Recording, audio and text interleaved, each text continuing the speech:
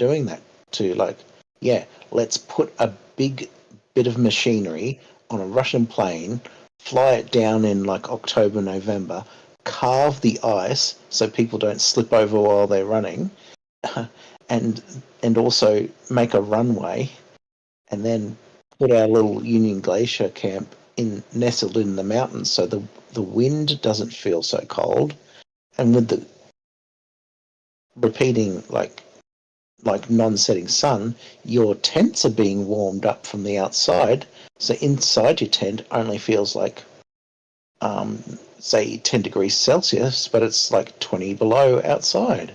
It's like, and the marathon runners, they're small potatoes. I mean, that camp, carries mountaineers, all kinds of many tourists pass through Union Glacier. Including some that would like to get a plane to Edmondson Scott. That is the route to get to the South Pole. You have like two routes. One is to go from South Africa to White Wolf, and then White Wolf continuing south to the South Pole, and from the other side, from Punta Arenas through Union Glacier and to the exact same point. So from South Africa and South America, both heading south, they end up at the same point, not on two opposite edges of the rim. They have to logic this thing out. But then they say, oh, those flights are fake or something, like the flight from Santiago to Sydney. What's his face? Weiss was saying, oh, they go to 50,000 feet. The plane has special paint and all these tailwinds, and they're doing, the 800 miles an hour, really. However, they show a map of trade winds, but they got to deal with a round trip flight. So they would be dealing with that headwind unless the tailwinds change direction at Qantas's schedule. But then he draws the line from Santiago to Sydney, and it goes across it goes north across South America and to the west coast of Alaska. And it's like it doesn't even follow the trade winds or the jet streams. They got to use more logic. They pee all over themselves. But there was one I saw who was, I won't say his name because Ricksky wouldn't like me mentioning his name, but he tried everything in the world, throwing so much shit against the wall about how planes could be manipulated, and Blue and myself both know enough about engines and engineering to know it was all bullshit. All he was doing was trying everything in desperation. It's not a good look. Sorry, Ricksky, for mentioning your name. That's the flat Earth's, way out. Is any, could be, maybe, would be, if, could, I don't know, is more valid than reality. Reality is the only thing that they cannot accept. But a multiple sun or all the things they don't know is much more likely than reality. I can't talk right now, but I also do not piss on myself. Excuse yourself. But it's same like with meteorite impacts, and there's like Russian dash cams with like just this thing impacting and going through, and they find out where it lands. There's a big hole in the ice and in the ground about 15 yards wide, and they go like something, either a piece of the dome fell off and landed inside, or if air requires a container, that container's got floating rocks in it that occasionally fall to Earth. I've heard the argument that those things are being thrown out of airplanes. Yep, that's what Jin says. C-140s, they throw them out the back. Yeah. What? Jin has said that. He categorically said C-140 Hercules aircraft throw those meteors out the back to, I don't know, fake it. And of course, and of course they say, oh yeah, have you ever seen one? Well, we need a video. Well, the event in Russia 2013, was on like 50 or 60 doorbell cams and dash cams. They could see us doing 40,000 miles an hour. They could see What where about it came the from. one? Oh no, any would be, maybe, could be, if is more likely than the reality.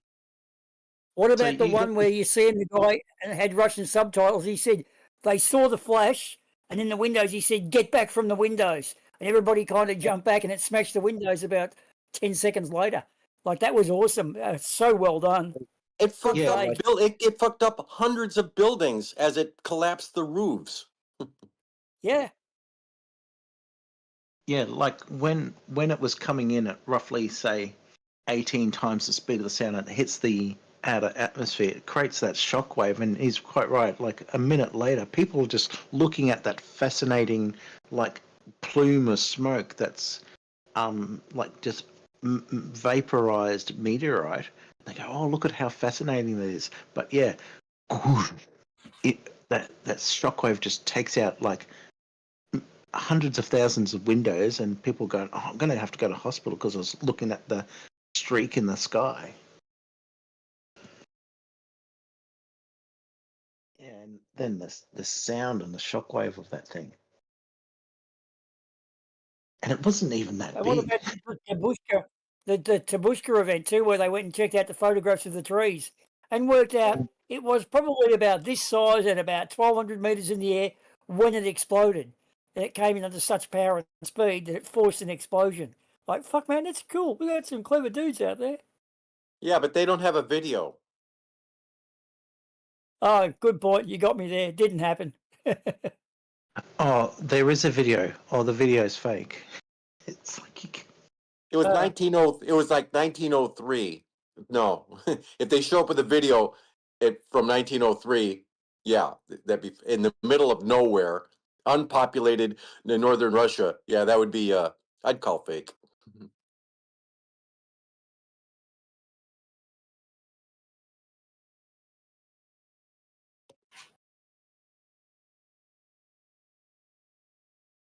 Or the Tonga volcano, photographed from multiple geostationary satellites, and then brought to the internet, within an hour or two. And that's a current event, a real event, photographed from a perspective, multiple perspectives that could not be, even in low Earth orbit. They were geostationary. Oh, cool story, Well, bro. answer me this one then, Globies. How come when the meteors hit the ground, they always seem to just miss the Tourist Information Centre? Convenient? I think not. Gotcha, Globies. Yeah, they dug down and found it, Iron Core. Do people say that?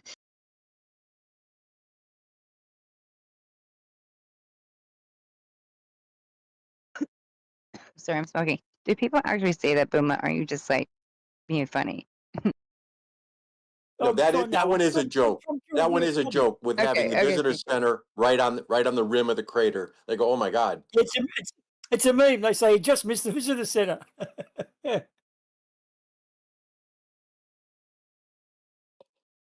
But of course, that impact happened about 50,000 years ago.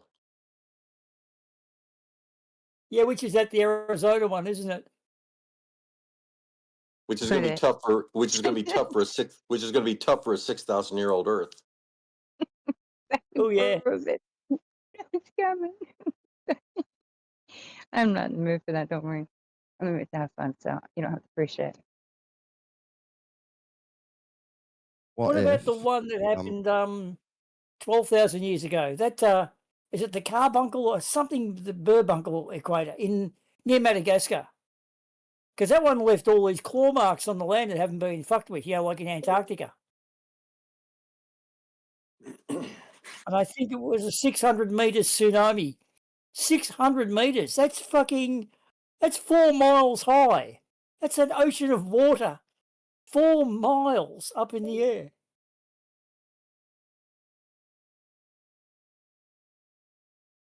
Scary shit. Big wave riders. Yeah, I don't think they'd be around for that one.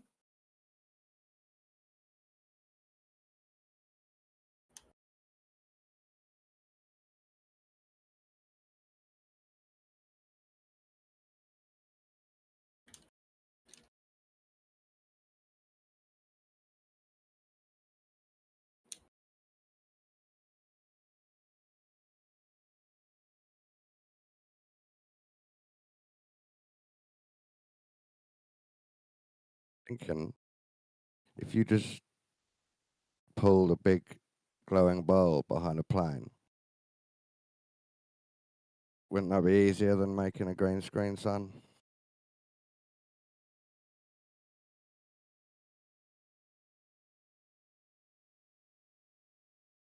Yeah, like the holographic projection plasma hypothesis, where somewhere on the ice wall they've got lasers pointing up to simulate the sun. Yeah. I feel like more old school tech would just be dragging something right behind a plane in a circle around the campsite. I feel like other places would see two suns. Oh yeah, it needs to be a campsite right on the edge. Tatooine? Oh, then there's the bipolar flat Earth, where the sun has to make a figure 8. Yeah, see, that's why I think that's too much. Why would it? Well, again, when the Yeah. sun's at the top of the 8 or the bottom of the 8, no one's getting any daylight But we've already accepted at the all. flat Earth sun goes round and round, up and down and round for no reason. Just a magic ball, magic orb. So why not a figure of 8, I guess? Because It's it only doesn't the match the stars. Oh, I suppose it. yeah. The only problem is like the equinox, where sunrise and sunset is exactly east to west, and if you're in Africa, you've got basically either two suns or like a Pac-Man effect where the sun teleports from one Yeah. like it'd be like a laser that goes from one side and then suddenly flicks to the other side, and then Haven't you seen starts. those videos though, where there's like Mm. a hippie truther and they look in one way and they see what looks like a sunset, and then they go over the other way, and it's the sun, the normal daytime. There's probably 10 videos like this online.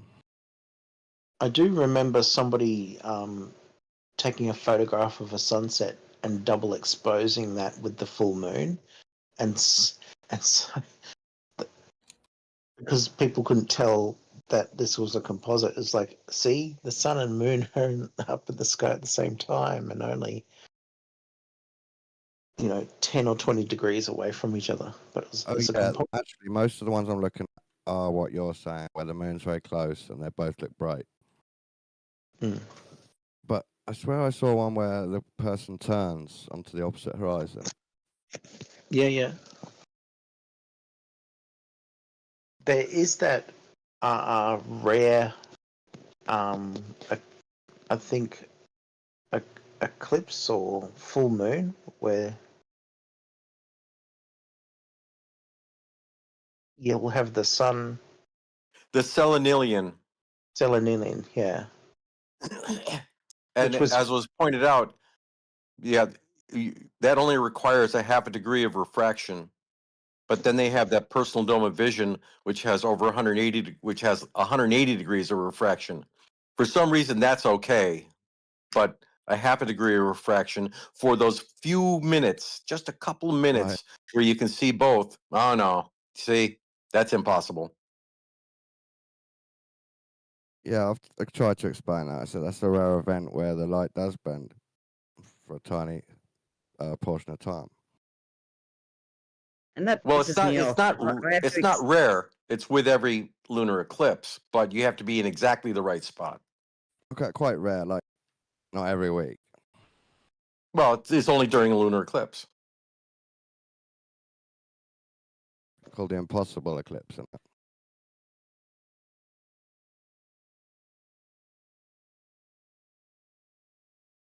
This one looks like there's a light flare in the clouds. And of course, they have it kind of freaks them. They have no explanation for the solar eclipse because they don't know what that is that's covering the sun. And the moon is translucent because that dark side, the dark portion of a crescent moon, yeah, they think they see stars in there. So it's translucent. And then whatever goes in front of the sun is opaque, so it can't be the moon, right? It's a black hole, Larry, because black holes exist in eclipses, but not elsewhere. Because you can't have them in outer space, but you can have them in eclipses. So we all know it's a black hole. And Whitsitt, you know, he gets the Academy Award for attempting to describe what the moon is or might not be. You know, it's like some sort of ferrofluid thing. The dark side is the dark portion of the crescent moon is the moon recharging because the moon emits light, and then the whole cold moonlight, you know, stupidity. Yeah, the sun. I mean, the moon is a mystery. It's kind of mysterious and beautiful on our model, even with all the explanations. So on theirs, it's like completely wacko. Well, it's just one of those things that they don't know. Yep, we don't know. Don't care. Doesn't matter.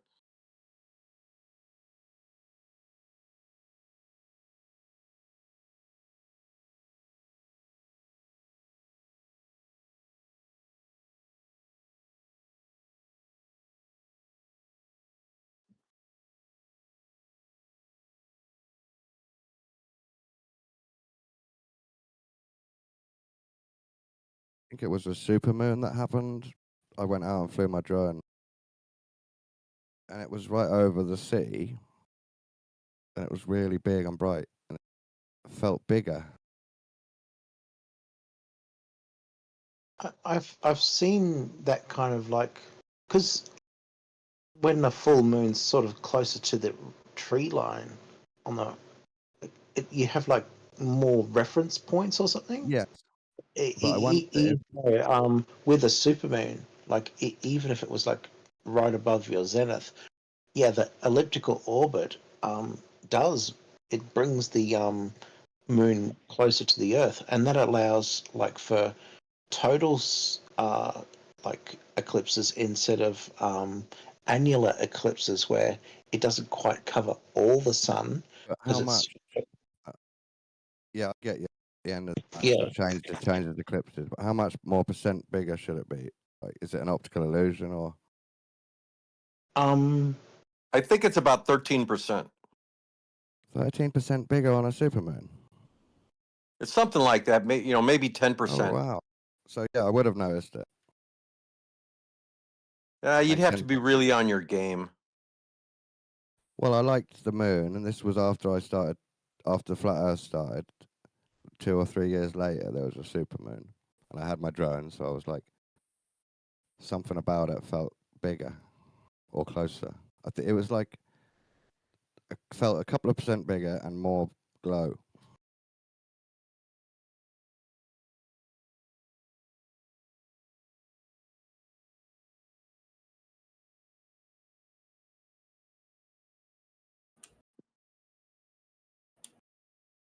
So that's apogee and perigee of the elliptical thing. Wait, isn't that actually made up? That's from Kerbal? I think apogee, perigee. I think it's from Kerbal Space Program, actually. Okay, just Google says the supermoon to the minor moon, in other words, apogee to perigee during full, is 14%. But that increase in 14% makes it almost 30% brighter. Oh, I think that's what I might have seen, like 1% size, but more of a glow, which just makes it look bigger.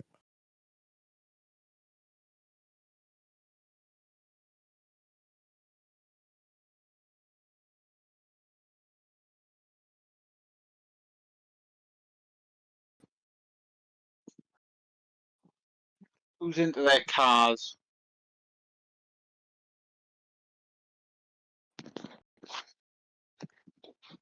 Yeah, You I'm on GTA, You into cars? on Grand Theft Auto. I'd say it'd be like a set of 17-inch rims compared to 16-inch, which I think you can tell the difference.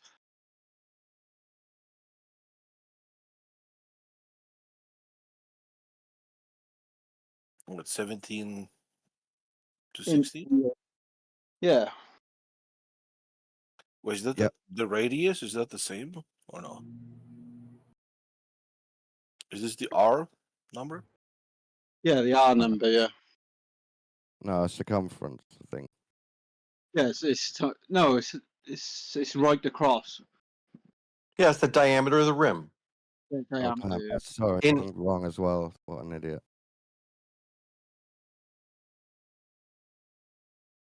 In inches. In inches, but the width is done in millimeters, just to be fun. You can tell I left school. Tires are so strange. I had no idea what the hell this conversation was And- about. It's talking about your and the rims last number is it's actually- small. And the last number is percentage. So it's actually inches by millimeters by inches by percentage of profile. You See? 225. Oh, 50. yeah, so it does. Yeah, the R is in inches, actually. Yeah. So the R16 refers to the diameter of the wheel rim in inches. 225 is the But, width. you know, in man, mil- from 16 to 17, that's like, yeah, I don't know. It's kind of hard to tell, I would say. Yeah, it depends. what's- If you're into Well, it, the you thing know? is, if you get the bigger rim, but you have a lower profile tire, then you get a mixed return. you still get the same rolling diameter. Or less. No, you or don't. more. No, you Yeah, don't. The last number, which is 80 or 90, is actually percentage of the width. So it's No, that's millimeters the for middle. the width. Dude, I'm a motorbike mechanic. I know exactly what I'm talking about.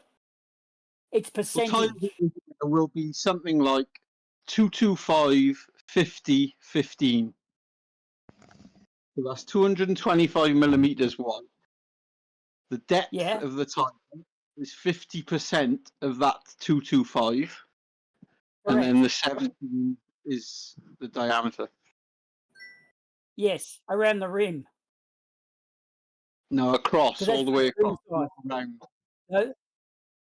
No, that's the rim size. That's the You last gotta one. have like the height of like the, what do they call it, the tire wall from like the grip up to the thing. So if you got like an 18-inch rim plus a 2-inch profile, that gives you 22 inches because that go in total Correct. diameter. Correct.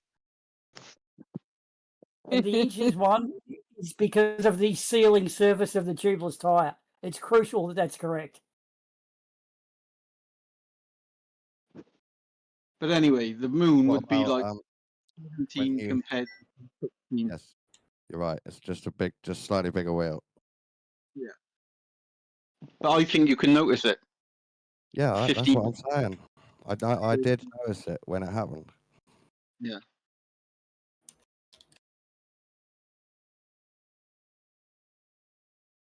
And I wanted to say the term mullet. So you have a smaller wheel on the back, bigger wheel on the front. What about Oh, a that's donk? just- You've seen the donks? They have massive wheels. Yeah, unfortunately, I saw, what is it, shitty car mods on Reddit, and it looks like this car had like wagon wheels underneath the thing of it, like old Western wagon wheels. Yeah, they Why? call them they're called donks. Yeah, because everybody's dunking on a guy who owns it. They usually have like big spinning wheels. Have you seen them? The middle of them spin. Yeah. Oh, that's so fucking. I hate that. It's been barred here because it gives you the impression the car's moving. Yeah, that's Yeah. No, it's just that stupid bling to have the rotating hubcaps. I mean, it is ultra stupid. But BMW and Agreed. Mercedes now the badges they do that stay the same way up. Have you seen them? Just a little badge in the middle. How did they stay up? Yeah, you can get them for BMW. When did the Oh, spinners this like is- that come popular? Because I remember the day though when everybody was doing the neon lights, the car was decked out. It was a thing to take your car out. No. No. Not well in the United States of America it was in my time and age, honey. Maybe not for you because you're older. You older. Pretty sure. No. Yeah, but yeah, I would say about 10 years ago, pimping out your car with all these LED lights in the wheel wells and Yeah. and those was someone mentioned that those stupid wagon wheels, which Mhm. look extra stupid when you have something Really, like yeah. a four-wheel drive truck that has these wagon wheels with a low profile tire. I'm like, what a lousy thing to do to a truck. Oh, I know. I just saw a Jeep go by with like these huge freaking tires that were just for seeing. Can't explain it to you. Then ask little things like, why? Why? This is a fucking Jeep. If you're gonna have a Jeep, why would you do that? You can give me some tires and I'm gonna go out there and actually go out into the woods and everything with or something. Come on now. In the chat. Perfect. Yeah, look, unless you're racing, you shouldn't have like this, what is it, low profile, not profile, but when you have a little rubber between the disc and the road. Oh, and every time I see some sort of gangsta car with those low profile tires, I'm all for it because that means they can't go at Mm. speed because every little bump will smash that rim. Mm. You see them come to a Yeah. dead stop, You're dead right. stop all the time when they see a speed bump or a rough crossing. They have to come to a stop. Have you seen the Japanese cars? And they have the wheels at about a 45-degree angle, so it's just riding right on the inside rim. Oh yeah, but Sounds that's very like illegal. Sounds very that's illegal. so fucking. I mean, it's only good for like racing if you're like. I think so, right? But not even that. No, not even Because- No, racing that's cars have that. No, no, no. Well, I've seen them pitched out, but not 45 degrees. it's Oh, camber. You only have about 10 degrees camber for a super race car in the dry. That's just some Yeah. kind of BS. These have like 45 degrees. The tyres only Yeah, no, wear that's right on the side of the rim. You're driving on the That's. sidewall. Oh, maybe. I Yeah. mean, Yeah, it's the. you got to replace your tyres every time you go for a drive. Yeah, I'd put a couple of pictures for both the wagon wheel example for the donk and the camber wheel angle. Yeah. That wheel angle is actually, I mean, it is bad, but they get a lot worse than that. I've seen. And that Oh, and that no. lower example, that's nowhere near 45 degrees. No, but I say That's that's just actually retarded. not.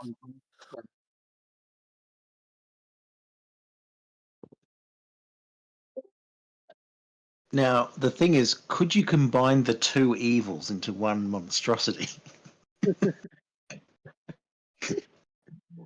If you touch There's a it, special place in car hell for someone that does that.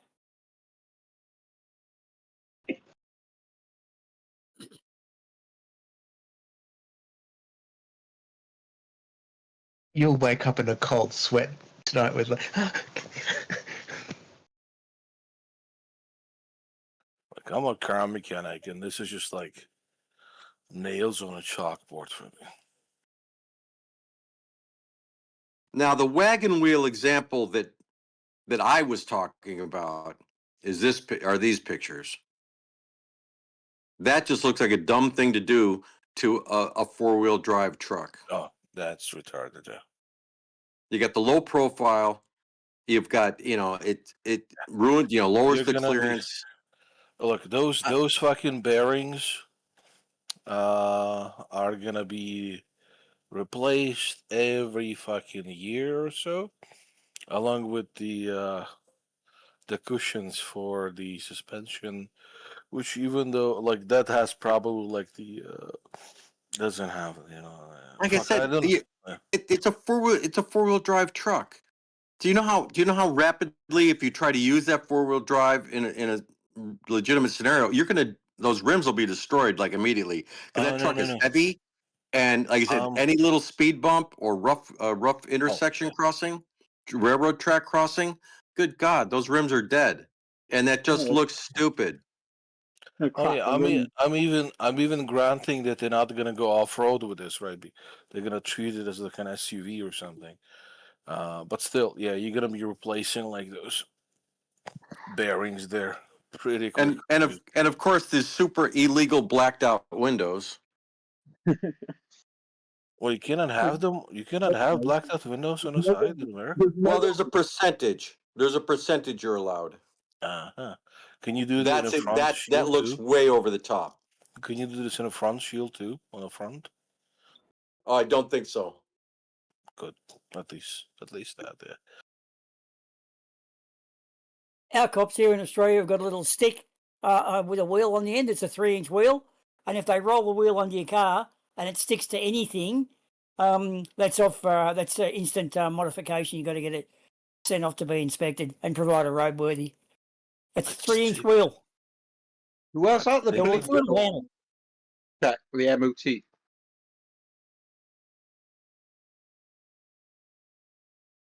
So yeah, this different tires came from super moon versus normal apogee moon. I think that's funny.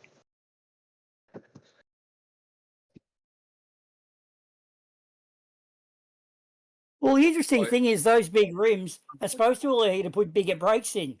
But the problem is when you put the bigger brakes in, you lose the tyre suspension and curving, so you actually go slower despite having bigger and better brakes. So it's overkill. Kind of dumb. In fact, Yeah, kind of dumb plus dumb. I'm like very against flashy. I like what are called, the sleepers? I know the term. Yeah, me too. Yeah. Looks like nothing but goes like fuck. That's the That's best right. ones to have. That's right, Yeah. man. It's like it looks like a normal fucking car, and then nobody suspects it. You push the pedal, it's like woo, fucking, and everybody, what? What It the looks like a fucking Toyota Hiace van, but they didn't see the V8 in the back is actually mounted and running. heck? They think you're a courier van. No, this is a weapon of warfare. That's right. That's how you get attention, by performance, man. Not by like these flashy kind of fucking spinning wheel rims or whatever shit, or like those neons, right? On Yeah, that's fucking. what women tell me. That's how I get attention, by performance. Yeah. Even if you look like Arnold Schwarzenegger, if you can go for like 10 hours like me, then guess who's better? That's right. Zoid is a sleeper, yeah. Famous van. Definitely, I over can sleep here. for 10 hours. Yeah, you look like a fucking 5, but then when you go into the bed, you're like 20. There's a famous van over here. It's an ex-Royal Mail van. It's called the Royal Nail. It's a rusty old van, but it's got a Cosworth engine, about 500 brake horsepower. Yeah, damn. You know, we've got these Hyundai excavators here, 35 tonners, big slow excavator. They just happen to have the perfect turbocharger to put onto a WRX Subaru. So guys go out to construction sites late at night, steal the turbo off these things in about half an hour, and then take them home and fit them on their WRX. Hey, Vroom, vroom. You guys cannot make sound effects for cars, even if you have to save your own lives. Yeah, but That sounds like there's a a lot of things. challenge. That sounds There's like a a lot of things challenge. you can't do which don't need to be commented on. So perhaps you could do the same. I know guys who can like do like the perfect impression of like a car, like a V8, like a. God damn, man! I wish I can do that. I have to practice. And I love like turbo engines. Oh, like look, V8 with V8 by what is it called? Biturbo, biturbo. Oh my God, Annabelle, you're a lot.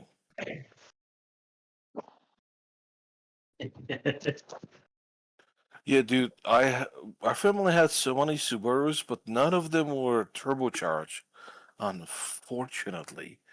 Which, Your mom was a V8. well, yeah, man, we had like fucking Forester, we had 2 Outbacks, the new ones. Yeah, no, None of them turbocharged. God damn it, such a missed opportunity. Mm-hmm. Mm-hmm. Well, I I'm used to work. thinking. in- Huh? I used to work for Subaru. Oh, nice. Man, Subaru Libero. You know that? No, this was back in Pretzer days. Well, yeah, it's an old one. Subaru Libero. Libero, no. It might have been something different over there. 90s. It was like 90s. It's like this thin. Um, Like a futuristic thing, like no. It's like this thin kind of MPV. It's like a. God damn, I'll show you a pic in just a second. It's hard to explain. do you know? Well, I'm sure you know Colin McRae. Of course. Dude, the Yeah, game. went Love out it. with his co-pilot. Game. Closest thing I've got to a Subaru is a radio controlled car.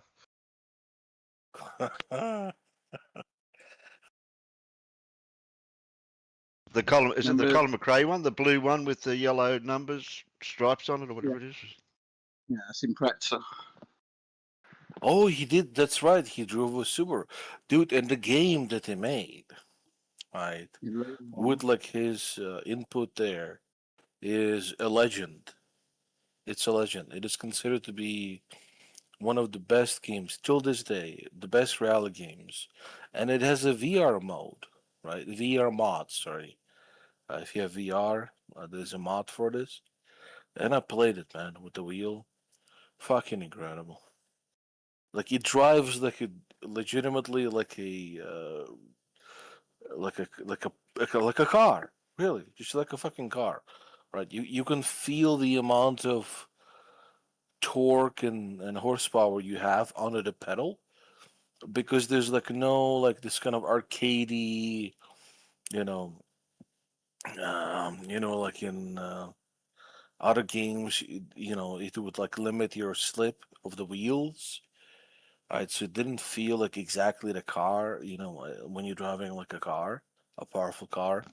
They Uh, call force feedback setups. That's what you're well, talking about. Yeah. no force feedback. I'm not talking about that. I'm talking about just the amount of like, if you just press the pedal on gravel, just a little bit, right? It will like a little bit spin because that's how it should work.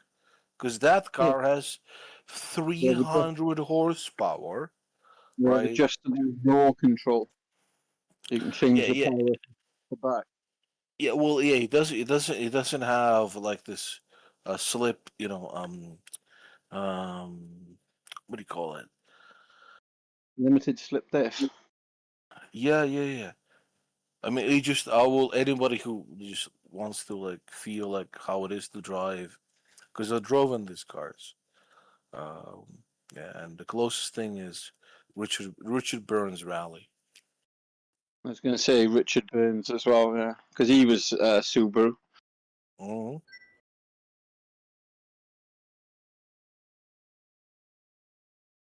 What I posted the image there in the chat. Yeah. They used to do a little one called the Subaru Justy. You remember that? A little tiny Yeah. thing.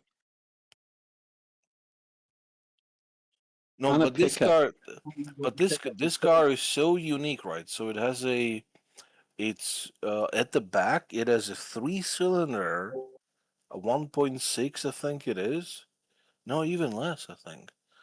1.4 liter engine, and it's laid sideways. First of all, it's pronounced cylinder, not cylinder. Okay. No, it's cylinder. What are you on about? Cylinder. Yeah. Well, wait. Are you So using a this is. hard R, sir? Huh? Wait. So this car, right? So again, in the back, it has a three-cylinder. It's laid flat, like a Boxster, on its side there at the back, right? And it has a four-wheel drive, and your position as a driver is in front of the front wheels. So it's kind of like a truck. It's like a bus and a truck, and the wheel is like it's much more so how do you say it? It's like down, it's like in a bus or a truck, it's like downwards, right? So it's like horizontal. It's much more horizontal, right? And we Yeah. drove this car to Turkey, from Czech Republic to Turkey, for like 10,000 fucking kilometers twice. Fucking incredible. And our timing belt, right? Our timing belt was broken, but because of the design of the engine, that didn't matter. Right? The pistons did not actually. Yeah. So we just replaced the timing belt, and I know. The non-interference engine. Yeah. Yeah. It free spins then. You're saying it free spins. Yeah. Yeah. It's an incredible car. Yeah, and you can like seat 7 people there. Like those seats, like the front seats, they turn around backwards, and there's like a table in between, right, for camping. So like it's just incredible fucking vehicle. For circle jerking. You, you know how many motorcycle engines don't free spin? Probably none of them, because they've got serious power and run camshafts. I'm amazed the cars have that term, free spin. I highly disagree because every two-stroke will free spin. Every what? Two-stroke. That's Yeah, what, like every myself, the two-stroke. every two-stroke does what? I come. Will free spin. It's a joke. It's a joke. It's a joke. Oh, it's just your roboting. Oh, that's you, man. He's clear for me. Just repeating Okay, I everything. didn't hear. So what was the joke? Every two strokes a Every two three-stroke? strokes I come. That's what I said. I said they all free spin. If the cam belt snaps. I'll tell you what, that's a terrible joke. You might need to work on them. Well, I should work on that. I agree. Yeah, I will.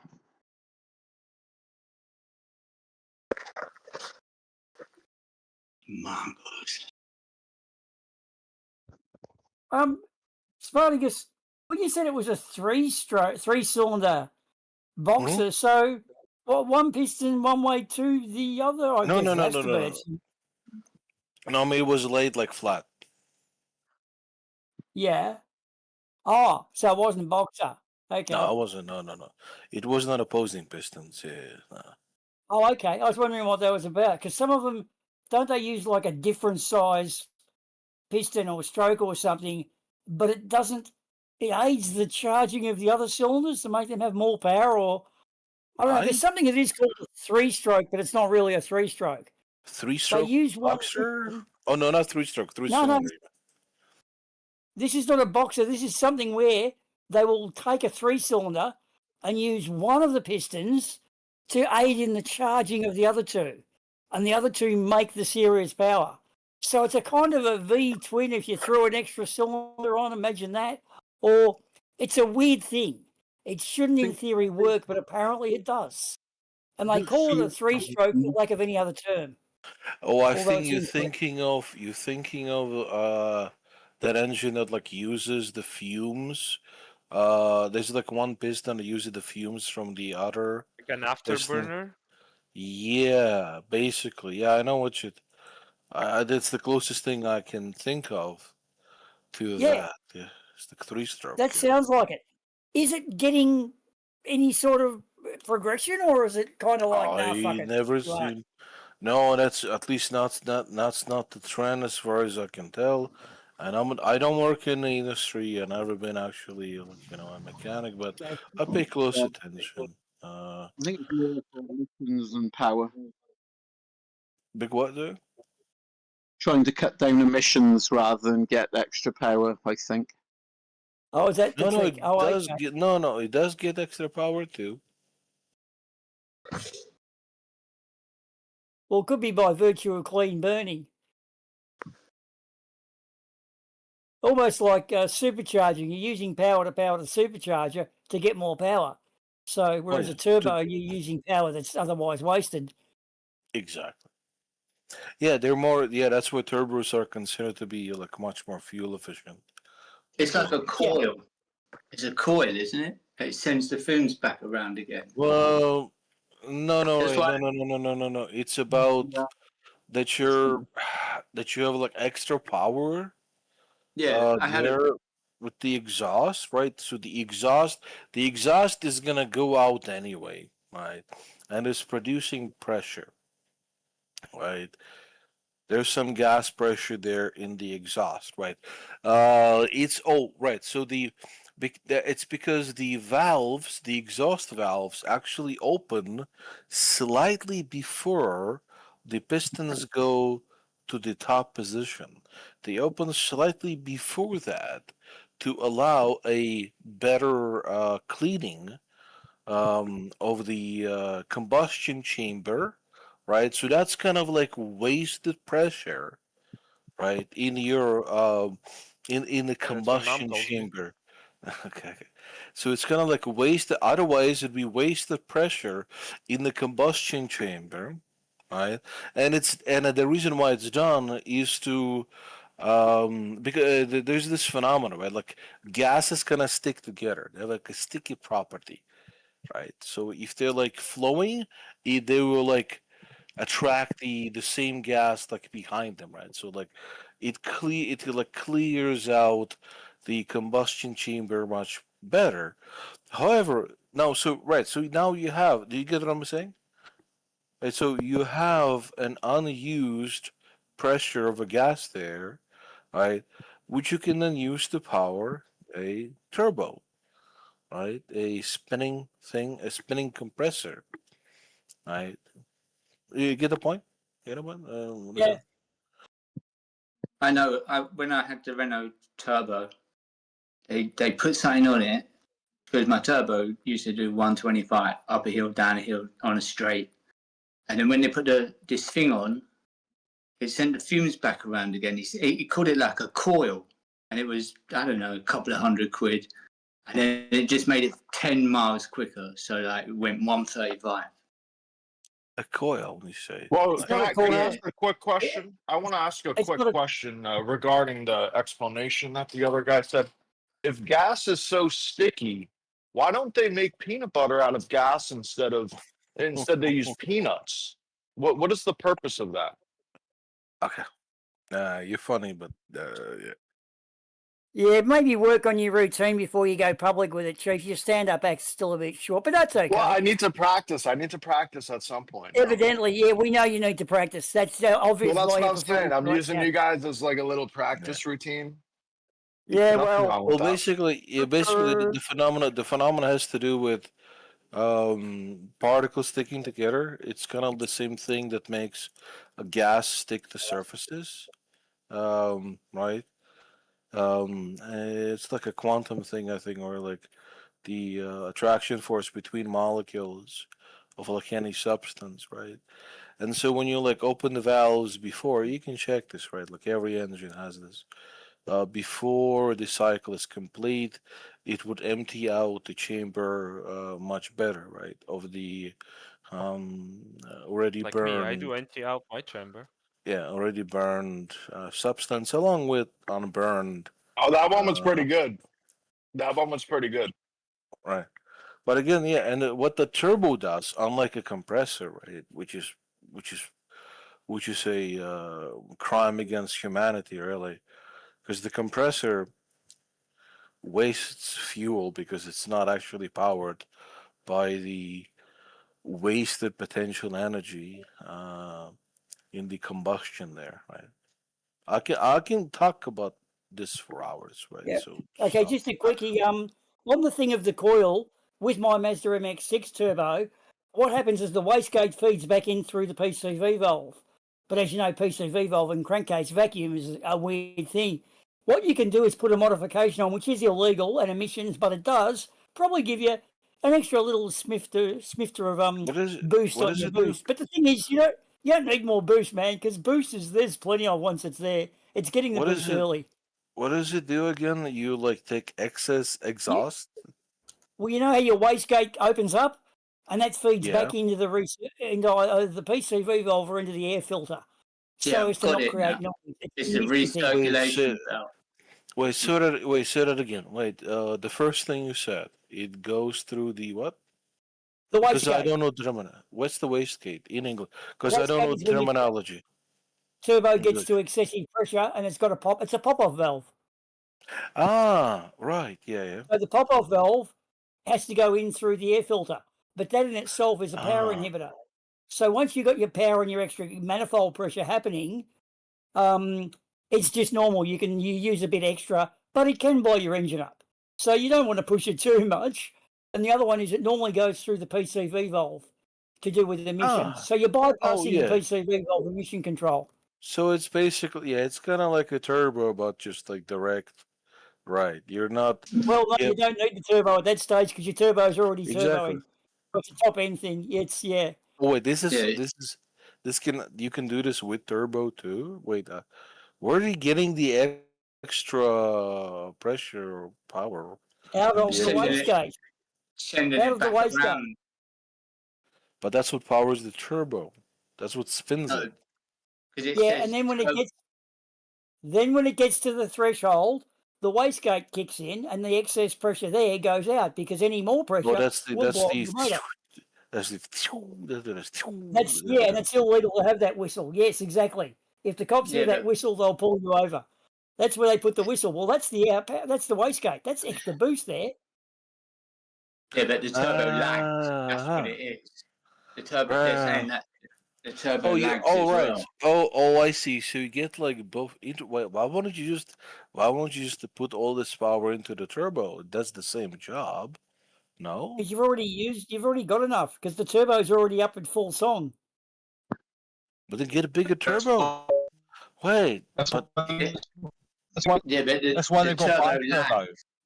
The I'm kind of turbo confused lags. Yeah, here. but that's why they Hmm. have bi-turbo. You have bi-turbo, small turbo, large turbo. You have a bi-turbo Very so good. to prevent lag. Very Well, no, good. Small turbo, big turbo. Exactly. I think Beautiful it, no, no, thinking. bi-turbo is no, bi-turbo is for like a V engines. You're thinking of something No, else. But no. No, If because you when get a you GTR, old school GTR, they have a bi-turbo. You have a small turbo and a large turbo. A bi-turbo would suggest two identical turbos, but that's not the case. Good call. Thank you, Chief. Spot on, and I totally agree. Well done. Beautiful explanation. In fact, Mazda RX-7 turbos have is it 35 mil and a 50 mil? 35 for low revs, 50 mil for holy fuck. Why did I do that? oh yeah, no, Mercedes. Yeah, Mercedes. I know, but no, it's not a bi-turbo because no, technically speaking, and I It's a went through the secondary. school. It's a secondary turbo. No, but no, There's no, two They different call them sizes. I compressor. forgot the other. I forgot the other configuration, how it's called. I know what you're talking about. I know the configuration you're talking about. Having a turbo for like small revs and have a turbo for higher revs. I know that. But what you're talking about, the bi-turbo, No, B-turbo, that is no. for no, that is for when you have like a V6, V8, V12. It's for each bank of the exhaust, right? For the exhaust of the cylinders on each side. It's goddamn. I forgot the. Wait a second. But no, I'm not arguing. Just the terminology. Yeah, right. They must be on trucks. I haven't seen that one that you speak of. I'm sure it exists though, because just because I haven't seen it doesn't mean it's not there. what kind of Well, drugs no, you it's want? it's like it's the out. It's like the Audi. Oh, the All the right, nineties all Audi right, all right. 2.7, 2.7 B turbo. RS, It has a V6, right? RS. And it has a turbo for each of the three cylinders. That's called B turbo. It's because it's for. It's Yeah, just I'm a a bee. technical thing.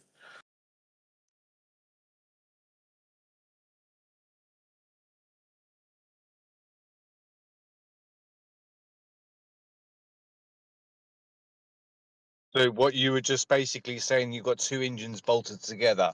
Each engine has got a turbo, basically. Yeah. No, it's when you have a V engine type. Yes. A V is two engines, pretty much. No. It's because of Two the straight unevenness. engines together. Yeah, it's because of the uneven exhaust pulses. That's probably why. Would that be it? Oh no, so I guess I was kind of wrong. Yeah, so it could be called both. Yeah, so you can have a parallel or sequential biturbo engines. So it's interesting. In my textbook here, it differentiated them to something else. But anyway, yeah. Twin turbo could refer to parallel or sequential. Like parallel is when you have like the three cylinder on a V6. Uh, the three cylinders, the first three cylinders have one turbo on the exhaust there, and the other three cylinders have another turbo for the exhaust there. And sequentially, it's when they're like feeding each other. That's when you have the low one and the high one. Higher rev, low rev, higher rev. I mean, are superchargers any better? Because they still use the power of the engine, don't they? But they don't use the waste. They use the direct power because you're still wasting there the excess pressure of the combustion. Like, because the turbo uses the excess pressure of the combustion at the end of the cycle, at the end of the fourth cycle. Also, in a real man's world, a turbo is probably not as good. It's more a racing thing. In a real man's world, you're probably better off with just a supercharger because that starts at low revs all the way through the rev range. It's kind of it's kind of lazy, like DUI, kind of thing. Because with a supercharger, you'll get the revs, you get the power all throughout the spectrum, basically, of the revs. It's robbing a bit to give you a bit, yeah. Whereas the turbo is taking advantage of power of exhaust energy that's being wasted. Therefore, it's power for nothing. Extra oomph, extra CCs. Better for racing. In fact, that's the best way to think about it. 1950s was supercharging. 1970s, 80s was turbocharging. Yeah, because in racing you still have to care about the fuel, I think. In most at least racings. But also Yamaha had a crazy fucking turbo that had carburetors on it. It actually sucked through the carburetors normally. Then when the turbo kicked in, it blew through them. You had to increase the fuel pressure. Talk about fucking dangerous for fires, but geez, they went well. I think that's what the Americans did, no? With their old Mustangs too, no? Or did they have direct injections? No, didn't have direct. Oh, maybe I guess they would. It was 70s. The technology already existed, I guess. Yeah, Kawasaki got it right. They put injection on. You really should use fuel injection. Don't go carburetors. Not a good idea. Oh, of course you should use that. Oh, do you know Kawasaki, the newest Kawasaki? I've seen it, like 340 or something horsepower bike. It has like this ingenious, not a turbo, but it has a. Fuck. Well, what's the other thing I'm forgetting? Oh my god. Compressor. The thing, right? And also, I've seen videos on YouTube of guys in Norway for some reason, like Norwegian countries, modifying like the Yamahas, they're like other bikes with turbos, and those are insane. You ready for this, right? Here's why you don't need a turbo. When Suzuki were developing the GSX RRR, whatever, about the K10, about 2010, they actually, when you take the airbox off one and you rev it up, there are these butterflies on the top of the manifold. And when you rev it quick, they close up like a choke. You think, what the fuck? You rev it, close. Rev it slow, it doesn't. Because when they tested it, the system is so fucking good on an 1100cc fuel injected Suzuki that as soon as you drop the bike clutch with any amount of revs, it loops. It throws out from under your legs and kills you. So they actually imagine bringing back your fucking development boys. Hey, we kind of got that fuel injection working a bit too fucking good. We've got to knock it back. We've got to put a retardant on it. There you go, dude. Mission God, accomplished. You got too much power. that's ridiculous. That's fucking awesome. Yeah. Good on you, Suzuki. Fuck you, guys can get a motor going. They all can, actually. It's keeping up to them with the frames and tyres and handling. In Man, I fact, they wish I kind of can get stopped. more. There you go. Good. No, good, good. No, go Oh, ahead. they've kind of made a gentleman's agreement. There's no point going any extra power now because we've hit the ceiling. Yeah, like no one needs Does it, something that can do 400k an hour. Yeah, does what's the anyone point of remember that? that Yamaha 350 LCD or LC RD? I Anyone? I owned one. I owned one. It was one of the best bikes I've ever had. RZ's is my preferred bike. Yeah, I got one of them Oh, when they first come out. That was a fucking beast. they were. Fastest two-stroke. Then they just got crazy after that.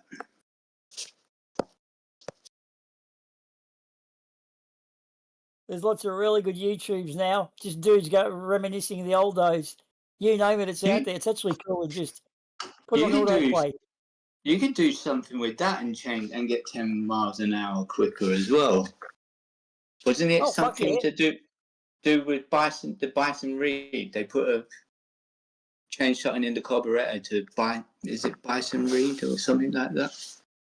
Yeah, a set of Boyson Reeds will give you extra oomph. It's true, they are better. Also, you could just cut 3 inches off the exhaust baffle, and that'd get them swinging a bit more too, because they're made to keep quiet. You know, they get through design rules, and they've got to import them. Once it's imported, you cut the muffler.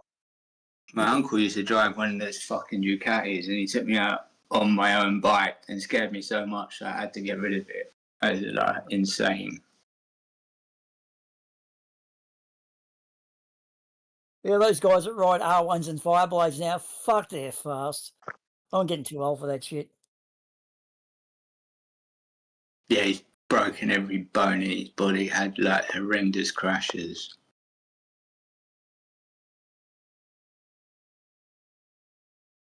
My last bike was an FZ6, and it's just too fucking fast, man. I just sold it. I thought, I've stayed alive now. If I keep riding this, it's going to get me. So I just sold the fucker. I'm too old for bikes. And bikes are too old for me. Yeah, I remember we were driving along and he was ripping it and just bent down and I nearly come off the back. I thought, you fucking what an idiot. And we was going up the road in a zigzag. It was fucking insane. I was thinking how we didn't crash and we died. It was insane. Yeah, you break ribs, foreheads, arms, legs. I mean, remember when you were a kid trying to ride no hands and the first time you wrecked or crashed trying to turn or something? Man. True. I think it's interesting that Yamaha got involved in music as well as instruments, as well as. But Motor Kings, they make all the motors. Most. They make drum kits. Yamaha. Yep, well, you know, you got to understand though, musical instruments are motors. They're conductors. Pianos, keyboards, a lot. Guitars. The drum kits were considerably good. And recorders. Yeah, they used to make the triangle too. How about that? Yamaha make loads of shit.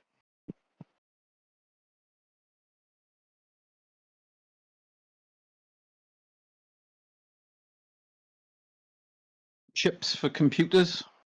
Sound chips. Yeah, but having the knowledge about music and applying it to an engine for harmony, you know? Yeah, harmonics. Yeah, the compression ratio.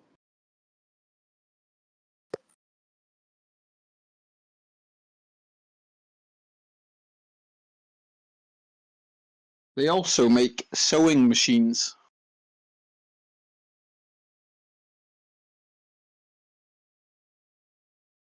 Harmonic balancer.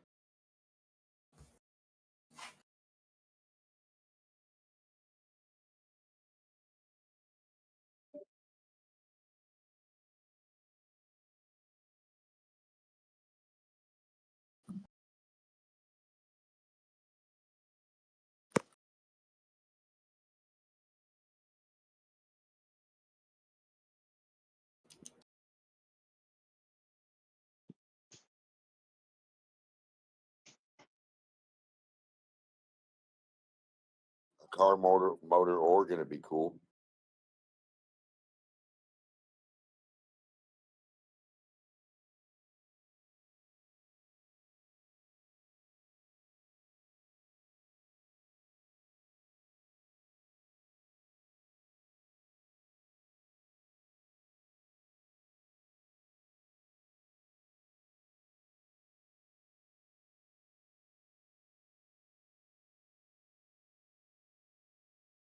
They've made some weird things. An electrical violin shaped as a toilet.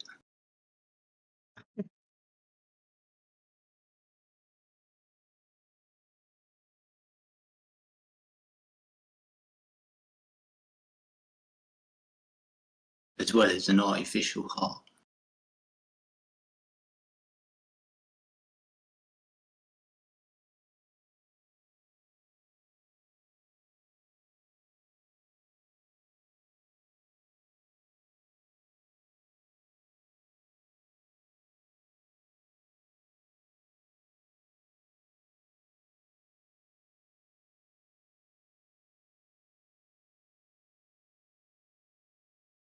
And a motorbike powered by poop, shaped like a violin.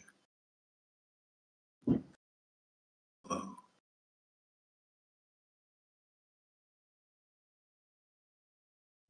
Well, I've learned recently that the note F sharp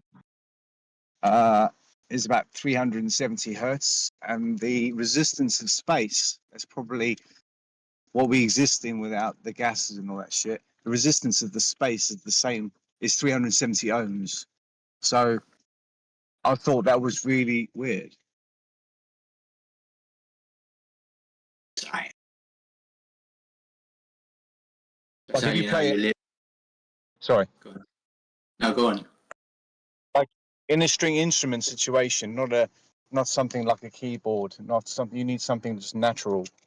So the airspace that you're in, if you play an F sharp note, I'm not saying chord, because when you play a chord, you start introducing other hertz into it, and then all those hertz put together would give you the just one sound type thing. But anyway, so on the F sharp note, I'm saying that a string instrument would sustain the longest because it's matching the resistance of its surroundings. You know what I mean? If you forget about the air and you forget about all the gases, you have that natural state that underlies everything. And that natural state there, you could still vibrate a string. You might not hear it, but it still vibrate. But it would vibrate the longest because it's in tune with space. Yeah.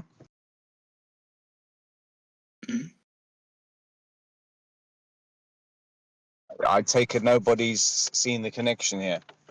The connection being that your resistance is F sharp.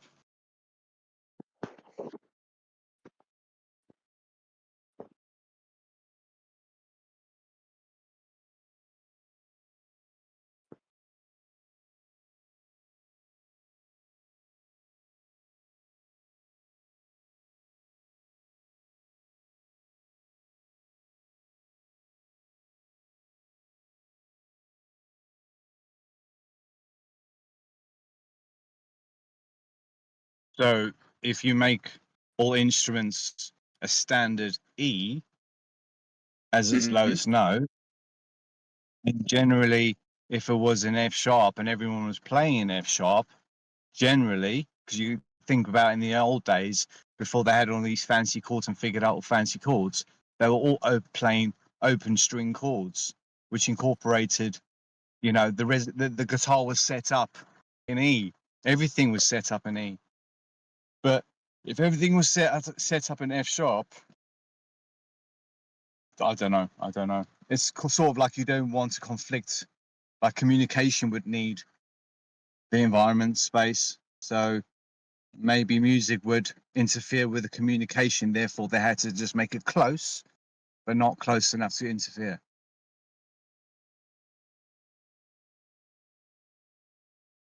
I know they changed music. It was like certain 400 and something megahertz, and they changed it, and it was weird because like whereas before it was more harmonic, and now it's a little bit off kind of thing. Yeah, I would say that's down to your location. So if you tune up your guitar without using a tuner to its best, every string just sounds brilliant together, and you're like, right, this is the temperament of my instrument in my environment. So they would have 415, they would have 411, they would have all bits and pieces all around Europe, different places. So to me, they were picking up, the environment was slightly different. There was the if you were to say the air or the environment naturally vibrates, you don't sense it, but it does actually naturally vibrate. You might get what's in corrugated roads. If you leave roads for long enough, whether you've got cars going there over them or not, they naturally start to sort of. Have you seen corrugation? You know, typically in Australia and stuff like that. It's just like old sandy roads that have natural bumps in them, even though there's no traffic. You know, it's almost like the environment. That's the natural environment. It takes everything back to its natural shape. You know, like somatics and stuff with vibration, but like my my profile picture. You know, semantics doing something to everything on a you know level plane, whatever you want to call it. So everything naturally vibrates because there's one sound happening. But F sharp isn't just 370. You can divide it by 2 and divide it by 2 and divide it by 2, or you can times by 2 and times by 2 and times by 2. So you can work out all your fundamentals just on division of 2s. Maybe in one simple way, but it doesn't quite work like that. It's probably more divisional by, I don't know, anyway, fine. It's not, it's just 2s. That's how they use it. So naturally, if we know the resistance of space is the same number as the resistance of, you know. Anyway, so.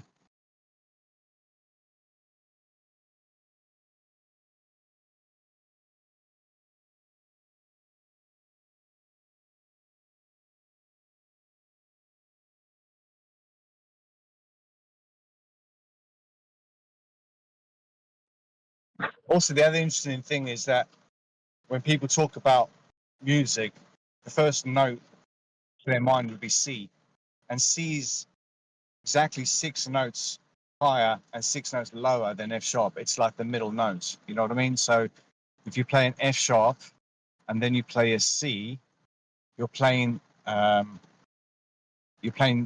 unnatural chord, and it's a diminished chord, I would say, because 6 spaces and stuff like that. Yeah, it's really. I mean, I've been listening to aeroplanes and helicopters, and listening to those engines when you don't really hear a low note when they're idling, but when they're going to full pressure, you know, which would probably maybe possibly equivalent to their cruising speed, because this you're not slow down if you want to get somewhere, you know, on time type thing. You're going to go close to probably maximum, whatever the case be. But interestingly enough, when you listen to those, you generally get F sharp, the note F sharp. It doesn't matter what pitch you want to call it. You can just call it F sharp, and everybody can say we understand what you're talking about. whether it be the lowest string, the middle string, the high string, all things you can identify and notice of sound with the guitar easily, because you can bend the notes, you can bend the strings to and say, right, okay, I need to just tighten those strings up, and then fine, I'm set up. But the point being is that identifying that F sharp was more common than anything else when listening to a jumbo jet engine and a helicopter. You know, like a helicopter up close sounds different to a helicopter further away. When a helicopter moves away, its note lowers, but it tends to lower like at worked out the thing flew away from stationary from the ground, flew away at a distance of, I don't know, whatever. I was trying to say something like at 100 meters, it would go down.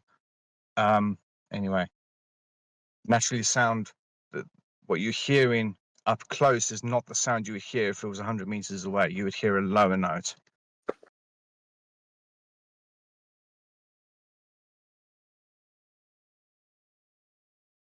If something is a constant, is it a buildup or is it a depletion? Like, does it keep a certain? If something's a constant, shouldn't it be more and more and more and more and more if it like never stops? Shouldn't the number always like be activated? Like on a scale, if you just keep pressing, keep pressing, keep pressing, what do you think should happen to that scale? Well, I was going to just make some practicals. If you had a rope that was tied one end, you holding the other end, and you waved it up and down, and you made waves, you're not going to get identical waves every single time. So it's constant at an average, but it's not constant in the moment.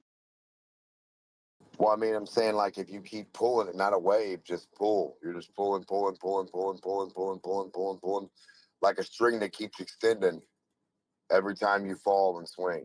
Every time you swing, more rope is given, more rope is given, more rope is given. So that scale's number will never stop increasing. I guess the wave will get longer. But the wave will get longer. 9.8 meters per second squared. It becomes faster than the speed of light eventually. It like doesn't stop. So if it's a constant, why does it stop on the scale? Like, hey, I quit. I give up. I'm done. Yeah, it's not a constant if it gives up. Well, you've got a limitation between the top and the bottom. So No, I don't. Gravity does. Gravity's the one that stops working. It never even read on my scale at all. It never read zero. So how can a constant thing not even push on my scale at all to where it's not registering at all? It should always register. It shouldn't. Gravity should always outdo anything when you see, because it's supposed to be everywhere forever. It's supposed to not work. So it's like you have evolution, right? And you think evolution can make rocks turn into chickens, but gravity's supposed to make them turn into a sphere. So is it like evolution outdoing gravity? Is gravity outdoing evolution? And where do these things get their energy from? Go ahead. Is this guy okay? Yeah, I'm saying dirt is supposed to turn into you and grandma and a chicken, right? Evolution, right? So if dirt is turning into Can chickens and you? grandmas and dinosaurs, and slow down, you don't know your science? Is that okay? So your dirt cousin is going to turn into a rock or a ball. Which one? Is gravity going to outdo him or evolution? It's going to be a chicken ball dirt rock earth or a gravity ball earth. Is anyone engaging with him seriously? Yeah, evolution or gravity. Which one folds dirt? Supposedly both of them do, right? They manipulate stuff. They're real smart. They know how the masses work. They know how to make this mass stay there and this mass stay here. So what is the topic, guys? Gravity, why does it stop? Why isn't it a constant? Why doesn't my scale always keep reading the number increase?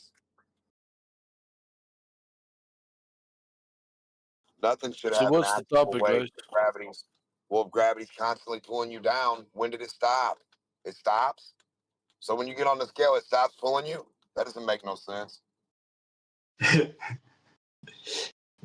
got a spring to read the pull. That's what that spring's for. It should be reading 50, 70, 20. It should be like an auctioneer.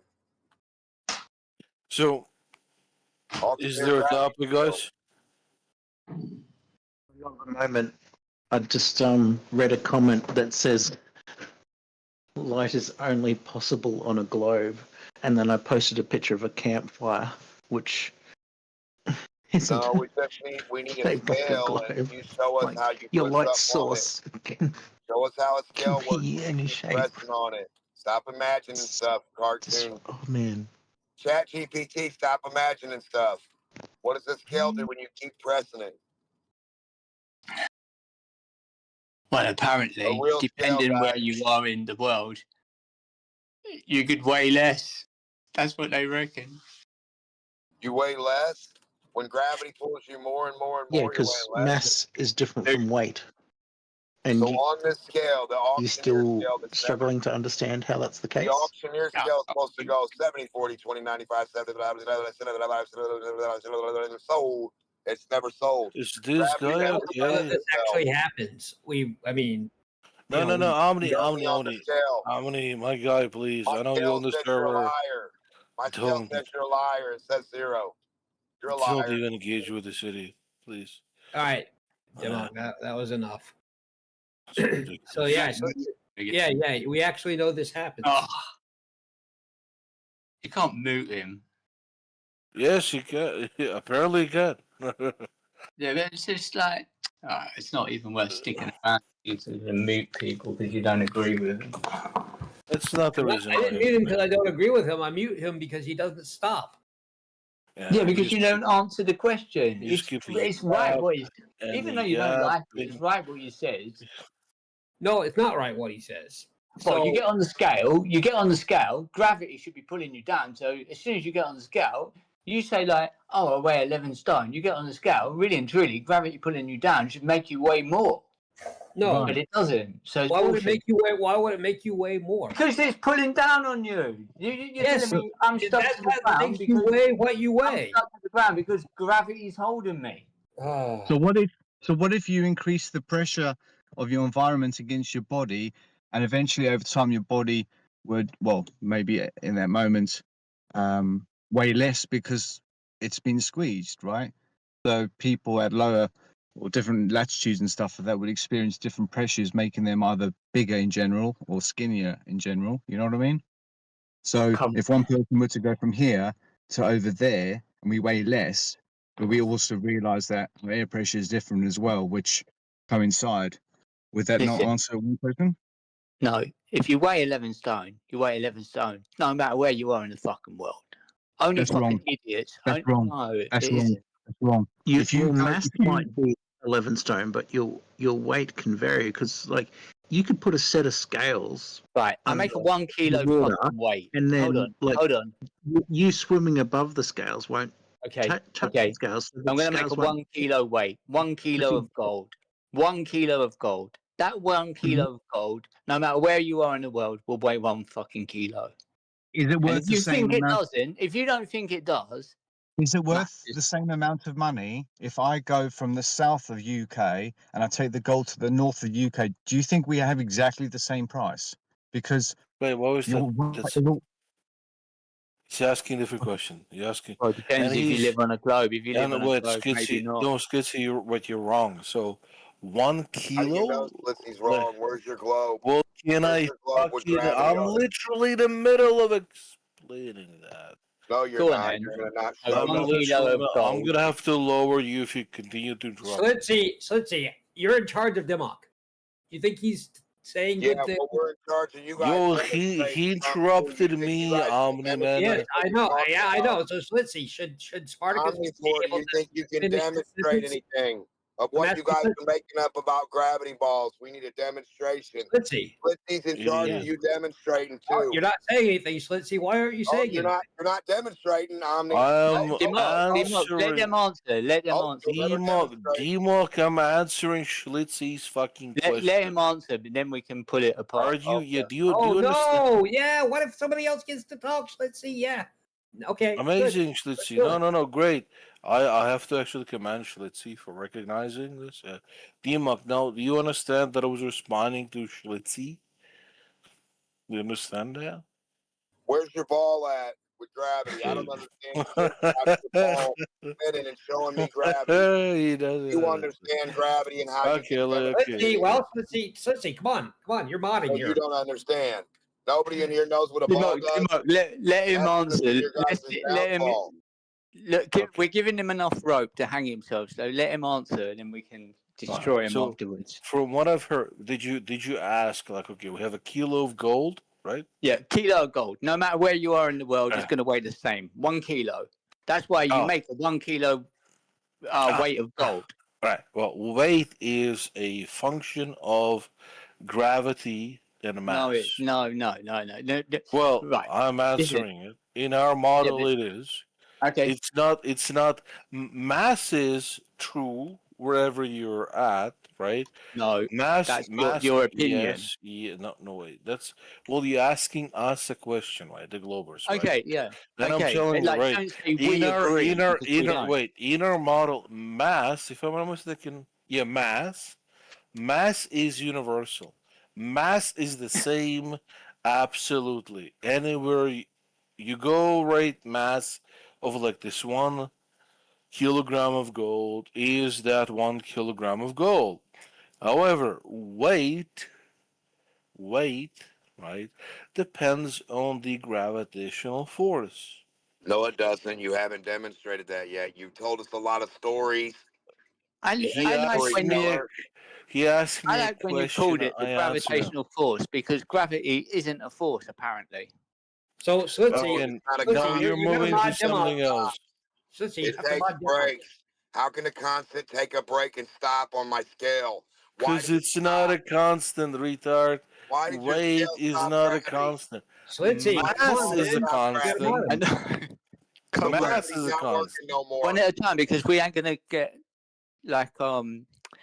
we're not gonna get a clear answer or a clear be able to. Okay, so what's on the table? What constant mean? What's on the table? This is what's on the table. A 1 kilo of anything is 1 kilo.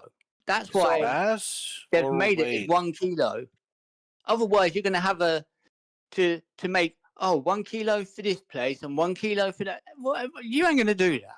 So that doesn't make any sense. Okay, so first off, the difference of your weight by latitude is measured.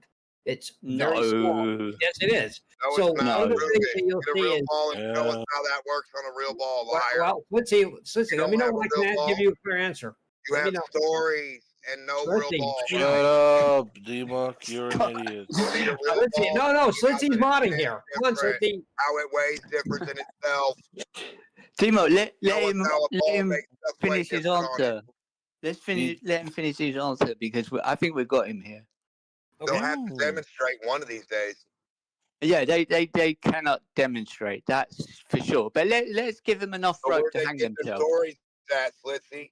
Where'd they get their fucking story that balls do all this magic shit? Come on, Slitzy. This is your guy. Come on. Come on.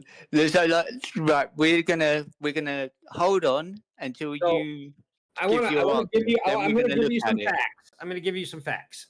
Okay. So, some neonatal scales that need to be very precise are calibrated by latitude. Yeah, right. That was a lie. No, it's not. Yeah, that's not true. That's not true.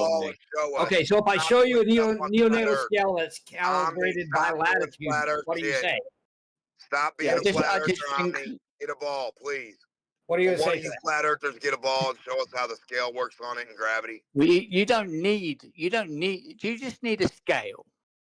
You don't need any kind of scale. You just need a scale. A scale what takes weight, which measures weight. If you've invented a scale and you're calling it something, it's because you've built a scale to prove what your argument is, and that's just ridiculous. It hasn't proven anything. All they do is say retarded words about flat Earth and say they got a ball somewhere that they won't show us, a secret ball. They got secret ball technology that acts like a flat Earth, that has no gravity, that is horizontally and planar fucking stationary. And so where's a ball and what does a ball act like? Where did you guys get the idea that something can even be weighed? Let me know when I can give you your answer. Ball when it changes. You dumb fucks. You're declaring it changes. Now you're saying this is your guy. Come on. Hold on a ball, you dumb bitch. Where you got your claim? What's your scale called? Omni? Neonatal scale. Here, I put a link in All the right, chat. let's hear the definition of a neonatal scale. I put a link in the chat. Okay, let me have a look at this. Is it on a ball? Fantastic Look at scale. page 8. We'll need to see what it does on a spinning ball, retard. Let me have a look. Is it on the omnipresent All chat? this stuff is pointless without putting it on a ball. Put your scale on a ball, your gravitron, your gravinator, your scale. My God, what is that omnivore? Gravinator. That's not a scale. Yeah, put your gravulator on a scale and let's see what your gravulator scale does on a ball. What does a gravinator say? So, do you know what a pound of gold on a neonatal? spinning ball, put it on the middle, put it on the top, He's put it disagreeing on the side, with me. Let's and see. it's supposed to And I weigh also- different according to Omni. D-Mock, A ball weighs different all over itself. Omnivore. His words. So, all right. So, let's see. Prove that. What do you mean so? You're a liar. This is That doesn't happen. Democ. That You're does not not letting happen. me talk. Don't get muted, Timo. Don't get muted. Let them have their say. Flitzy, no, Flitzy, you gotta mute him. Mute him. Happen. No, I'm not muting Does anyone. not happen in reality. Okay, well then, you know. Timo, why are you not getting a don't ball get so we can muted. see what happens in reality? Why are you Don't guys get not getting a ball? Don't get muted. Muted. I'm not gonna mute him. Yeah, no, you're like he's not gonna getting the listen ball to either. you. What is He's a gonna ball listen to doing, you. guys? That's Is what he? we're here for. Learn how scales work on balls, Omni. Show us. Stop acting like you're a scale. fool. This Well, what scale, if what you sent oh, this scale you've sent me. What kind of scale is this? Do you know what neonatal means? No, I haven't got a clue. Oh, okay. So neonatal. No, at least I admit it. I'm not gonna lie. Yeah. No, I'm glad to hear it. Neonatal is for premature births. I was gonna say, is it like 'cause neonatal? I'm thinking like, bro, it's got to be like birth or like natal is like Natal. So today you learned that neonatal scales are used to weigh premature babies. On what? On what thing? Flat Earth? Now what do they do on a ball? Now what do they do on a ball? Well, today you learned how they work on flat Earth. I Thank do you, you, Omni. mom.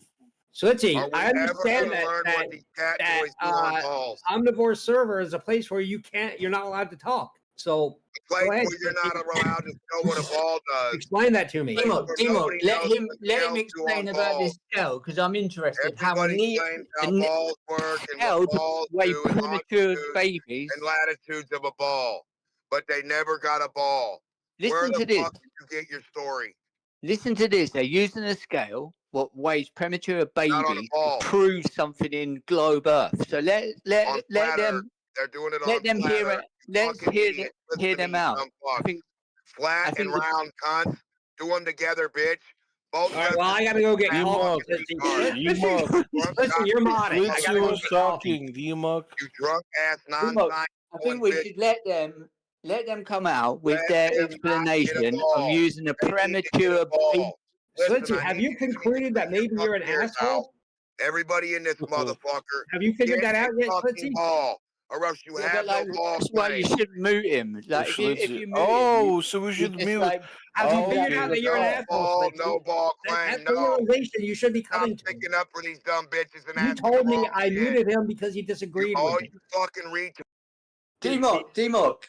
Do you realize that was the explain asshole thing to say, Slitzy? the neonatal scale in the He's muted, globe man. Earth So, theory. Slitzy, I'm going to go get coffee. All right? Someone unmute them up because Slitzy, I want you to come to a conclusion here. Sometimes people who are talking are just overrunning the conversation. Yes. Right? Have you come to that realization? Yes, I've done it myself, and I realised that. So do you should have realize that acted when a you lot told better. me I muted him because I disagreed with him, you were just being an asshole? No, wait, don't say asshole. Do you know what? He was mistaken. He was mistaken, let's say. I All want right. to make him better. I want to. No, 'cause he you has good can't. Have things you to listened say. to that fucker? Oh, my God, I'm sorry. He does have good things to say, and you know, I would like to be able to for him to What do engage. you want to do it, man? Do you want to make it better? I want him to engage better, should I say? I don't think he's How a about you bad talk to person, him? so I don't mean make him better, but better at engaging. But I know a lot of Globe people run away from him because, like, he had some good points, and that's You think we're regardless not of engaging with the it? comments, the extra comments, he has good points. No, it's not about the points he makes. His points are garbage and easy to rebut. It's just that he doesn't let anybody else talk, right? When No, because they are not easy yes, to rebut. you witnessed this. Literally, you witnessed this. Right. Okay. Let me ask you a question then, because now we No, can. no. What the fuck do I have to do with this? I just want to ask you a question. So how? What the fuck do I have to do with whether or not DMOC is capable Yeah, forget of DMOC. having? Right. Look, So DMOC. we agree. We should forget. Yeah. So like now we're going to argue half an hour over DMOC, when I'm just asking you a simple question. This is what I don't get.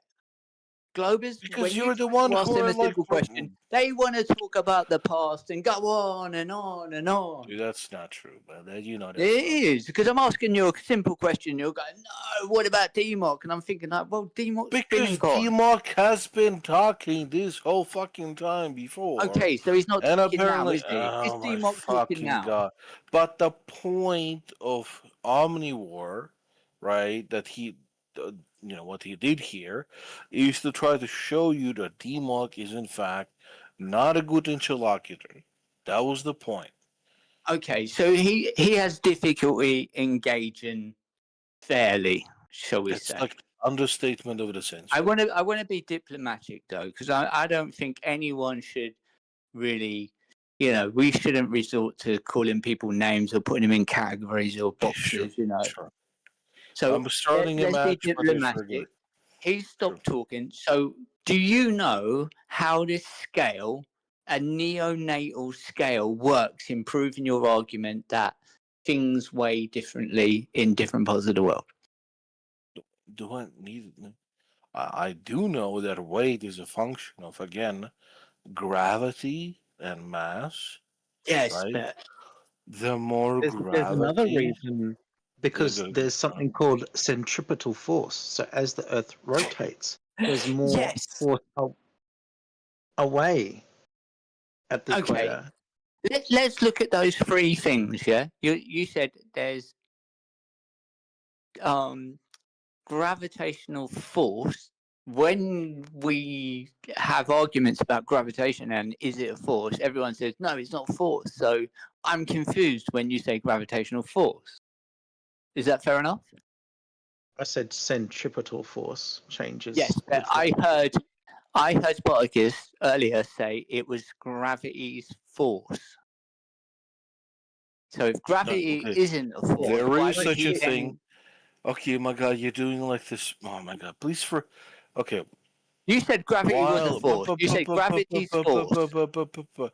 We can treat it as a force on certain level, especially for the discussions that we're having about whether or not the Earth is flat or round, right? We're talking about really just the attraction force, right? Like the thing, when you like have to extend work or force when you're lifting an object from the ground, that's what we're talking about, right?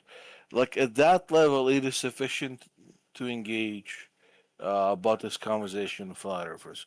Even though, yes, technically, like more research have shown, gravity isn't a force technically, like the other things we consider force, because scientists have come up with like a different categorization, but that's like completely just irrelevant to the this is like too deep, unnecessarily deep, so right, and it's just like a gotcha for like that flat earthers use, right, to globers, right? It's like, oh, it's not a force. Did you know that Einstein said it's not a force, right?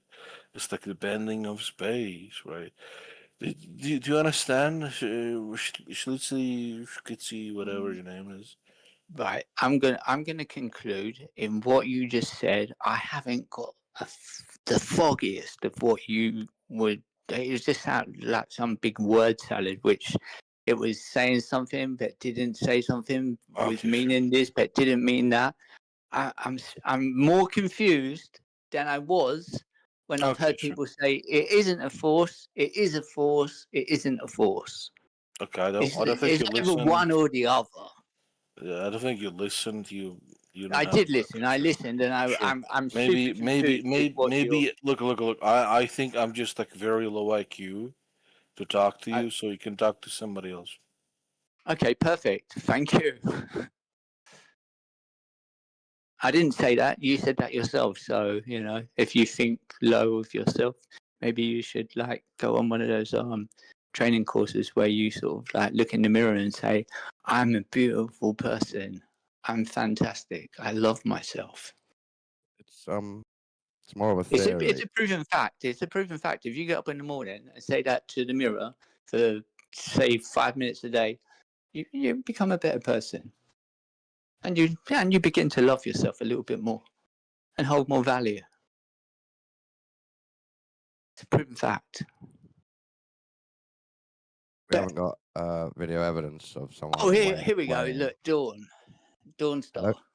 We haven't got. Only if video you evidence. say, "I'm Dawn, King of Slutzy, Porn." hang on, hold on. Hey, Shut the 1 second, fuck guys. up. What? 1 second. Yeah. Slutzy, I'm giving you the provisional mod status. You have the Don't ability do to that to me. Oh wait, so some person on Earth Awakens apparently was like, "This is an omnivore server. You're allowed to talk here." So now I don't know who that person was. I don't really care, but now you have the power to mute. Oh, I'm not muting anyone.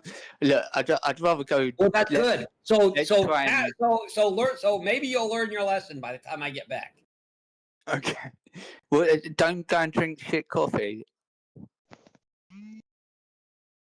No GMO coffee, right? Omnivore.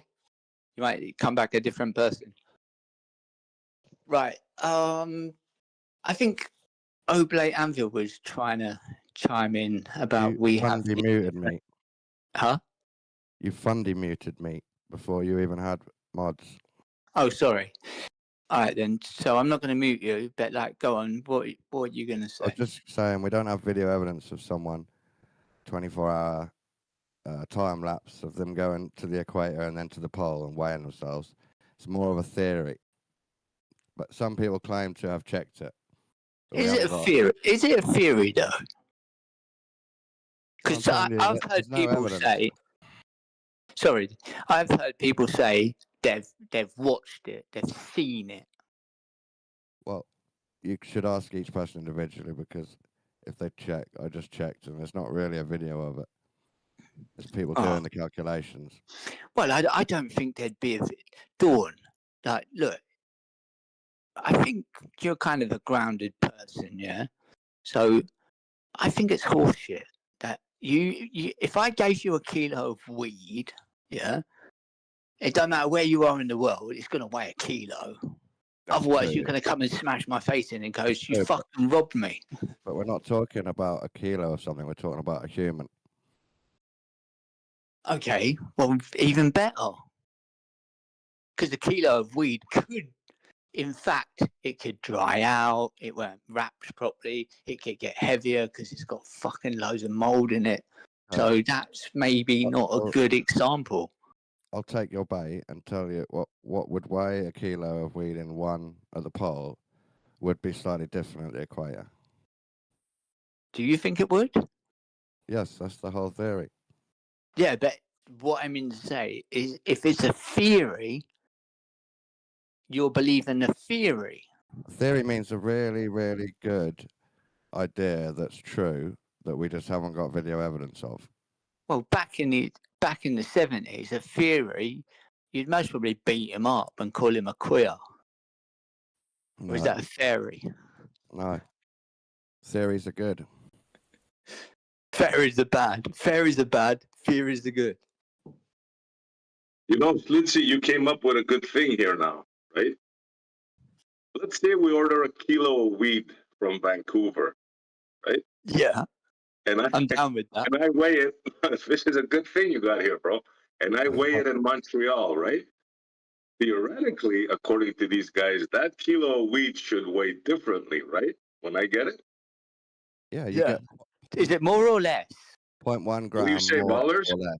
We got ourselves a test? 0.1 grams more or less. It doesn't matter, does it? Yeah, well, do I invoice him for the £1 for the 1 gram extra? £1. Or do I just say like, oh, you can have that? It's 0.1 of a gram, so £1. You can. I'm Jewish. Don't forget I'm Jewish and I don't let part of anything global. slide. It's part of So we global. get ripped off in our weed, or how does it work? No, everyone soaks in the difference wherever they live because that's nature. I'm Jewish. I'm not going to do that.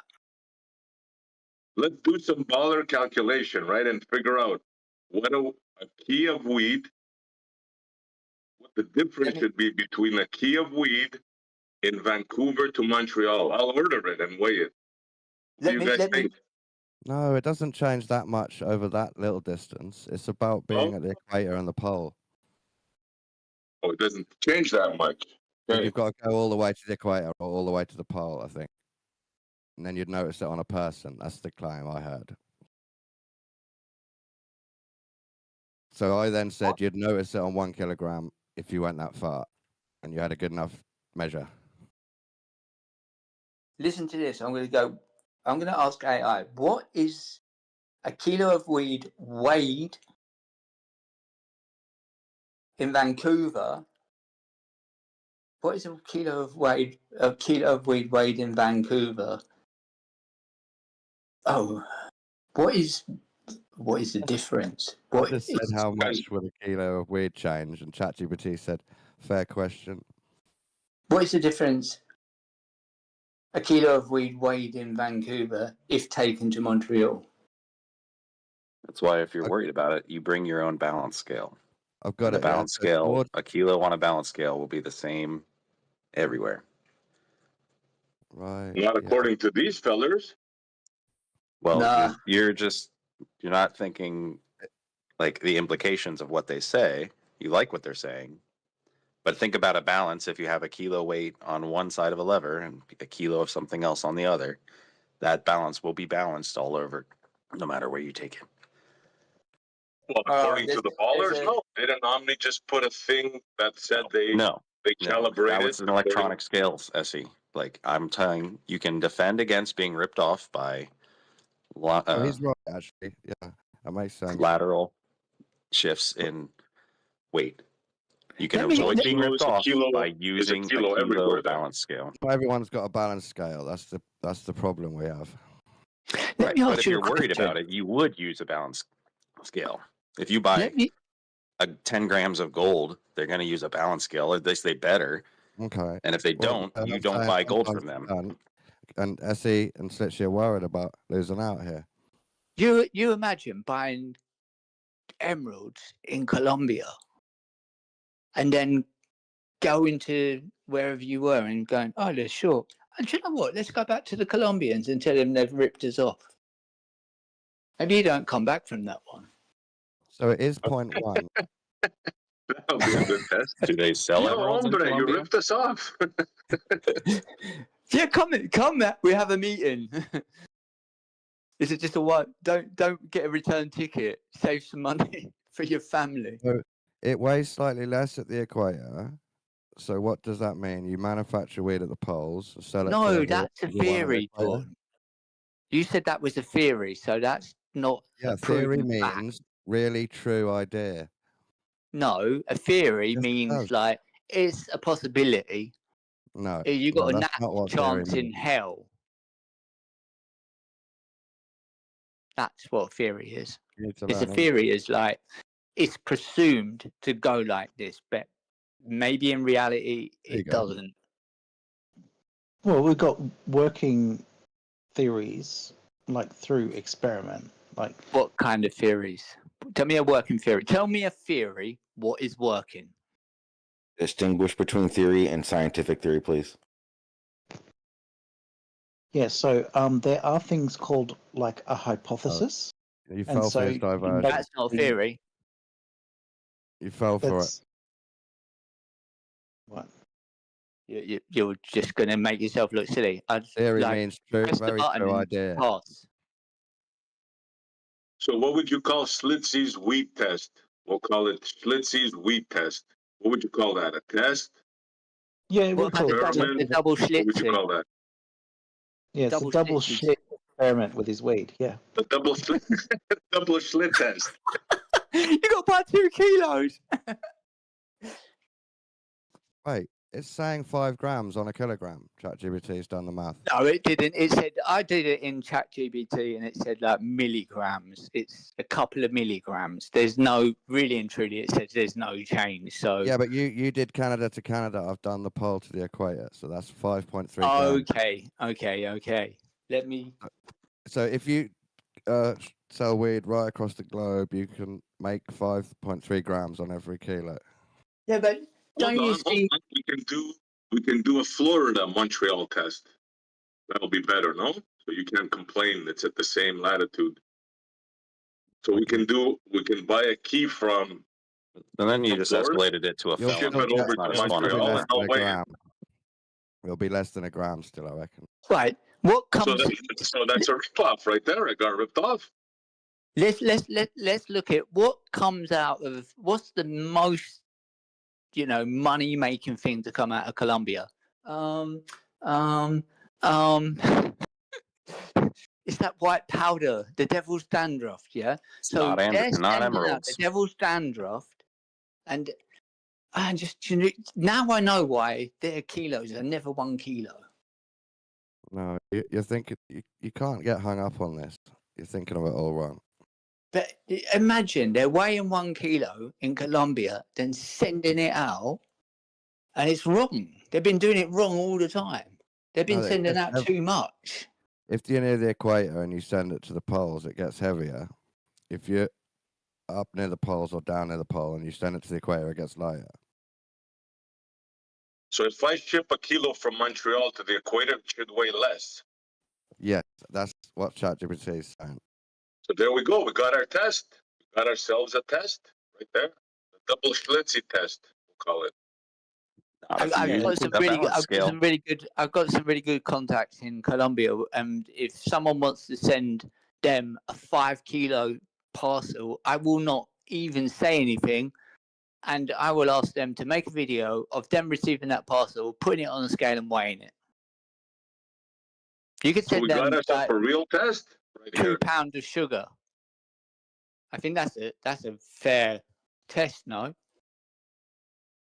But they're just you can decent people from Colombia, so they You do already that. make more, yeah, on the money, and the deals that you do, and who you're selling to, up or down, or.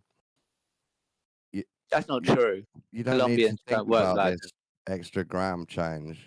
There's no point. Colombians don't work like that. And if you calibrate your scale wherever you are with an actual kilogram mass beforehand, you're still going to see no difference. If they calibrated with a kilogram on their end, you're not getting more or less material. Oh, well, no. Would you even say that most scales that you buy are calibrated for the area? No. That's what I mean. I'm talking about calibrate with just the tear button, because how many people here have one that you can actually calibrate other than zero out? You got to have plug-in scales. Really, I've got scientific scales which you plug in, and you can calibrate. They come with like all different weights. I think you've got about a kilo and a half in different kinds of weights, so you can calibrate your scales. Yeah. Yeah. But the best scale is to use the 1 kilo or the 500 gram weight. If you send your friend in Colombia the exact same scale, well, the same kind of scale, and they calibrate it to the same kilogram mass that you do, and they weigh a kilogram of material and send it to you, you're going to weigh a kilogram of material. Because it was calibrated locally. Hold on, that goes against your model. What are you saying? Like a double speak, right? It goes against the straw man of the model. It does not go against the model. It's not a straw man. You're just double speaking. Nope. Yeah, no, Bull Knight, that can't be right. Are you saying that gravity acts differently on different scales? Is that what you're trying to say now? Nope. So that's a double speak right there. So if I use the No, electronic you've scale, double straw man. it would You've read straw man different than squared. the balance scale? What makes a balance scale consistent is there's hold on, hey, don't dada over me. Come on. What makes a balance scale consistent is that on the left side of the scale is a kilogram mass. That is a standard kilogram. And then you put material on the right until it balances. So no matter where you take that, if the scale is balanced and then you pack it up and you take it somewhere else, you set it up, it's going to stay balanced. No, I thought you said there's no standard. Weight is not standard. Now you're saying it is standard? Kilogram mass, I said. No, is your speaker working, SE? You're Right, wrong. let me tell you a story about scales. Yeah, if you picked up a scale and you transported that, say like I'm in London and I've got my scale and I've just weighed a kilo, right? Right, I board the plane. I'm not going to put it in my luggage because I want minimal, you know, impacts on this scale. You could not, because the scale is on it goes up and down. You could not get to the equator and say that has had no impacts, and that would be slightly out. And I think you'd have to recalibrate it for it to weigh properly. Even if you say like you had your 1 kilo weight in London and you took it to the equator and then you put it on the scale, it's going to be a little bit off, 100%, depending on the scale. If your scale weighed 100th of a gram, which my ones do, I can blow on my scales and they go up and down. Quick question. It's still going to change the amount of weight ball night that you have to put on the opposite end. Can you Pardon? describe? I can tell you exactly what scales I've got. Schlitzy, can you describe what calibration is doing? Like, what is it doing when you calibrate it? What changes? Right, I get a 1 kilo weight out. I put it into the calibration mode. I put my then it says put the weight on. I put the weight on. It says calibrate. Then I take the weight off, reset it, and then put my 1 kilo weight on there and go 1 kilo. Because sometimes it will weigh a little bit more. If I don't calibrate it properly, it will come up with 1 kilo and 100th of a gram or something. I bet when you get right down to it, the temperature of the electronics You have to inside put the it in the scale right mode. If you don't put it shift it. It's only because you didn't do the calibration properly. Recalibration. I think What you're were you wrong, saying, Ball Don? Night. As you take the You don't own a scale. You don't own a I'm scale. talking. Don had a I question. own a Don had a scale, question. and I've worked Who are you with them for the shouting at? last Everyone's got 14 scales. years. Don I've had a worked with question. scales for the last 14 years, Dawn. They're plug-in scales. They're linked up to a computer, you know. So what does that mean? Just because you've It used some means before? that I don't want to lose money. So every time I Oh my start the God. day, I would calibrate my scales to make sure that they weigh. Yeah, I What were had you to gonna say, change Don? the aircon because the You're aircon in getting my angry room, about nothing. it changed when the air sucked and when the air come into the room. So I had to like isolate the aircon from the room because it adjusted slightly. So, you know, I was losing or sometimes I was winning where the customers were losing. And I thought it was a bit unfair. What were you saying, Don? You got a question about pulling down on? If you take the reference kilogram round Earth to the equator from the pole, it's getting heavier. So the amount of weed you have to put on the opposite end of the balance scale is going to change. A couple more buds or a couple less. So what you were saying, I don't think there is a way to calibrate for this. There's a way to round it off and say, oh, you should be a bit down, so we're going to add a bit, or you should be a bit up, so we'll take a bit. But the calibration, and that's all based on the relative place, so everything's going to change. The reference kilograms are all different. No, but each little grain of what you put on the right side also weighs more wherever you are, if that's your example. So when you take that somewhere else where the kilogram reference mass weighs less, so will everything on the right. So it's still the same amount of material, like by volume. Yeah, but now I it'll can't still work out how balance. the calibration would help. I think this is a globe thing. I just leave you ballers to globe it out. But that won't last. Oh, you can try. Yeah, if you so just do the same thing with instead of a kilogram, you've got a kilogram reference mass on the left of the balance scale and 2 half kilograms on the right. Those will always balance out anywhere you go, right? So now replace the 2 half kilograms with I don't know, lead shot as an example of something that small grains. Okay, I'll take the balance thing. Maybe I was right the first time when I agreed. But what about the calibration? Won't that be local? Yeah, if you calibrate locally at both places, you'll wind up with the same amount of material. If you didn't, then chemistry would have to have different formulas at different latitudes. That That's would not the be. case. But don't you understand? You've just over. Hey, Schlitzie, you said you're gonna stay out of it. Hold on. Yeah, Dawn's but got a follow-up you're question. talking like absolute nonsense now because you've just No. you've just what is it? What's the word I'm looking for? Contradicted yourself. It's fucking mad what you're saying. Then stay out You're of it saying and like, let if you me and Dawn talk calibrated through in the it, and maybe area we'll make in the sense in the local end. area, and you sent a kilo, it would be the same. So that's what you're sending, a kilo. It doesn't make any sense what you're saying. It's just fucking nonsense. If you're calibrating with the same reference mass, like you bought it from the same manufacturer, the same 1 kilo reference, 2 people in 2 very different locations, they both calibrate using the same calibration mass. Would get the same. Things they send betwixt each other will weigh the same amount on those scales. Exactly. So what is your argument? Things weigh more. I think you just understand what I said now.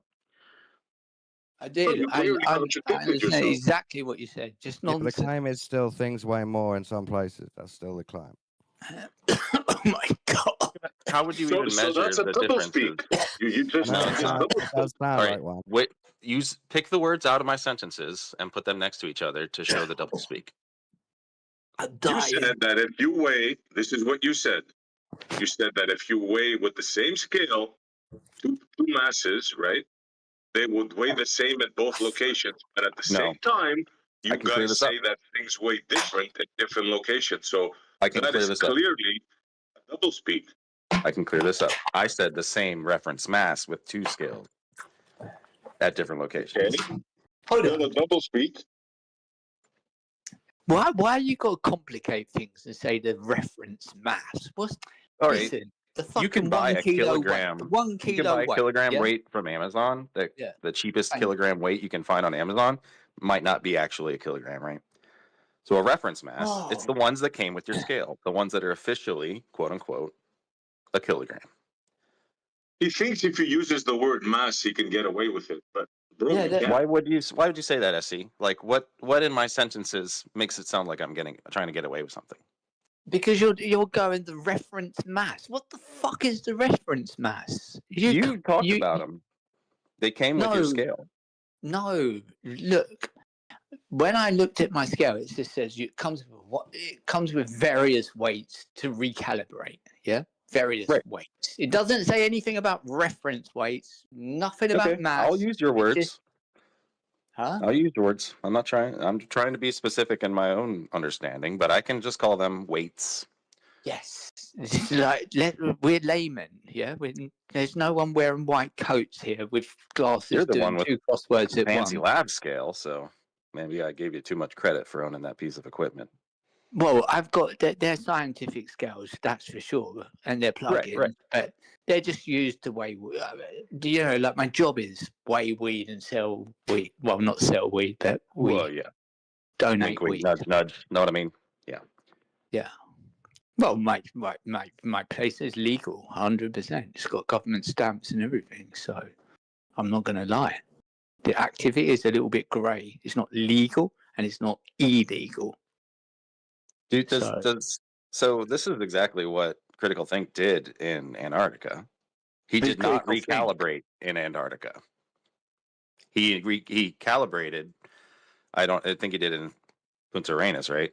He calibrated the scale, then packed it up and shipped it. Sydney, or took it to Australia. Antarctica. He did it. He did it in Sydney. How did it get to Uranus? Okay, now you're just being disingenuous. First, Sandy Point. No, he said like I thought he said like Punta Arenas is Spanish for sandy who? point. What is it? Punta Arenas. Punta Arenas. Arenas. Yeah. He's so easily distracted You by don't the say most Arenas. non-consequential things. It's almost like he needs an escape hatch to climb out and latch on to anything. No, not So, really. yeah. I'm just like, look, Very funny. Critical thing took his scales, which were accurate to 0.02 grams, and he put the test Mate, mass they're on. fucking kitchen scales. So he took some kitchen scales. They're not fucking even scales. You cannot have scales of any consequence weighing 2 grams at any one time because really and truly, listen to this. This is the fucking factual. If you've got scales and they've got increments of 2 grams, you can put that almost to 4 grams without it going to 4 grams, even though it says that it's only using 2. Did you know? Are you Did you know that I said 0.02 grams? 0.02 grams. Right, if a scale goes up in increments of 2 grams, you can put almost not 4 grams. 4 grams on the scales 0.02. before it will change to the next 2. That's just a straw man. No, it isn't. I Yes, it can is. do that. I can do that factually. He's not talking That's a about 2 fact. grams. That's He's a not talking about a fact. scale that goes up in increments of 2 grams. Listen to what the man's Oh telling my you. god! I'm sure Yeah, FC is going to call out his double speak any moment now. Yeah, so Whatever. the scale does go up in Scale. The 0.01, scale of the with scale. accurate plus or minus 2. No. Is it 2 gram, is it 2 micrograms? gram increments are just No. mate. You No, just like it's not you might as well go increments. to It's not increments. the DIY store and What I get some said scales. is the scale is accurate to 0.02 grams, not 2 grams. 0.02. So it's point. So it's a 20th of a gram. 20 milligrams. So it's a fifth of a gram. You're saying no, less. 0.2 is a fifth of a gram. 0.02 is a fifth of a gram. No, less than that. 0.02. Right, look. 0.2. 2. No, incorrect. 4, 6, 8, 10. 1 gram. So no. 0.2. 0.02, buddy. Open your ears. 0.02 now. You're saying 0. That's what I've been saying all along. That's what I've 0.02. been saying. Oh, yes. He's never said anything different. Wait a minute, I just remembered a test. Hold on, guys, hold on. I just remembered a test since Blue is here. Didn't our buddy Bob do something similar, Blue? And he came over at your place and weighed the things? Yeah, he did. Can you care to say you remember how much it was off by and the locations? No, I don't have any idea. Off the top of my head, you'd have to ask him. He did a This video was done on it. before, guys, just for you guys to know, right? They claimed a tiny bit, basically. I can sort of remember. That's not a lot. Where was he coming from? He came to your place from where? Was it south? Or remember Blue? He lives up in Michigan. He came down He to came from the north. and he came from the north down to by here, and then went to Florida. Right. But I don't remember what differences he got. So if you go from So I'm wondering now if we can do the math, right? If you guys can do the math, not exactly my forte. If we weigh a kilo from Florida and send that up to Montreal, let's say, what would the difference in weight be? Can you guys figure that out? That's what Critical Think did, and you guys didn't let the guy get through the whole thing before it went off the deep end. But I've just looked at that. Give me the math. Wait there. I've just looked at that. So you're telling me Critical Stink had a scale what weighed 0.02 0.2 of a gram, that you'd have to have 50 of those. Yeah, Well, man, Not- again, dude, it's my fault for saying 5. You'd have to 0.0. have 50 of those to weigh 1 gram. I don't believe he had the scales to do that. I don't believe it. Apparently, I see 1.6 grams less. 1.6 grams less. Okay, thank you. When I So get here to we got a Florida. number. Show me them scales which he used, because I don't believe he had scales what weighed 0.02 of a gram. I don't believe it. Well, I'll try to find it. I got a screenshot of it. I think I can find Bob's results. Give me a second.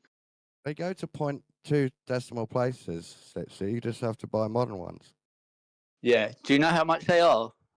Do you know how much they are? You can rent them. I swear mine go to Mine 2 decimal places. weigh 1/10 of a gram. Yeah. Well, that's because they're cheapos. Yeah, they cost £500. Yeah, so they're not cheap, are they? 500 euros. Yeah. So your ones, which weigh 0, the more accurate they are, and the more they weigh, like How am I getting 2 decimal 0.02, places the on more mine? they will be. How am I The getting more 2? they will be. That's the fact. 2 decimal That's places. the fact. Hello, that's the fact. See, this is how I know you don't know fuck all. Mine are because like you're 40 talking bullshit. quid, and they're You're giving me talking 2 bullshit. decimal places. Bullshit. I found it, guys. I found it. Check out the live stream text. There it is. Let's have a look.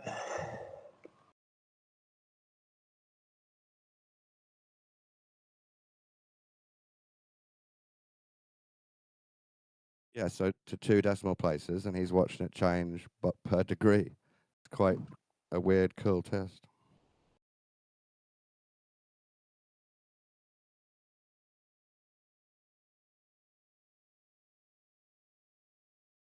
So which is it? Does it weigh the same, or do we have what Bob did? We have different weights. Which one is it?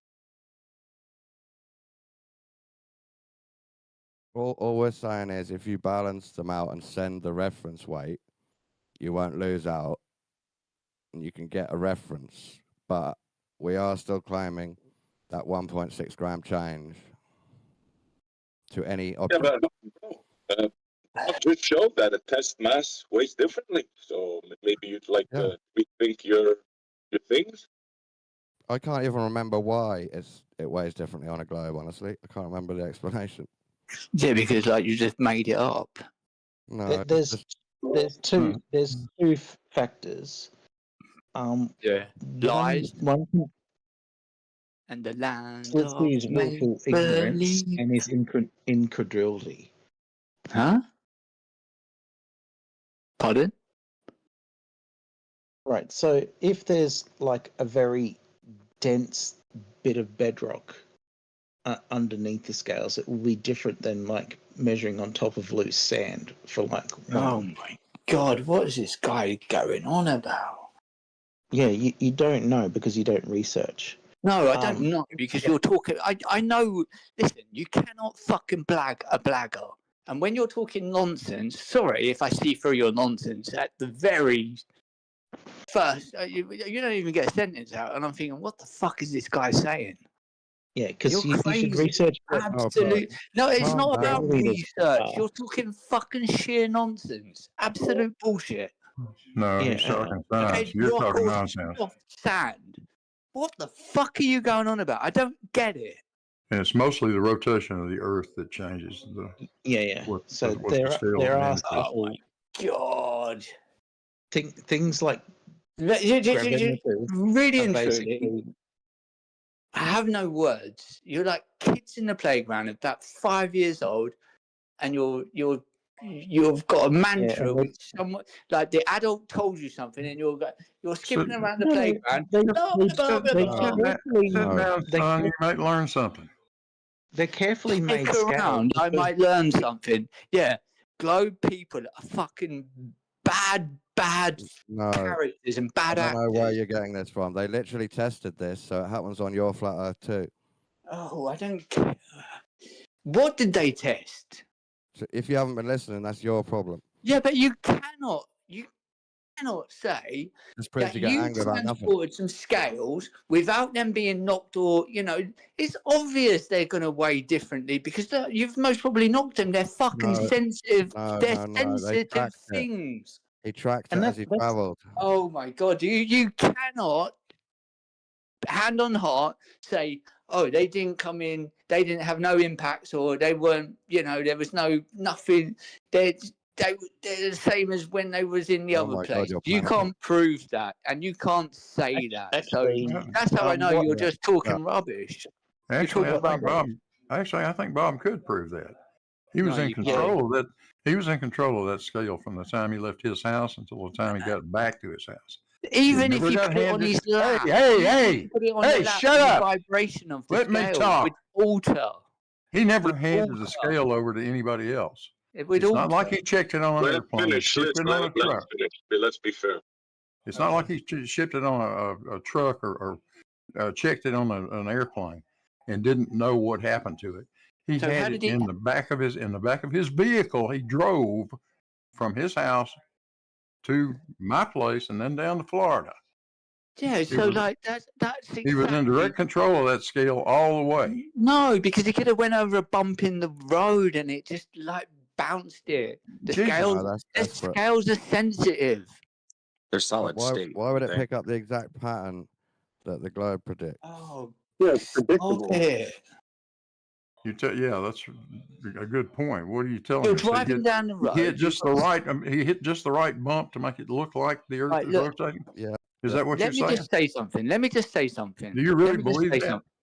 Can I just say something? I don't know if you can or not. You talk over me all the time. Why don't I just All talk right, over then, you no, for a I'm while? trying not to, but I just don't want you to go on and we go too far because I want to come back to it. So I didn't want to really, stop you. I'd Well, rather first of stop all, you. why don't you figure out the difference between weight and mass? Okay, right. That's Look, your the guy big put problem. the scale. The guy put the scales in the back of the car. You cannot say, hand on heart, that he drove on a road without no bumps, dinks, or which caused them scales to move. You can't prove that. Would you like to know what the control was? Because was I the can explain control? it to you. The control was he reweighted when he got back to his house, and it was back in calibration again, proving that the calibration didn't change. No, he just hit the same bump going south, and when he went over that bump going north, it. Oh, that's right. I forgot about that. He unhit the bump on the way back and fixed it. Oh, now you're because that was the test. He went somewhere. They Yeah, weighed that's what you different would when he do. got back. Yeah, That's what any reasonable person would do. You would calibrate your scale at home, and you know the thing weighs 1 kilogram. You take it and you get different weights. And when you go south, it weighs less. When you So come back home, why didn't he when you calibrate come it when he back got to home, the his same mate's house? scale weighs 1 kilogram again. So what did he do when he got to your house? He recalibrated the scales, yeah? No, he didn't recalibrate. That's the point. He didn't. He calibrated it in Michigan. Oh, in Michigan. And how far are you away? I'm about 500 miles. 500 miles. So and what was the difference in the weights? I don't remember exactly. You'll have to go look at his video. Yeah, but like more within reason. I can't tell you. I haven't looked More or at that less. in years. Such a test. You got irrefutable. Go watch the globe. damn video. You got irrefutable proof of globe, and you can't even remember. Oh, I posted it 39 past the hour. Just read what Bob wrote. Oh yeah. Clear. 39 past the hour. It's nearly a gram, let's see, over a certain distance. Wow. So it's point. What is it? 6.8. So it's 0.1%. No, it's 0.68, isn't it? 0.68. Unless you do maths differently to me. Where are you getting 0.68? Well, it's 99932, yeah. So there's 0.68 missing. Yeah, nearly a gram, 60% change, and that's only one of his updates. Oh, I don't want to buy drugs off you. Let's put it that way. If you're telling me that's a gram, fucking hell. What the Schlitz? So let's put that into. Are you happy with me putting that into GPT and seeing what that should be? Because you're saying it coincides with the globe model. So there's no way. 0.68 of a gram difference, I believe. 0.68 of a gram difference. Yeah, where you get that? That's one update. Maybe that's the whole amount he got different. I'm not sure. Maybe that's So his it's final position. Michigan to where? Ohio. Tennessee. It's about 500, between 500 and 600 miles from Yeah, I where know. he is. I need to know, but just the state, for instance. I don't need to know the address. I just need to. Well, you kind of do, because Michigan is a really tall state, from the south to the north. Yeah, you that's what kind I'm of need saying. to know. He's way up in the northern end of Michigan. That's the whole change then, just under a gram. So I'm going to go North Michigan to Central Tennessee, say it that way. Central Tennessee. Mm-hmm. Hold on. Tennessee. What would the weight difference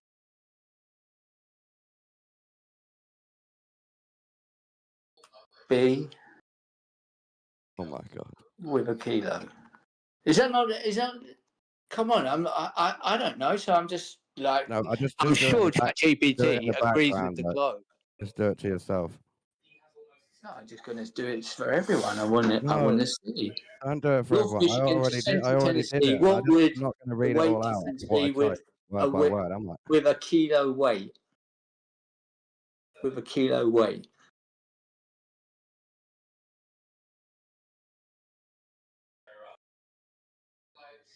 it's just a calculator that knows the globe theory. It's not an authority.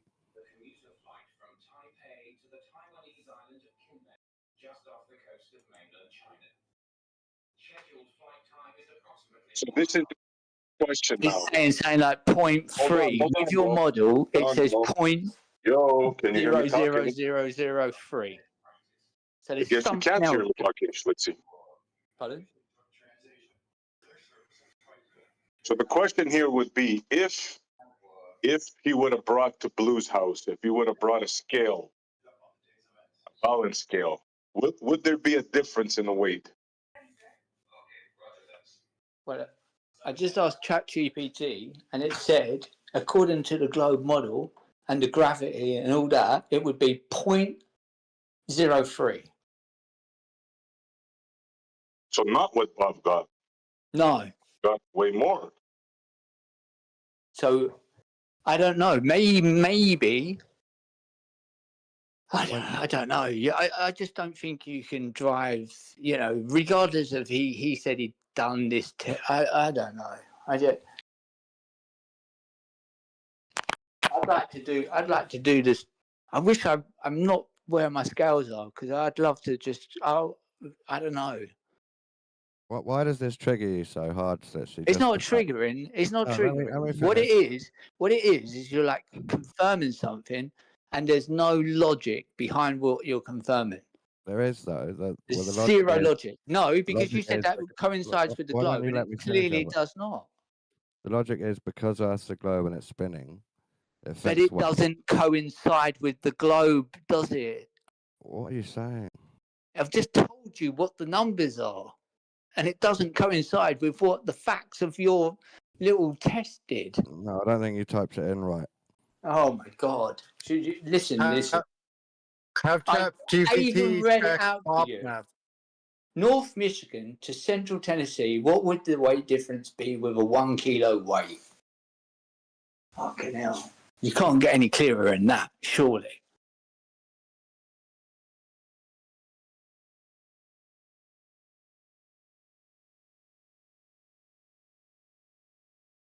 It says. My question still Big stands. bold letters. Right? Sorry. They were saying before that test mass on the beam scale would be the same, right? And I believe I just showed using Bob that it's not the same. So which is it, guys? That's not a beam scale. Slitsy, mine. Well, that's my question. If he would have put it on a beam scale, would they read the same, Blue? Mass doesn't change. It's the weight changes. Weight is a force. That force is dependent on a couple of things. Gravity being the main thing. Well, let me tell you. But it's being affected by centrifugal force because the Earth is rotating. Let me tell you what it says about gravity, because it has broke it down. It says, in big bold letters, it says effectively zero. Then it says scientific explanation, brief but precise. The acceleration due to gravity varies slightly depending on latitude and altitude. Michigan is farther north than Tennessee, meaning gravity is very slightly stronger there.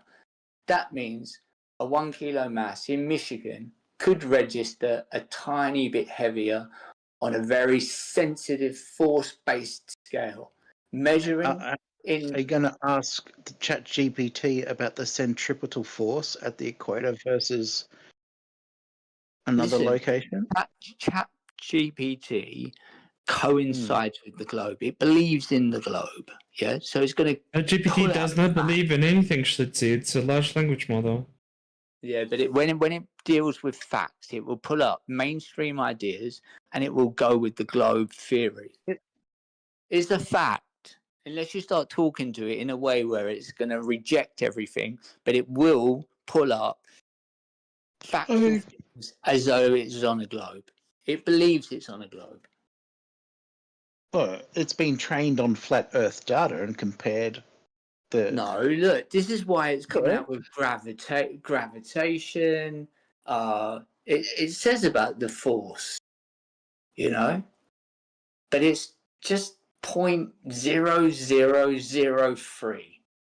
Then it says MC squared or M slash, I think it's S squared. So The answer is not mad 0.8. equation. So let's see. The answer is 0.8. No, which is close to what Bob's saying. 0.0003. That's not what you got on that scale, what SE posted, is it? Unless I'm being stupid. You've asked I it don't wrong. think so.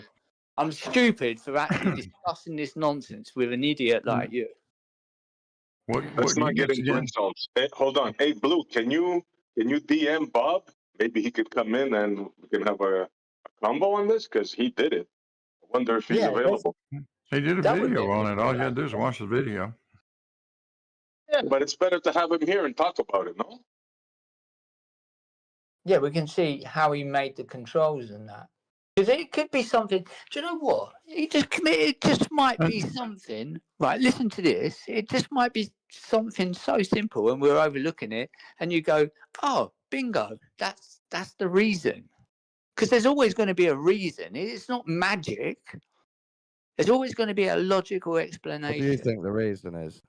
I don't know, Dawn. I don't know. You? I haven't done this myself, so I don't know. Do you want me to tell you? No, because you haven't done it yourself either. No, but that isn't how you find out the reason. But you told me. First of all, you told me it was a theory. Now you're going to talk about like you've done the test yourself, and you haven't. No, That's I didn't. disingenuous. Right, doing the test won't help you know the reason. Doing it just helps you know it happens. The reason is you can't say that without doing it yourself. Stop interrupting. The reason is because Earth spins. Okay. See, that's what happened when we pressed them, Schlitzy, on the gravity, right? They went to the Earth spin. Yeah. See what happened there? That was very simple and easy to. Gravity. It's in the background. I think. Do you know what I think? I think they get the gravity. They get mixed up with electromagnetism or something like that. I think that's where you're fundamentally flawed in your explanations. If you turned around and you said it was an electromagnetic force, I could fucking really be down with that. But when you're talking they about have to go to spin, bro. They have to go to spin. That's their only way out, right? Because they know they can't use gravity in this case. the test mass, right? So they're going to have to go to spin, centrifugal Gravity force, is the second reason. pseudo You see, force. there's a second reason why this happens, which is gravity.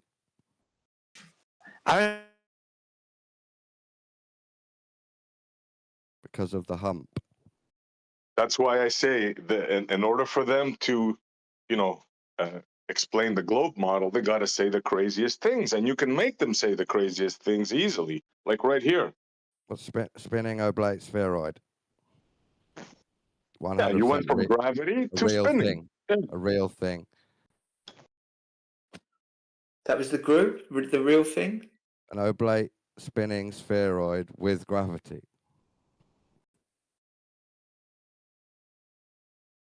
Means weight's variable, guys. Look, you can't have it both ways. It either weighs the same or it doesn't. So, yeah, I mean, we're going with doesn't. It doesn't. I'm going with it doesn't whatsoever. well, if they say it does, it doesn't if you use a certain scale, but it does if you use the beam scale. So that it's a form of dialetheism, I would say, right there, right?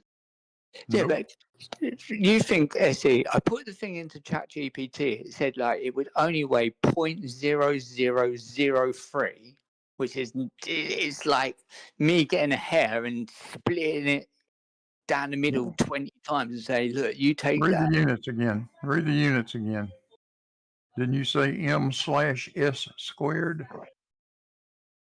Yeah, that's see. Right, look, you're getting an answer, Slitsy, and you don't understand the answer. Hold on. It's giving it to you in a change in acceleration. It's not. It's giving me look. Meters per second squared is an Weight acceleration.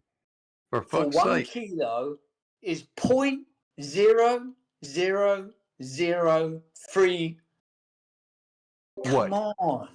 0003. What comes right after that?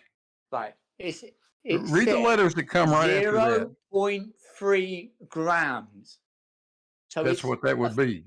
Yeah, for 1 kilogram. Oh, now you've got rid of the no, other zero. it's not So what it's very you've close got on now. your scales, is it? Yeah. It's not what you've got on your scales. 0.3, He's reading 0.8, 0.6. He doesn't understand that he was being given accelerations, a change in acceleration. It's not acceleration. Yes, it is. It's Meters per way second squared is different. acceleration, you dumbass. Oh, look. Shall I read it out again, just in case you didn't? Yeah, read the whole thing. In fact, post it. Screenshot it. Show it to us right now. I don't need to. Yes, you do, because it says meters per second squared. You read that out a while ago. You didn't. Why know don't you want to meant. screenshot We know it? what it means. Yeah, screenshot it. We know exactly what that means. Shit, Bill. Yeah, screenshot it. So do a screenshot. Maybe you'll learn something. Right, I'll screenshot it because for me, I really don't care. Only you fucking globe imbeciles want to fucking, you know. I think we're going to figure out who the imbecile is here pretty quick. Well, I think we can, can't we? Because it says it's simple and accurate answer is effectively zero. Regardless of what you want to say, it's zero. Effectively zero. Yeah, and you didn't ask your ChatGPT anything about centripetal force. But why would I have to do that? It's assuming that anyway. If it goes into gravitational, where's that screenshot at? Right, I'm just gonna. Do you know what? I'm gonna post it to you directly to you. I'm gonna DM you it, and then you can do what you fucking want with it. I'll give you the question. I'll even give you the question what I asked it. Yeah. Hold on. Make sure I've got everything. Yeah, I've got everything. I'm going to copy that. I'm going to copy it. I'm going to post it to you. But it says effectively zero, regardless if you want to talk about, or you said meters m2 squared, whatever. It's effectively zero. Effectively zero. Just post the fucking thing. Who are you? Blue marble science. Okay, blue testicle stupidity. I'm messaging you now. Oh my god, I've messaged you before. What did I message you? Oh my god. Just nonsense. Yeah, here's some more nonsense. Oh, you blocked me, you fucking dimlo. Do you know why? Then put it in the text Because you was chat. making snide comments in the fucking chat, weren't you? And I pulled you on it, you fucking dimlo. Yeah, I don't Yeah. accept DMs from I'm dipshits gonna like you. So why don't you post it here in the text chat? Yeah, SE Montreal. I'm gonna Send it to DM us. you. I'm gonna DM. Post it, bro, but let's not do the insults. I'm gonna because we're DS. doing good. Yeah, I'll DM you, Montreal. No, I remember this guy was making snide comments, and You I just pulled him. remember In the this is a chat. dipshit that started it, SE. I didn't pulled start him it. in the chat. You was making the stupid comments, yeah, making stupid comments. So I pulled you on it, and then you blocked me. So why would you DM it to SE so that SE can post it? Yeah. Why are you afraid to post it? I'm not afraid to post it. I'm posting it to Well, then fucking post it. thingy. You can put it right here in the posting it to- omnipresence text chat. I just What's wrong with posted you? it. I've just posted it to look. There you go, SE. That was what I asked ChatGPT. Yeah, it says effectively zero. It actually Put it in the goes text chat, 0.0003. Highlight that. I think maybe. There's one part in 10,000. Yeah, but post it in the chat, bro, so they can see it. Oh God. Okay. How do I do it? The same way you did it to me. Just post it in the text chat. All right. I'm kind of useless at doing things in the chat. I'm going to try it now. Yeah. Instead of sending it to me, send it to the text chat. Omni text chat. Is it the omnipresence one? How Yeah. do you expect to understand the occult mysteries of weight and mass Okay, I got if it, you I got can't it, I got post it. an image in the Stop, Discord text chat? Lord, give me Yeah, hope. This is ChatGPT. I just look. If you're asking, and this is what would the weight difference for a kilogram measured in North Michigan versus Central Tennessee? Okay, so that was my question. I think it's very telling. After it says that, it just says like. Can you post it, SE? I've done it. Yes, he I've did. done it. I think he did it. Effectively Yeah, he posted zero. it. But regardless of what you want to talk about, Yeah, the he asked for the look, weight difference. effectively He asked for the zero. weight difference across a small amount of latitude from It's in the North text chat, Michigan Blue. to It's in Central the text chat. Tennessee. Yeah, and that's exactly what I said. That's a change in acceleration. That's a change in the gravitational acceleration. So what now you're saying that's not correct, or you're saying it's But correct? that's just across 10 degrees of latitude. So when we're in the equatorial, it's that much larger when you go 60, 80 degrees of latitude. Or all the way from the pole. All the way from the pole to the equator. Yeah. Look, Shubil, what I was trying to say, look, I was curious because, like, look, you got the thing what SE posted, and it was, and I said, I'd be curious. It's not to prove anything, just be curious because, like, Chat GPT, and you must conclude with this that Chat GPT pulls facts that we live on a globe because it believes that we live on a globe. So it'll pull facts, globe facts. And I just wondered what that would be referenced if I asked ChatGPT and it come up with something different. That's all. It's no big deal, is it? It's no big deal. The deal is we should be asking why it's more if it only went a little way. Why is it more? That's the question. Why is it more than it should be? Well, it's not a matter of should, it's a matter of is. And if you look up at 2 minutes after, I posted the why.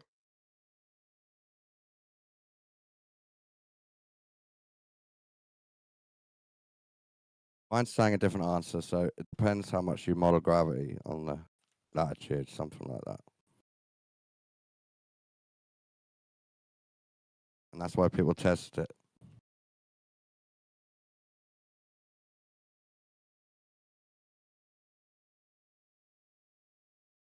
Yeah, but what he posted, it refers to gravity, right? If I'm not mistaken, not the spinning of the Earth. Exactly. But it would take that into consideration, SC, because the Chat GPT will give you facts about the globe. It's not going to. Oh no, I forgot about that. I can even ask it again and say, like, did you factor in the Earth's spin and centrifugal force? I can actually do that and see if it said. I'm sure it will say yes. Actually, I'll do that. Just so ask we it don't. ask it what is the difference due to weight or the centrifugal pseudoforce. Okay. Well, the weight is the result. Well, it's not due to weight. Weight is the net effect. Right. Look. Well, not I'm weight. Gravity. Is it due to gravity or is it due to the spinning of the Earth? Hold on. This is what I'm going to do. Well, the difference is due to rotation of the Earth. Yeah, but that's not what he just posted. Apparently, they're describing gravity here. I don't. Does it I mention think you're right. Actually, anywhere about the spinning? I don't see anything that- about that. Sorry to cut in. In that answer, I think you're right. They didn't think about rotation, so it gives 0.03 instead of nearly 1. I'm going to say, look, with that said, did you Sorry, 0.3 instead of take into 0.7. account Centripetal is the force. Centrifugal is pseudo. So it's not even that different. We've got point of a gram, 0.3, 0.68, 0.1. All the answers are close, just under a gram, between 0 and a gram. with that said, did you take into account centrifugal force and the spin? Yes, I was already talking about that. Of the testicle. But you're saying it's 0.3, not 0.03. I'm not saying anything. I'm just telling you what ChatGPT said. I don't stop making me the owner of what that was. Well, I just put it into ChatGPT. What happened is you added an extra 0 to make it seem completely off. I didn't add anything in. I just asked. That's why we all said what? Look at the top. Look at the top, and I asked it a question. Yeah, what's the difference of a 1 kilo weight in Michigan if it was in Tennessee? Yeah, so you told us in newtons. I didn't put any numbers in, did I? Just 1 kilo weight. The newtons bit. Oh my god. Well, ChatGPT will use newtons as a framework, won't it, Dawn? Because that's what it knows. Yes, but that's what it's I'm been told. Statistical analysis. Oh, look, but you could make it do it in another framework. Look, I just asked it this, right? Look, I asked ChatGPT. With that said, did you take into account centrifugal force and the spin of the spin of the I'm going to say testicle again, the spin of the Earth? Yes. When we account for weight difference by location, we do include Earth's shape, an oblate spheroid. If it's fat at the equator, so it's definitely telling you everything. Centrifugal is not a thing. Centripetal is the force. Centripetal. Do you want me to put centripetal? Centripetal, yes. There's multiple factors that they can factor all of them in. If you take Andy tried to get in twice now. Let's not interrupt. Go ahead, Andy. If you take an object to the top of a very high building, it will weigh ever slightly different, right? So things change with latitude as well. Who said that? I'm saying that. When did you do that, Andy? Well, this is the alleged. I've got no reason to disbelieve it. But the reason that the reason they give is because you're further away from the center, from the Earth, basically. Andy. So the gravitational force is weaker. So if you can come up with something better, I'd love to hear it. No, I mean, because I was just asking you about air pressure, because I think that's quite interesting. A buoyant force. I'm sure there's a slight effect there as well. But don't forget, you're dealing with incredibly nerdy people who can take all these things into account. They can use gravimeters. They can use, all kinds of vacuums to take these effects away. So just think about what you're actually asserting before you do, because it's been tested, I assure you. I think it's being very foolish to say that if you went to the top of a building, something's going to weigh more. That just doesn't even make any sense. I know we can places, you can always try and see if that's true. because I know there's places which are high up buildings and they sell gems and gold, and that it just doesn't make any sense. I'm trying to get my head around how you lot think, and it's like me beating my head Why against doesn't the that wall make all sense? day. Given that in our world gravity You exists, cannot- why doesn't make that sense? Why doesn't Because that you make can't sense? go up. You can't go up a building. But and think, Schlitzy, you're still using flat Earth mind to try to analyze globe mind. No. If you want to analyze globe mind, you have to use the globe, which means gravity, which means tilt. See, I know. I'm trying to interject, and you're just going on steamrolling through. Look, it's like I'm in a block of flats, so all the fat people upstairs all think they weigh a lot more than they actually do. How come they don't go on diets? Because that's not true. They're just fat and they weigh the same. That is whether they're on the extremely- first floor or if they're on They the weigh- 15th floor. They weigh less floating on water as well. Like mass is different Yeah, from but you're weight. not going to board a fat person, are you? Oh, 5 tickets. We're going to board Fatty and we're going to sail to Mexico or something. That's that's ridiculous. Let's see, So even this what you is just really said- stupid, man. Yeah, it's exactly right. We have got to the ridiculous.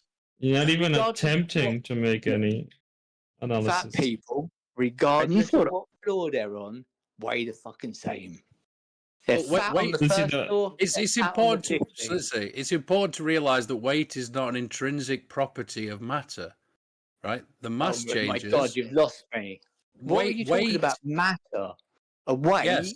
We let's keep it simple. We're talking about a 1 kilo. 1 kilo, like one of those weights with the handle on. Just a 1 kilo weight. It's got no mass. It's got nothing. It's just a 1 kilo weight. It's an object which weighs 1 kilo. It has got mass. You can't say it hasn't got mass. Let's just keep it simple. We don't need to be at this stage. We don't need to be talking about mass. We've got a weight with a handle on it, and it says 1 kilo. So I'm assuming it weighs 1 kilo. Whether you're in Kathmandu or in China, Beijing, London, it's going to weigh the same. Because what people do with scales, they convert the force of newtons into kilos. So there's, unfortunately for metric, there's a weight kilo and a mass kilo, and I find it frustrating too. I'm going to stick myself on mute.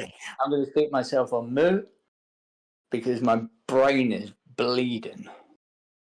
Well, if that's the case, you should contact a doctor, I think.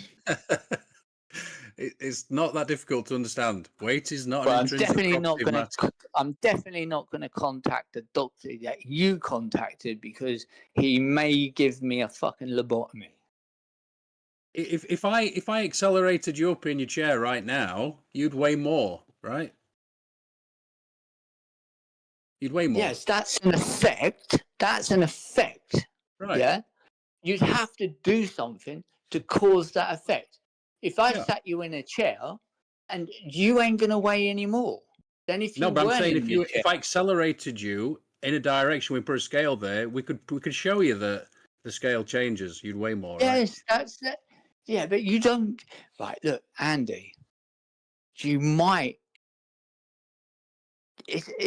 You might change, but you don't weigh any different. You still weigh the same. I'm just It's that showing you you're that creating a force, and that's going to measure differently. It doesn't mean that you're measuring. No, of course not. But I'm just showing you that the No, I mass get doesn't that. change. I understand that. Right. I ain't got no argument with that. I understand that. But, number one, there's no proof that we're spinning. So this centrifugal or pedophile force isn't... Centripetal. Oh, sorry. Schlitzy, if you're not going to take this seriously, just mute yourself, man. If I can't say pedo without saying No, it's not. That's not the point. Like, it's just imagine me talking about the flat Earth and calling everybody a rapist for some reason. I just injected in Why the would you say conversation that? the flat come out rape with instead of the flat Earth, centripetal. right, or some shit. Like, there is another You way came to out with the pronounce pedo it. thing. There is yeah, another way to centripetal. pronounce it. Yes, centripetal. Centripetal. Okay, centripetal for. What's the difference between centripetal and centrifugal? There is no such thing as centrifugal when it comes to forces. This doesn't exist. There's no. It's not a force in So physics. what's centrifugal then? Centrifugal is Well, a different thing. It's the short answer. The short answer is they're in opposite directions. Centripetal force is gravitation. Centrifugal force is the apparent. there is a force. Oh, I apologize then. Well, centripetal is a force, and centrifugal is not a a fundamental force, but it is a net. So centrifugal and centripetal are vector arrowheads in opposite directions. Hey, Shubil, can we So clarify is that this? what's happening Because in the hold middle on, of the? real quick, Go on. please. Nah, because I've been corrected on the word centrifugal. Right, that's how I've learned saying it since high school. Apparently, people on Discord have been pronouncing it centrifugal, which is another, Centrifugal I guess, is alternative. different It's the same than thing. No, it's hold on. It's the same exact thing. It's a different pronunciation. From what I know, Okay, I want to clarify this. The correct pronunciation, as far as I know, in the West, it's centrifugal and centripetal, right? Well, So no, centrifugal. Oh my god. centripetal and centrifugal are different words, and No, I know that. centrifugal can be pronounced different ways, whether or not you're in the continent or Europe. It's centrifugal, centrifugal, same word, just different emphasis on a syllable. Yeah. How is it actually pronounced? Like textbook pronunciation of And I centrifugal. believe both are acceptable. Centrifugal, centrifugal, same thing. Because if you in a lab, you use a centrifuge. It's like aluminium, or aluminum, same thing. But there's two different forces. One is inward and one is outward. But that's centripetal and centrifugal. Yes. Yeah, centripetal is towards the inside, and then centrifugal is towards the outside. Correct. Yeah, gravity versus the acceleration of rotation. So I wasn't wrong when I said that then. I guess I was wrong. Okay. Well, I accept your apology. And oh, okay. Thank you for confusing me even more. It's a lot of people that have been confused in the community, dude. It's been an ongoing thing. You know what it is, though? Lion, the long and short is they say it is, and then in the next breath they say it isn't. So sorry if we're confused.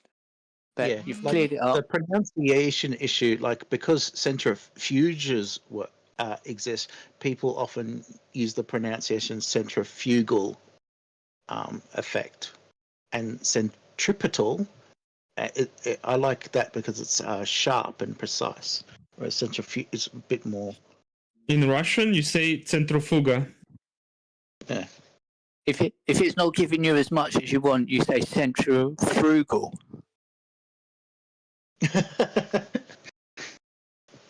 Frugal would be different. Central Laos. You're a very frugal would probably be the one you I'm would want. frugal with the truth, that's for sure. No, I'm joking. Yeah, I know. No, being a louse. What do you mean? That's the opposite. Frugal is you have money, but you're spending them very carefully. Being a louse is you have money, but you always want to kind of negate spending if you can. Well, a frugal person would spend if they have to, while a louse would try to avoid spending at all costs.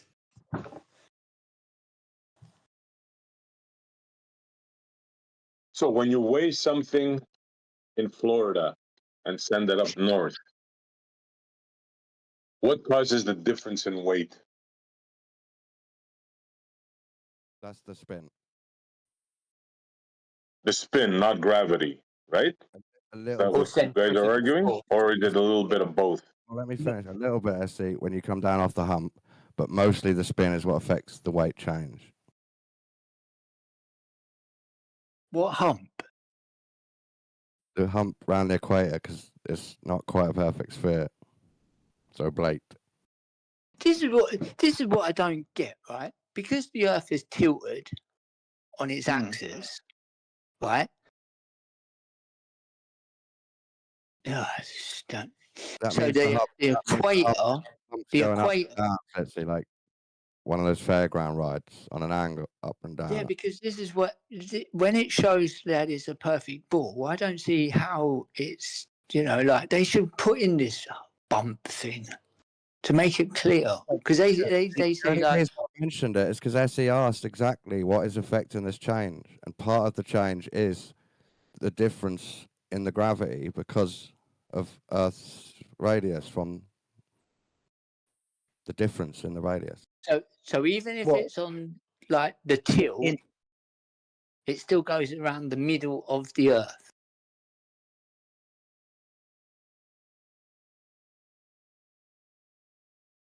I don't know what you're asking. Basically, so what I if mean you to say, had, so say if we untilted the Earth, the bump would be on the bottom, kind of thing. no. Oh, If you had like a basketball threaded through a string, you could angle that string but still spin it along that axis. So it's just a matter of like spinning perfectly like a top and then tilting that out 23 degrees from straight up. Yeah. So that's why it's called axis, because it's like an axle where. Right. Yeah, but say like you had a clock. Look at the clock, yeah. So 3 and 9 is the equator, yeah, and you got the bump in the equator.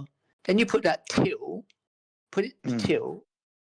The 12 would be pointed roughly to the previous, say, 2 o'clock position. So now the bump would go figure of 8. No, it'd still be at 3 and 6. Sort of. From the God view, the side view, there is a weird figure of 8 pattern of the hump. Yeah, this is where it becomes all confusing because like you understand it and I don't understand it, and that means how are you understanding it? Because I'm more interested in it than you, and I believe it more than you. So I'm a glober, but I've just lost faith that we're being told the truth. Are you talking about the globalization? What does that even mean? What's globalization? How you've globalized the globe.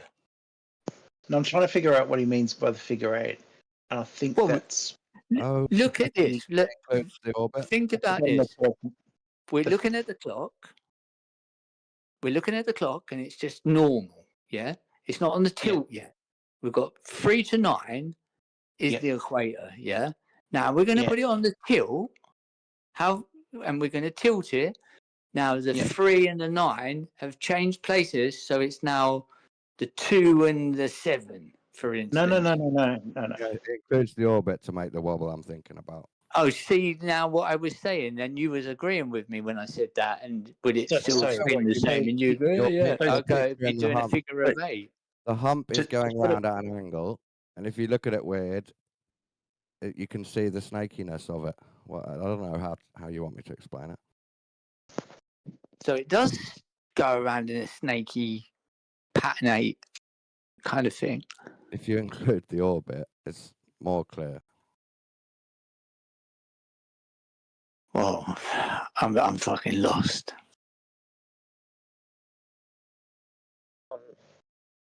Sounds like a good bedtime story. Like during the equinox, while at the equator, it would go directly east to west above my zenith without any snakiness. Zenith? Yeah, I think I was wrong at first. It definitely includes the orbit, doesn't it? I'm thinking about. Yeah. You're talking about I think Is that it's why that it figure wobbles? eight. That's why it I've forgotten the word. wobbles. I'll look it up. That's why it wobbles.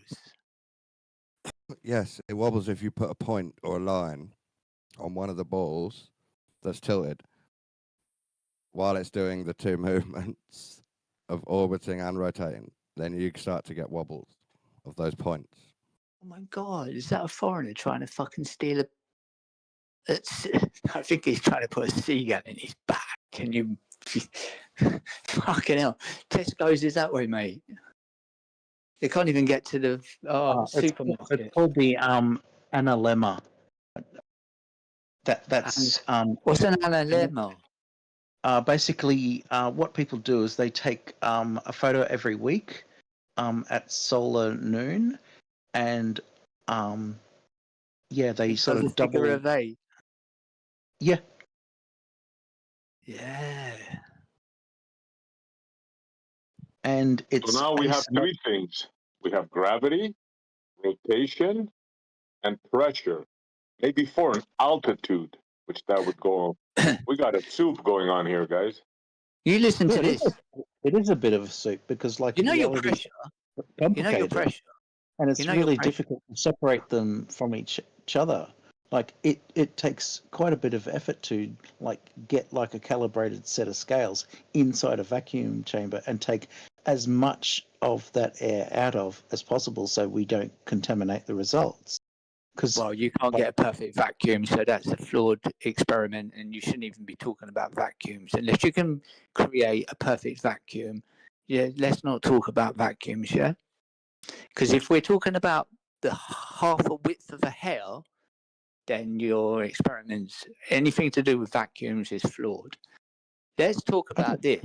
I want Not really flawed. You just it's like not go into temperature doesn't semantics. exist because Yeah. absolute zero can't be reached. It's just flawed thinking. Yeah, you can. You can get. No, you can't. You can't You get can. to absolute You zero. can. No. You can. No, you can't. You can. How? You got vacuums what do minus, yeah? You're not allowed to buy them. You have to be, I think they're like Absolute special zero is license, in or you the have to be a Kelvin scale, company not the to Celsius buy or the those. Fahrenheit. And okay. Anyway, so- let's not talk about that because that's like it just like opens you up to loads of things. You're saying you can't create one. I'm telling you, you can. You've got vacuums what go minus, so you can create one. Right, look, let's talk about this. What's the pressure at just above the sea? What is that? Air pressure we're talking about. What's the air pressure? barometric pressure is what the atmosphere does. And what is that just above sea level? Approximately 14.7. 14.7. Is that just across the board? No, it's not. Why? How did you get an average 14.7 then? It made lots of measurements. That's how people did it.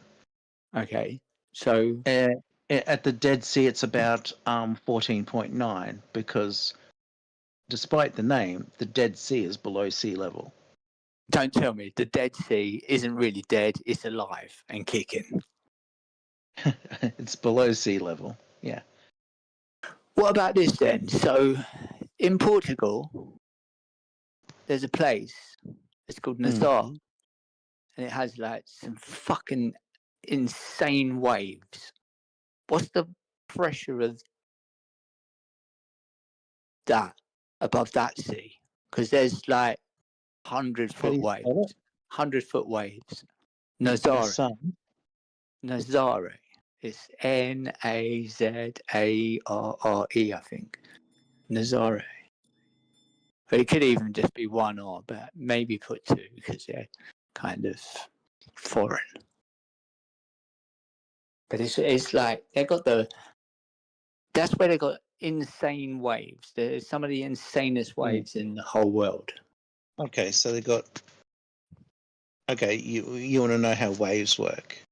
No, I don't want to know how waves work. I want to know what the pressure is there, because there's some force acting on that sea for that to have that kind of to make that kind of waves because it's not everywhere.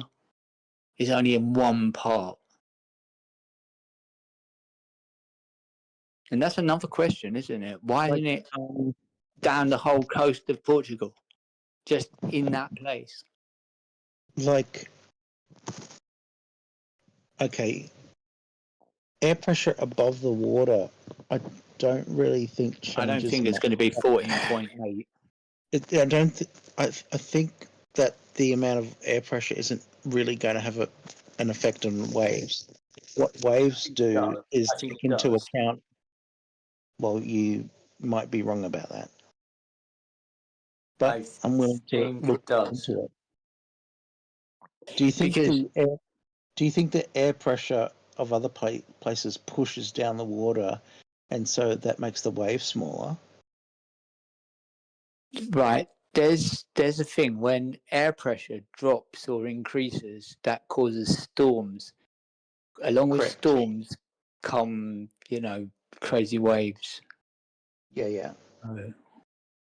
Yeah. Yeah. You just answered your own question then. The storms move the water, but the No, atmospheric... the moon and the sun moves the water. Come on, get with the program. It's not that simple.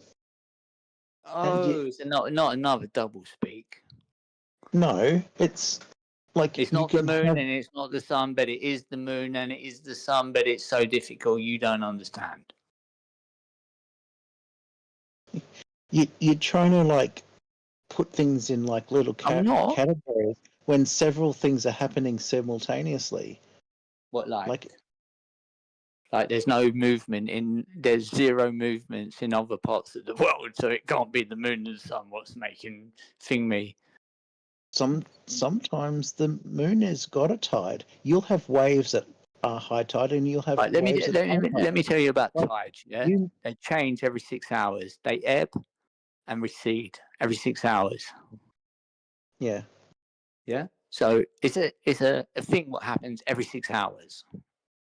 More or less, yeah. No, that's a fact. Let's see me. How often are tides? Every 6 hours. Well, maybe they might change depending on where you are, but I know for a fact they're every 6 hours. 6 hours in, 6 hours out.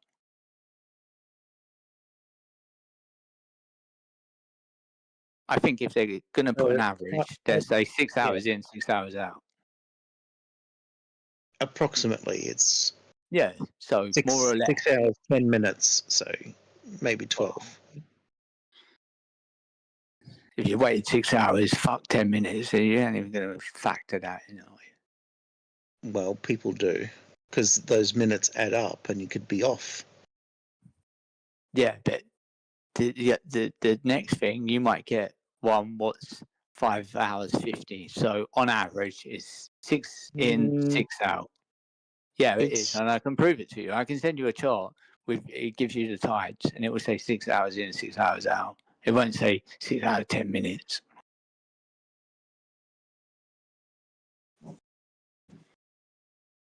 And that's before the tides are even in or out. Gives you tidal movements. Because in my job, I need those tidal movements.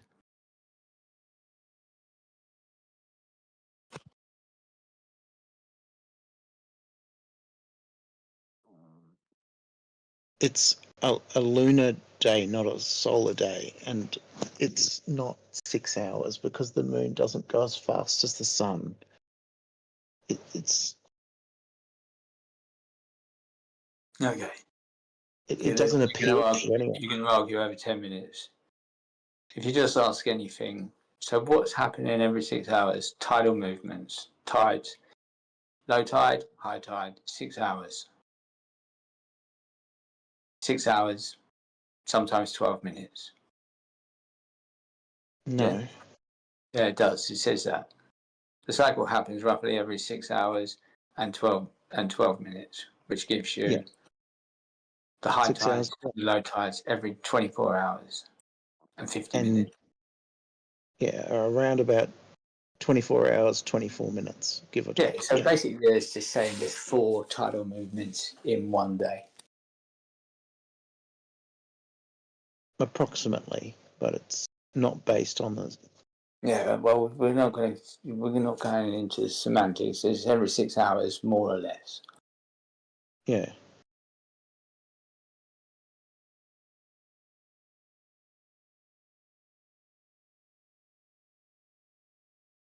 Oh, there is a tide, which, yeah, don't worry. Just going on about some semi. Just check where the moon is every Europe. high tide. It'll more than likely be on the same side as Earth or the opposite side of Earth as you during that. Regardless, you've got 2 high tides and 2 low tides per day, which I said 4 tides, 4 tidal movements. It's 2 high tides, 2 low tides per day. Oh yeah. Some places have diurnal tides, 1 high and 1 low per day. Hmm.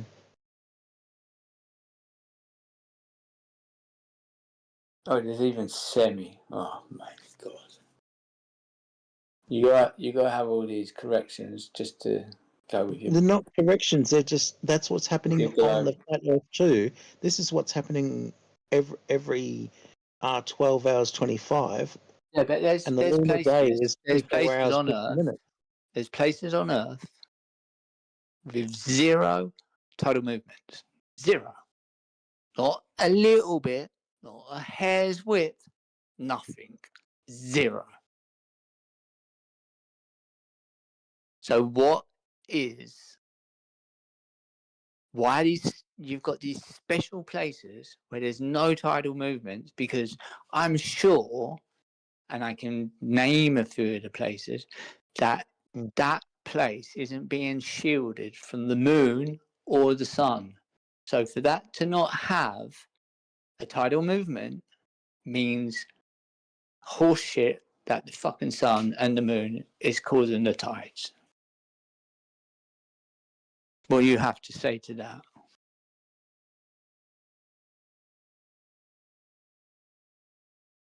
And the best thing I ever heard was the guy said, you can have a cup of water in your house and it will move due to the tidal movements of the moon or the sun. I had no words after that. I can't remember who said it, but I think they said it very genuinely. I think that would be very difficult to measure. Not really worth it. Well, they told me you can do that at home with a glass of water. Why haven't you done it? I was thinking, oh my god. So what's your explanation of these 0 tidal movement places? And there's many. There's not just one. You're saying that somebody told you something and therefore we must be beholden for what somebody told you. No, they are 0. I live in Spain. Irrelevant. I live in Spain. That's not a standard. I live in Spain, and there's very little tidal movement. Very little. You're talking like so tidal motions and. Can I just finish what I was going to say? Like very, very little.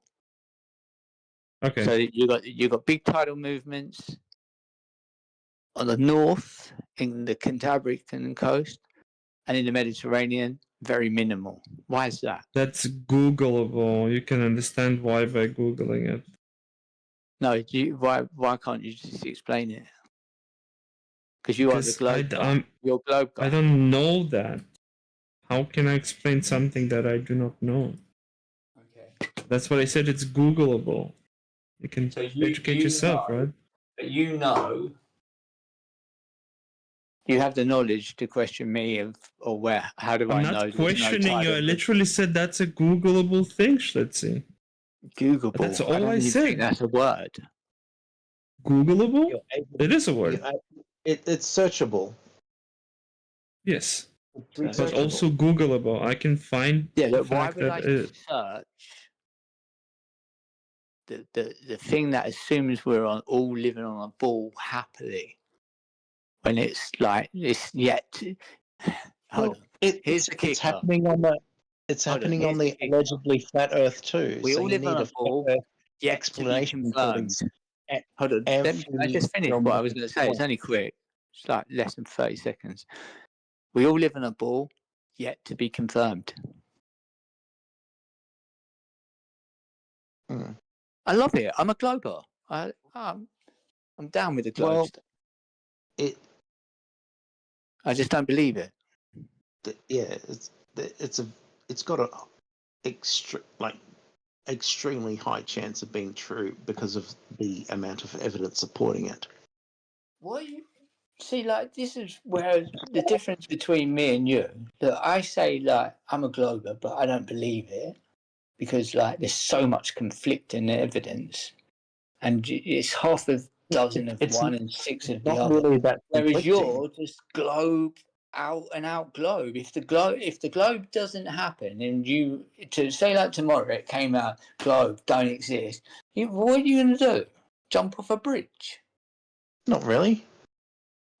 Destroy your globalism because I don't see anywhere in your question that it could be anything else other than a what does globalism mean? You've been globalized. What does that mean? It means that I get it's a verb, but everything you talk just about another is word for globe nonsense. Accusing everything people I of talk being about. So when I talk about video games or my work, it's globe nonsense. I don't know. I don't know what video games. Then why would you make that proclamation about me or anybody else here? Without No, knowing? because you've been globalized. That's what I'm How? saying. What does that mean? I'm being It just globalized. means What everything does you that mean? say, everything you talk about is the globe. So if the Okay. globe didn't exist tomorrow, what are you gonna do? Is Gingy Blackthor about the, is go into your Gingy game and never come out? You lock Schlitzy is yourself in the Gingy bedroom and never come out. Schlitzy focus is Gingy Blackthor about the globe? Huh? I talk about Gingy Blackthor a lot. Is that about the globe? Are you? Is this a hypothetical question? Hypothetical? No, it's I'm asking a question. I talk about a Gingy. Is it a hypothetical question? I 'Cause talk don't know about what the fuck you're talking about. I talk about a Gingy Blackthor a lot. I don't know what you're talking about. globe? I don't know what you're talking Gingy about. Blackthor is a word that I use. It's a word. I don't know what I you're talk talking about it a lot. Is that related to the globe? I don't know what you're talking about. Then why would you make that I know. proclamation? I think I understand why they might exist. Let's see. It's similar to like waves interacting with each other. They can either amplify or cancel each other out. Huh? What are we talking about Antinodes now? and I'm nodes. lost. I've got someone talking about ginger people. Then I've got you talking about something else. You got to like refresh me.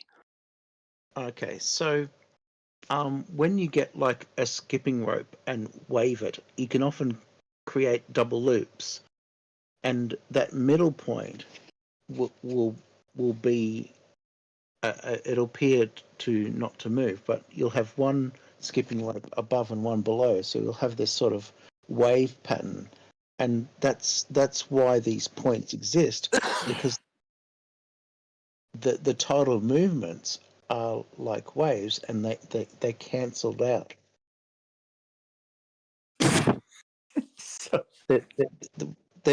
Eureka! You got to say Eureka. Please say Eureka.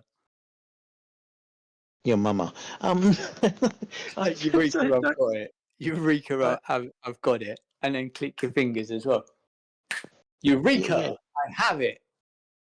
No, I just had a look at like what the formation of amphidromatic points were, and it's really quite Andrometal points. AMPA. Point. Yeah, amphidrometal points. Yeah. Okay. So, like many other waves, they can amplify or cancel out. So you think all the waters, like, imagine these like waves going through the water, and they reach the central point and just go boom, and they just dissipate, causing no tidal movements. I'll download the image, and then you can have a look at the image and see if that's helpful. Because this happens with waves of all varieties. This kind of principle was even used with two-prop planes, where they'd get the frequency of the plane's engines quite close together, so it would almost cancel out the noise, and it could do something like very stealthily. You know, there's like little spider-looking things. Mm. There's lots more than that. There's over 130 of them, and you've only included like 15 in your calculation in your map. There's over 130 Yeah, of those. like a lot of different things are happening on Earth. Like we've got some. But I'm just here to tell you that map don't represent what's really, what's really going on in the real world. This is just a manipulation, because if you think there's only 15 points, man, wake up and smell the fucking, It's just the simple Arabica. waveform properties. Wake up and smell the Arabica. And I don't mean fucking Arabians arseholes. I mean coffee. You better hope they're not the same thing. Or if you drink coffee from Turkey, you may be drinking beans held in the crevice of a Turkish, but it's fully disgusting. The good thing, did you hear about casual racism now? Yeah, casual racism. It's like, well, telling someone's coffee is shit when it is shit. That's what I said. It's Casual like me racism is coming not. around your house and you giving me something to eat and going, yeah, it's lovely, isn't it? And I'm eating it and it tastes like. So all Turkish coffee, every Turkish coffee is made by somebody like holding coffee grains in their ass. That's why I said casual racism. Let's have a quick question. Have you had Turkish coffee? I've been to Turkey. I've had coffee there. Yes. Yeah. So I've seen how they make it. What coffee did you have? One will come out of a little machine. No. It's called Jezve coffee. Huh? It's called Jezve coffee. They heat up the coffee, heat up sand, and they put a tin or a brass vessel inside the sand till they put the coffee grains, they put the water, and when the coffee boils, they use a filter to filter out the used coffee grains, essentially the pulp, and you drink the rest. Then they open the cap in the back of their camels and pour it in, and it's fuel for camels. They don't it's like have the, camels. Again, casual racism. But it's not. I mean, what can I expect from white trash, man? Like, what can I expect? This is racism. Let me ask you. This is just white trash How's hour. that racist? You don't even know what fucking racist means. Schlitzy, you are the product of white degeneration for eons, man. Like, don't Bird, you're being ridiculous. You're being overly ridiculous. Am I? I'm just being casually racist. Since everybody is being casually racist. You are the reason why Product of white trash. That's what Schlitzy is. No, what it is like you give that. There's no meaning when you say, "Oh, that's casually racist." You take all the meaning out of anyone who says derogatory things to another person's race. You make that meaningless because like you don't know how to apply that because like you're just so stupid. Oh, that's casually racist. You're a fucking idiot. Sorry. It is. No, you're a fucking idiot.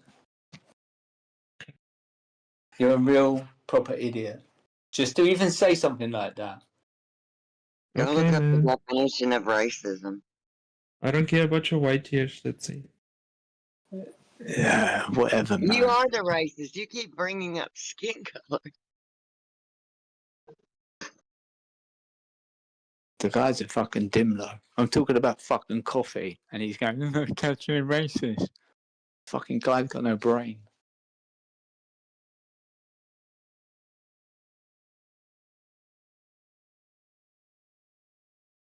Anyway, Oblate, back to what we were saying. Yeah, that map of those amphidrominal points that isn't really, correct. It's like it's been, But they happen. redacted. Remember, they happen on the flat Earth too. So, like, do you have a They flat have, Earth? do you know what? Those points, those like little nodes with the looks like spiders, they happen on the land as well. Do you know that?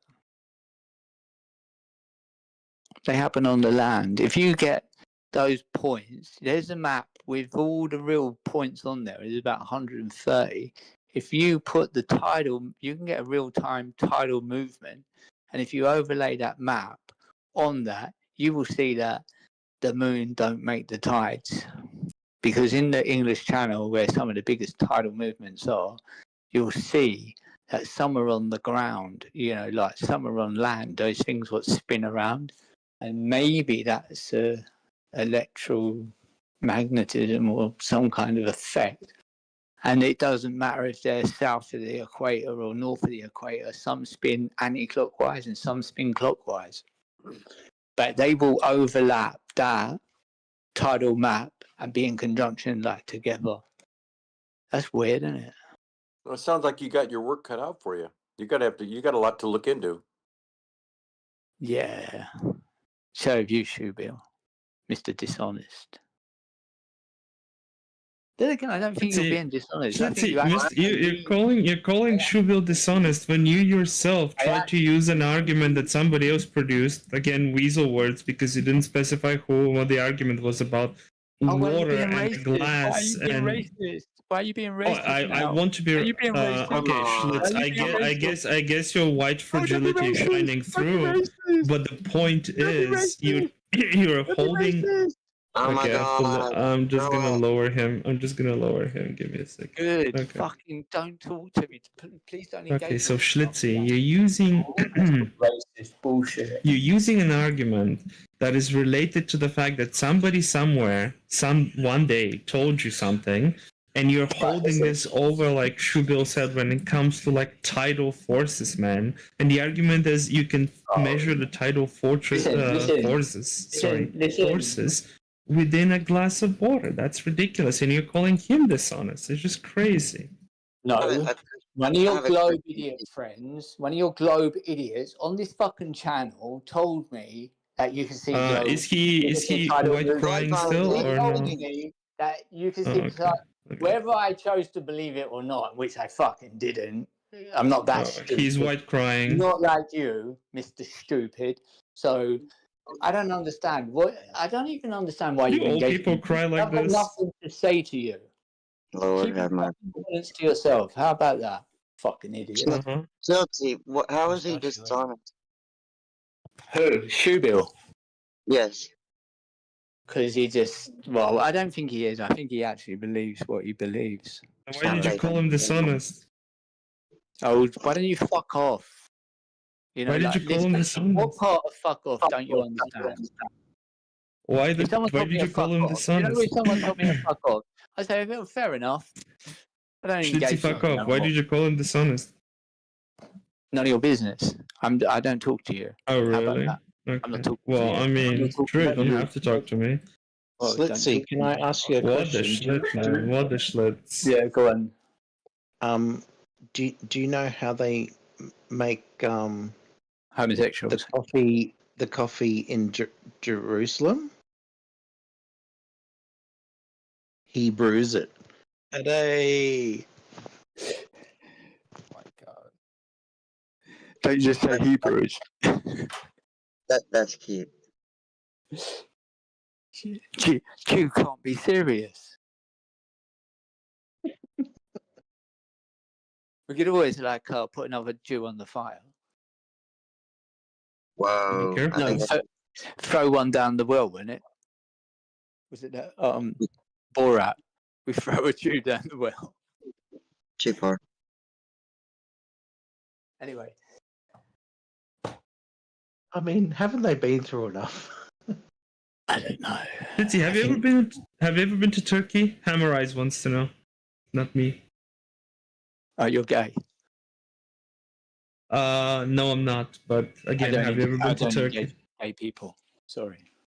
Well, in this server, homophobia is banned, so Is it? Oh, don't be I'm gonna ban homophobic. myself then. I'm going to ban myself. I'm going to. Well, that's Bye, just Schlitzy. Schlitzy. That's just Schlitzy admitting he loses. When he has to do that, it means he's got nothing. He knows he's got nothing, and all he can do is just try to be sensationalistic with his insults. Schlitzy, come on. Oh, listen, the guy, come on. The guy who measured, fucking guy who measured with his fucking theodolite, going out measuring curvature. Oh no! Yes, that's I how don't it know works. how you measure curvature with a fucking straight line angles. It's just beyond me. But let's give him a buy. He fucking done it. He done the measurement. He's a chartered surveyor. Oh, that makes Have him you ever gone out with anyone king that at the measurements. No, but Schlitzy, keep in mind, No, you have to deal, stop keep in mind, it. you have to deal with every industrialized country for the past couple of centuries. It's Yeah. not just me. Yeah. I know, right? Have you ever gone out course. with anyone that has a theodolite, Schlitzy?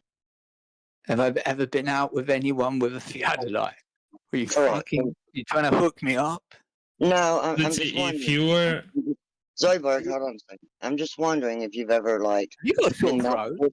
that curious. Have you got You sore ever throat? been You got a sore throat? No, my voice was damaged by intubation. Okay. what did you say to her, please? I said she got a sore throat. She sounds like she's got a bit of a gravelly voice. That's all. I thought she might have had a recent cold or something. Many of us are familiar with her voice. The question still stands. You know, it's up again. You're trying to dismiss the Ordnance Survey UK. You're trying to dismiss the elevation measurement of Mount Everest. You're trying to dismiss every industrialized country for centuries. What was your last? They do really what was be your last hating quote human about- accomplishment. What was your last quote about Mount Everest? They measured it 100 miles away. East India Company did that in 1860. Yeah, East that's what they India did. Company, not the fucking the fucking country what fucking poisoned the world with fucking heroin, was one of the biggest drug transporters in the whole. Well, the East India Company, East India Company was British. East India The East India Company was British. Yes, They were measuring their empire. They fucking monopolized. They fucking took all the drugs.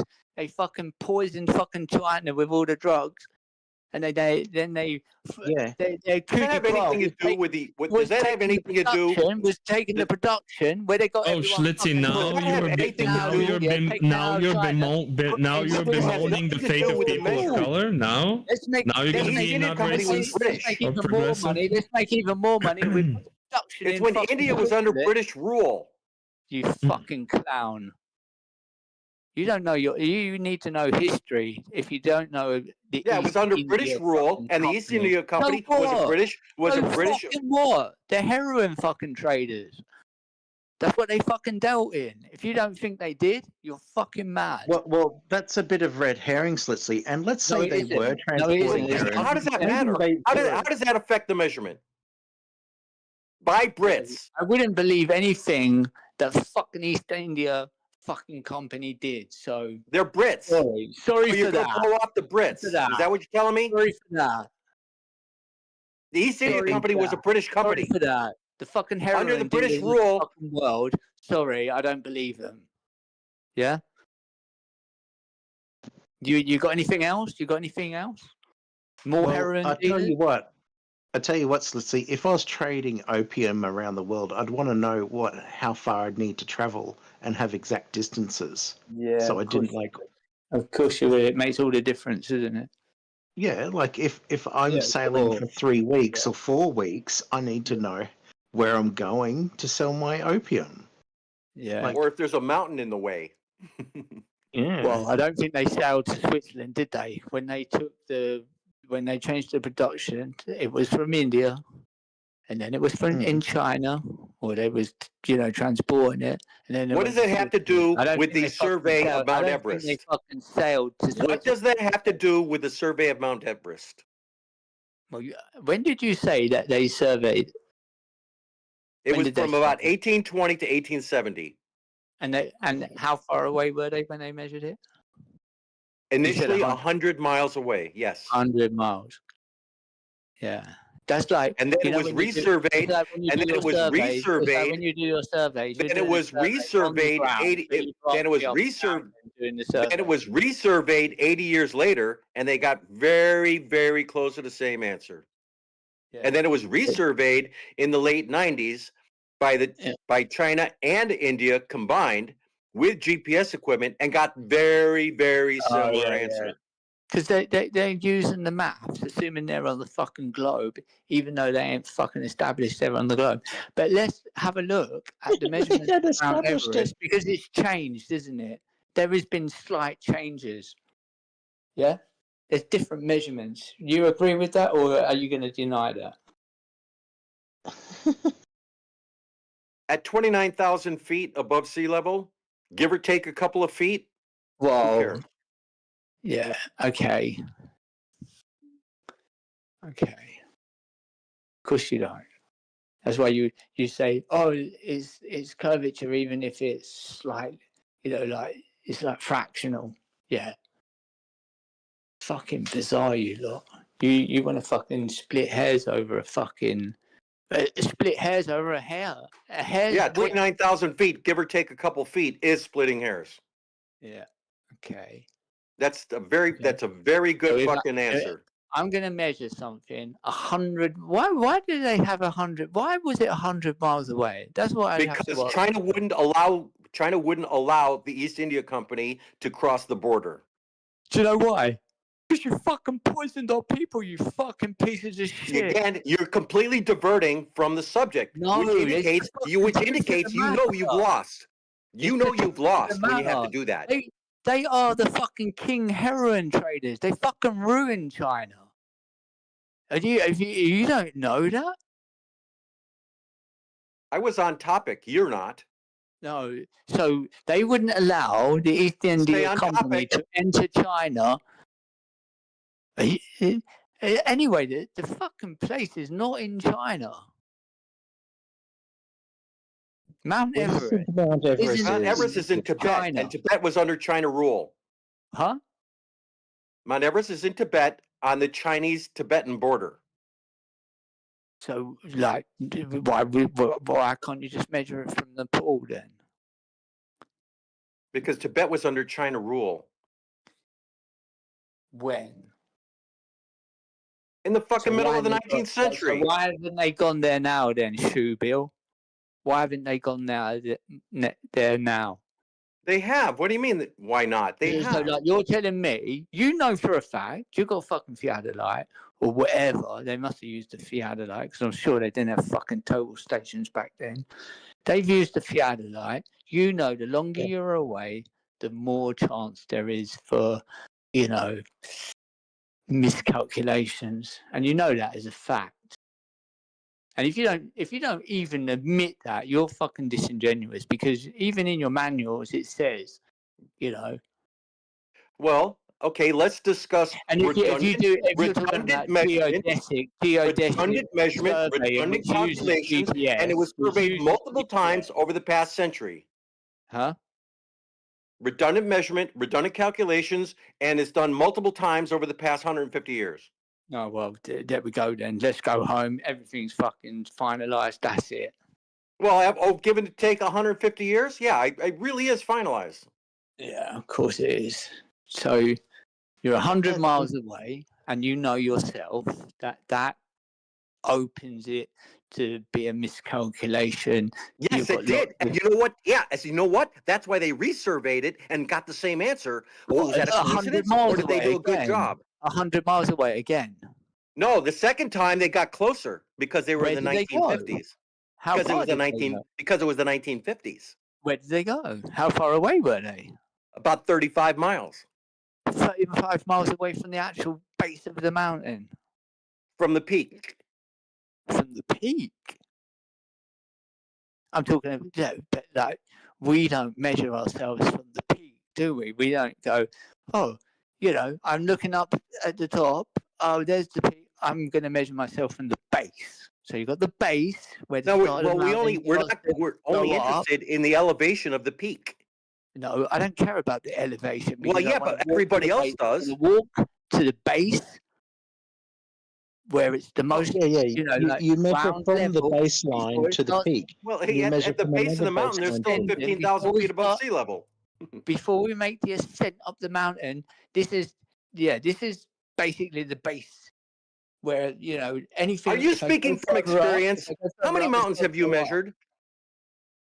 So how far it was from the base, the circumference of the base. That's what I want to know, not 35 miles from the fucking peak.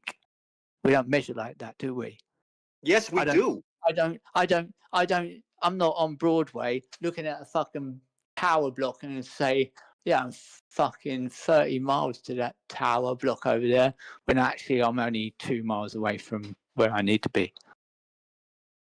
What a non sequitur. You really are daft. What you're doing, listen, I have to make it in a way that it's so absurd for you to fucking register. That's not a fucking correct way to fucking say things.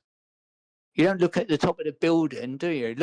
I'm looking at fucking Sears, the top of Sears, and I need to be like 200 feet in front of me where the building is like fixed into the ground. It's fucking bizarre. I don't. Well, you know what? Okay, like on a map. Are you being on an aviation map?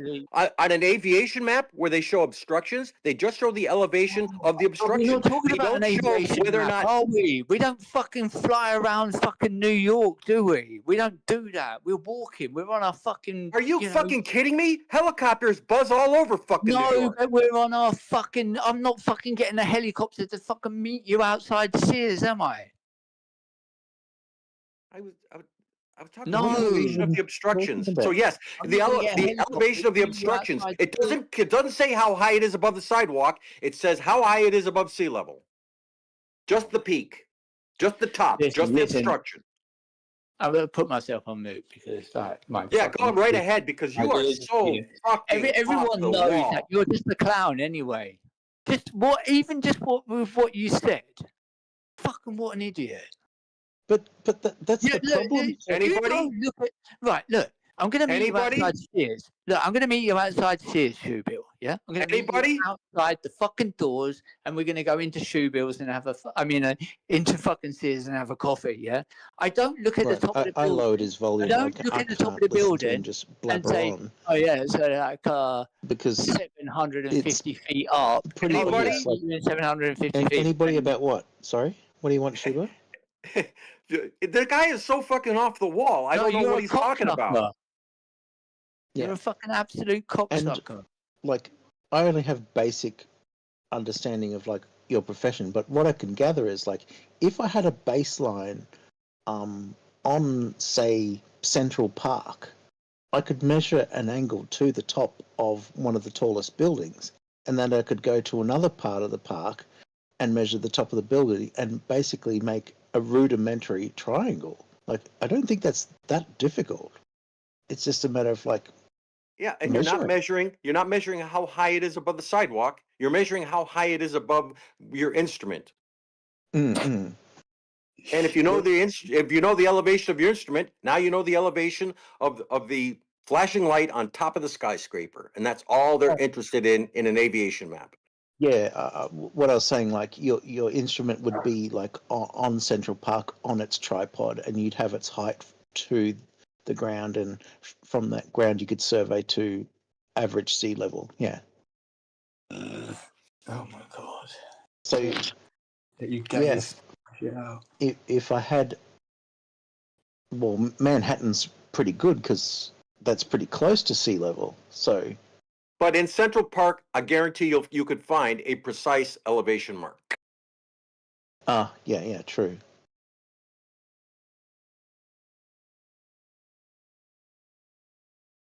And you're not measuring how high it is above the sidewalk. You're just trying to find the elevation of the obstruction for the helicopters. Mm-hmm. Because Schlesy said we don't fly around New York, except helicopters do. Oh yeah. And approaching JFK, yeah, you do. Yeah, but Approaching cocksucker, Teterboro, you do. you don't fly. You don't. There is flights around there, but you fucking don't. So if you were just going to meet someone, and for I've obstruction, flown. if you was I've going to worked out meet of someone, Peterborough. if you was going to meet someone on the sidewalk, you wouldn't be fucking going in a helicopter and fucking landing in the street. Yeah, because I think There are helicopters flying around for whatever fucking reason. Yeah, but you are not flying around, you fucking cocksucker. and they'll need to know what the Let's see. height of This is your final warning. If you I don't continue care. insulting and Fuck being belligerent, I Do will me mute a you. favor and fucking ban me, you gay fuck. He has no alternative mode. No, because like you're just a fucking liar. I don't know how you're given the green light to fucking lie. Because I asked you a really simple question, and you're going, yeah, but there's fucking helicopters. Oh, come on! I'm not saying there's not helicopters, but in You real said no life, one's flying around New York. Yeah, but no, right. Look, and helicopters are flying around New York. To the original thing, I said if I was going to meet you outside Sears, it had nothing to do with the fact that helicopters fly around New York. Yeah, that's exactly right. So there is helicopters. I know there is. You know, you get them. Like I was in Canada. They're in Canada. You can do flights around the city, no problem. I'm not denying that. But if I was going to meet you outside Sears, I wouldn't be getting in a helicopter to come. So and what? meet you. We're not talking about meeting on a sidewalk. So what I was trying. Why to are you say saying to you, anything about but meeting on a listen, sidewalk? Shoebill, what I was trying to say, I wouldn't be looking out the top of the building and saying, "Oh, that's 750 feet away," you know, and then saying, "I'll meet you in 750 feet," when I could just be, you know, like I'm right outside, isn't it? I'm right, I'm right outside the door. You So what a meet you fucking outside the door as imagination! it is. How bizarre! You have just gone so how far off bizarre! topic. How bizarre is when you're saying they measured the top of the building, the peak. I go, how far were they away? And you went 35 miles. I said, yeah, from the base of the mountain. And how far are they away? And you couldn't tell me. So that's how bizarre it is, isn't it? I did tell you simple, they were really 35 simple miles question. from the peak. How far away? In when the they found survey of base the mountain? 1955, they got to 35 miles away from the mountain peak. Yes. And in the survey of 1860, they got 100 miles away from the mountain peak. And in the survey of 2000, they put instruments on the mountain peak. Excuse me, I'm asking a simple question. Where were they in comparison of being on the ground to the fucking... So if they had to walk in a direct line, how far before they got to the base of the mountain? And you can't tell me that. You're going, no, they're 35 miles away from the top of the mountain. It's in a mountain range. At the top of the mountain, I'm at the bottom of the mountain. It's in a mountain range, and they were at base camp. Oh my God. So they was on the edge. So base camp, isn't base camp pretty up there? Yes. I think. Exactly. So there was an elevated view so they was actually on the mountain taking the picture of the mountain. They surveyed their way into base camp, and then they completed the survey by observing the mountain peak, carrying the elevation through the entire process. They only went as high as base camp. They didn't go no higher, no? Well, they got to within 35 miles in 1955. That was published. Do you think Mount Everest starts at the coastline, Slitzy? No, only you would do that. Okay, just Only making you sure, would because that's roughly where sea It's a level real is. simple question. I said, how far they from the base of the mountain? Now we've got, actually, they was at the base camp, which is a bit more up the mountain. Well, it's in a mountain range. There's no clearly defined base. Unless, as was questioned, you think the base of the mountain is at the Indian Ocean. Well, I don't know. I know you don't know, because you're an idiot. No, you're the idiot. Well, Let's see, why are you like by choice deciding to be an idiot? You can always educate yourself. How about Yeah, why don't so, you fuck off? Like I asked Slitzy, you to. Why? I don't even can know. I why ask I you're will not. even- Slitzy, I don't know why you're I even will not. engaging with me. I will not So, fuck off. so Can't can I stop ask me. you a question?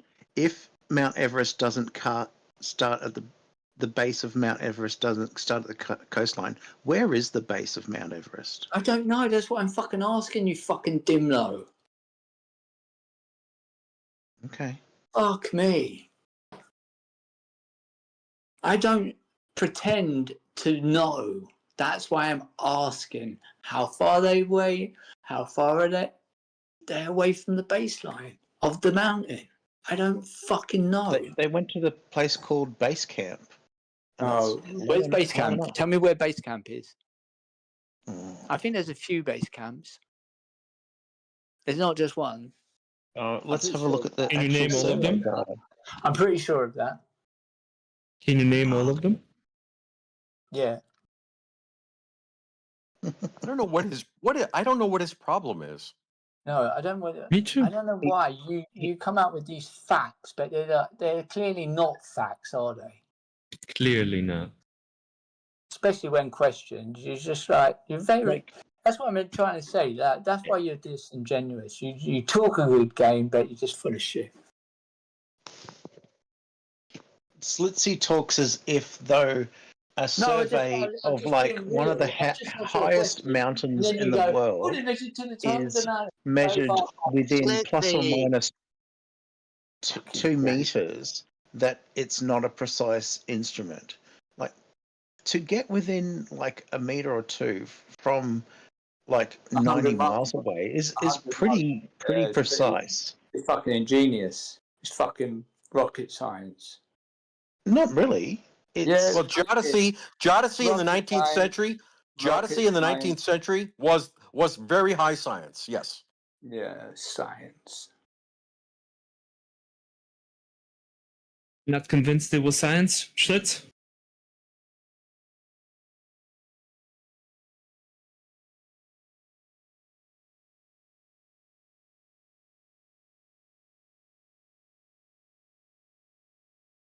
Like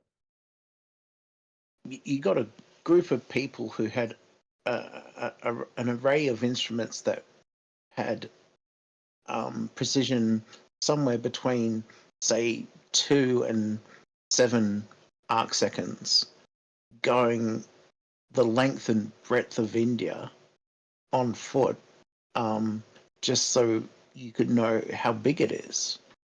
And they had accuracies.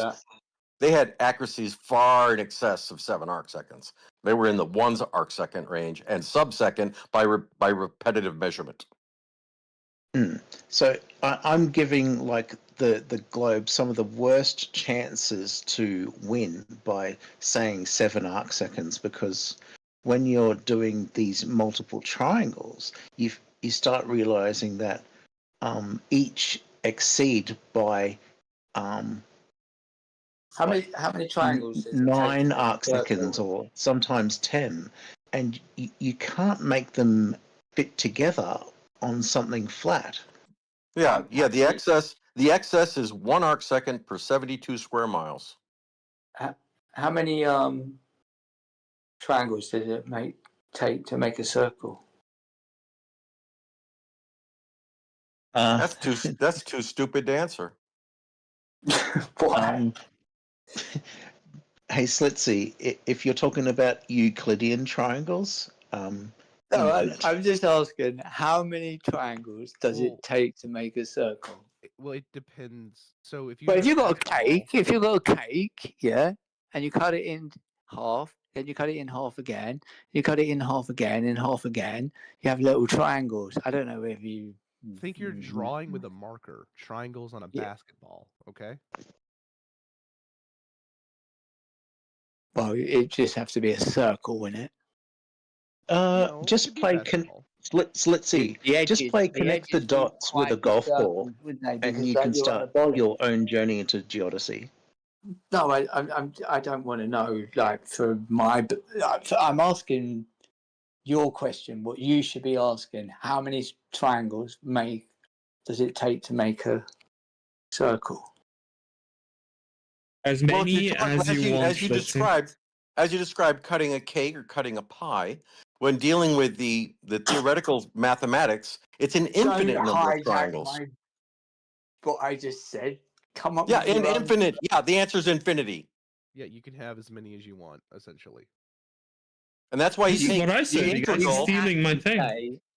That's why you take the Infinity. integral and run it to infinity. You could actually say infinity or 4. 4 would I'm be sorry, the Shubil, most did you probably just mention minimum. integral? Which, let's see, oof. Did he You, just say you'd have to 4? say 4 would be the minimum, wouldn't you?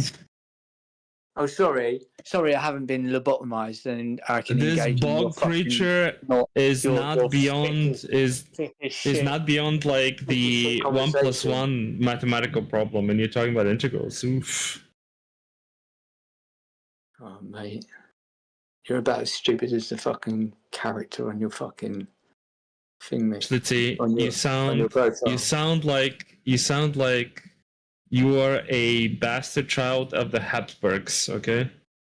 Yeah, whatever. You fucking little weirdo. Yeah, he sounds like he's defeated. He knows he's defeated, and he's got I'm not defeated. How am I defeated? He with a sounds bunch of like clowns? his entire family I've got to interbred for come up with generations. That's I've what got he to come sounds up with like. the clowns with the circus. Oh, I've got something so intelligent to say, but Like- actually it's just bollocks. Some of the first people to figure out.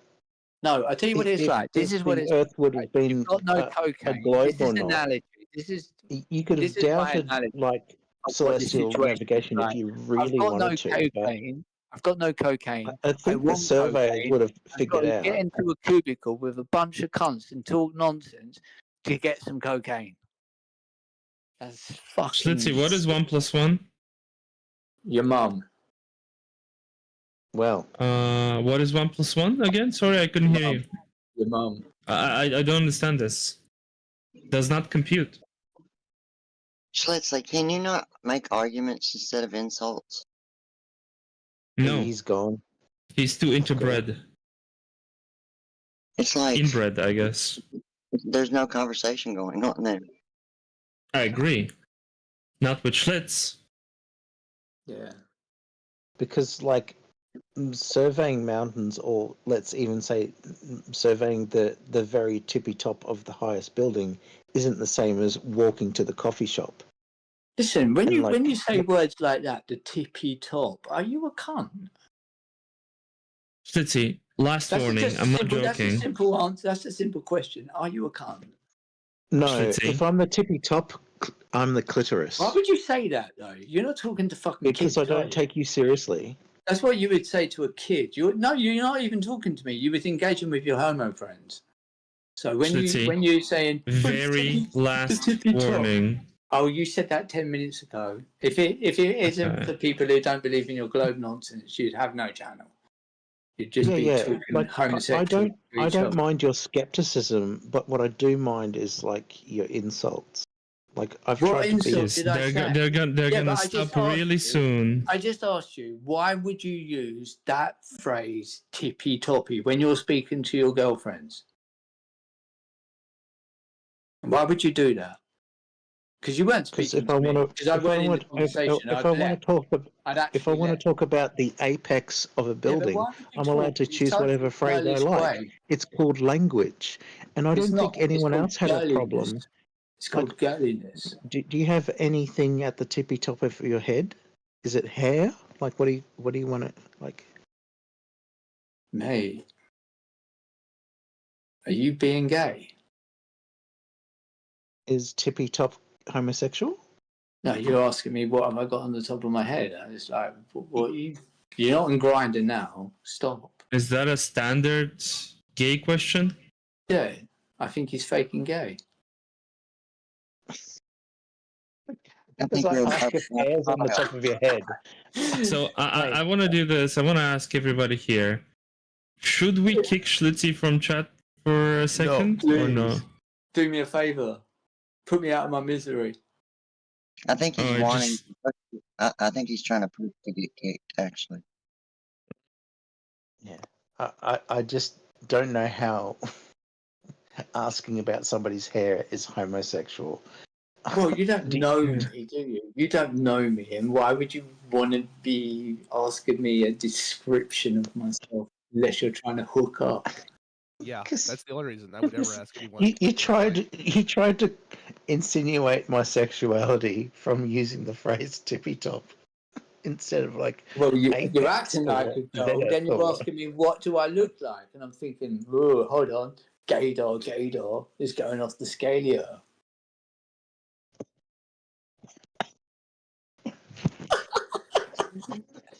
Oh shit! Oh, Shit. I'm not Fuck. insulted. Taxi. I find you funny. Oh, that's so funny. At least you were like, come on, it's like, you can't be serious all your life, can you? You fucking clowns. Well, not around you. No, I can't. Okay, you know what I'm gonna do now? From now on, I'm gonna do popular demand mutes. If somebody by democratic choice is chosen to be muted, they will be muted by me. There's a poll right now in chat. If anybody wants to vote, if we should mute Schlitzie or not for the next 1 hour, please. Well, I'm Please going to vote. Will there be a conversation if you do mute him? Or will it just go? I would hope. I would genuinely hope.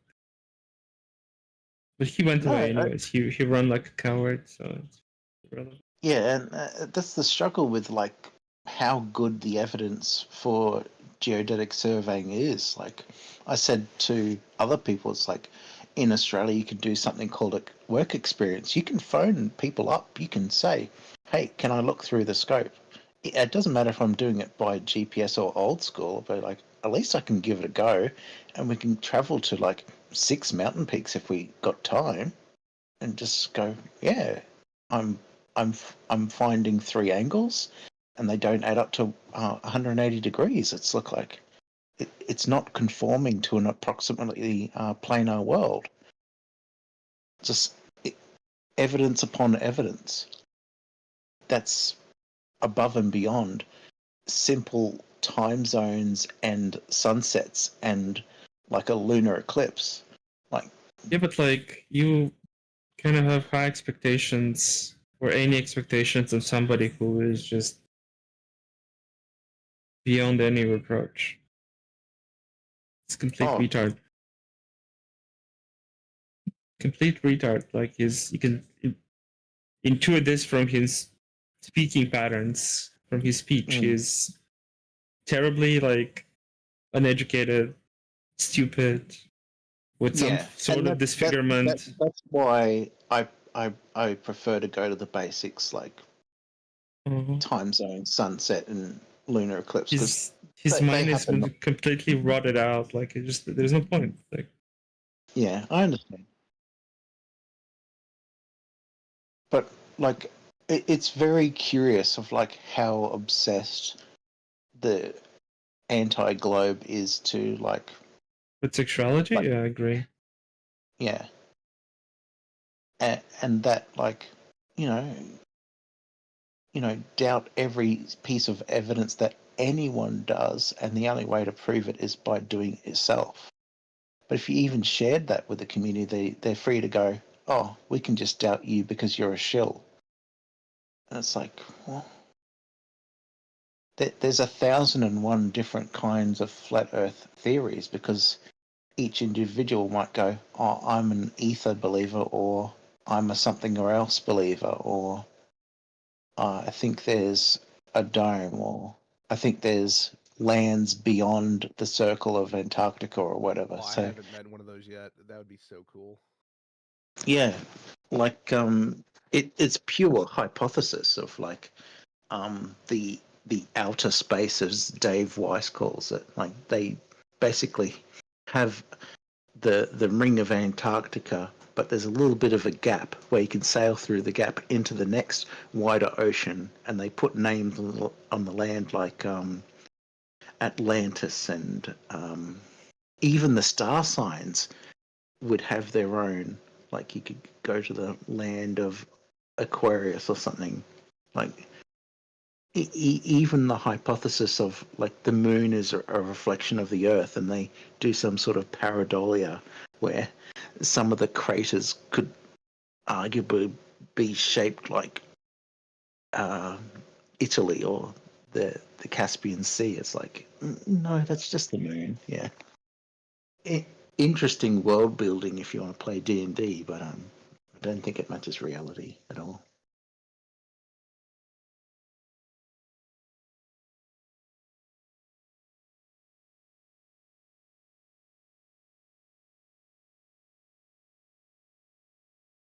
I definitely prefer the let's call them less entertaining flat earthers.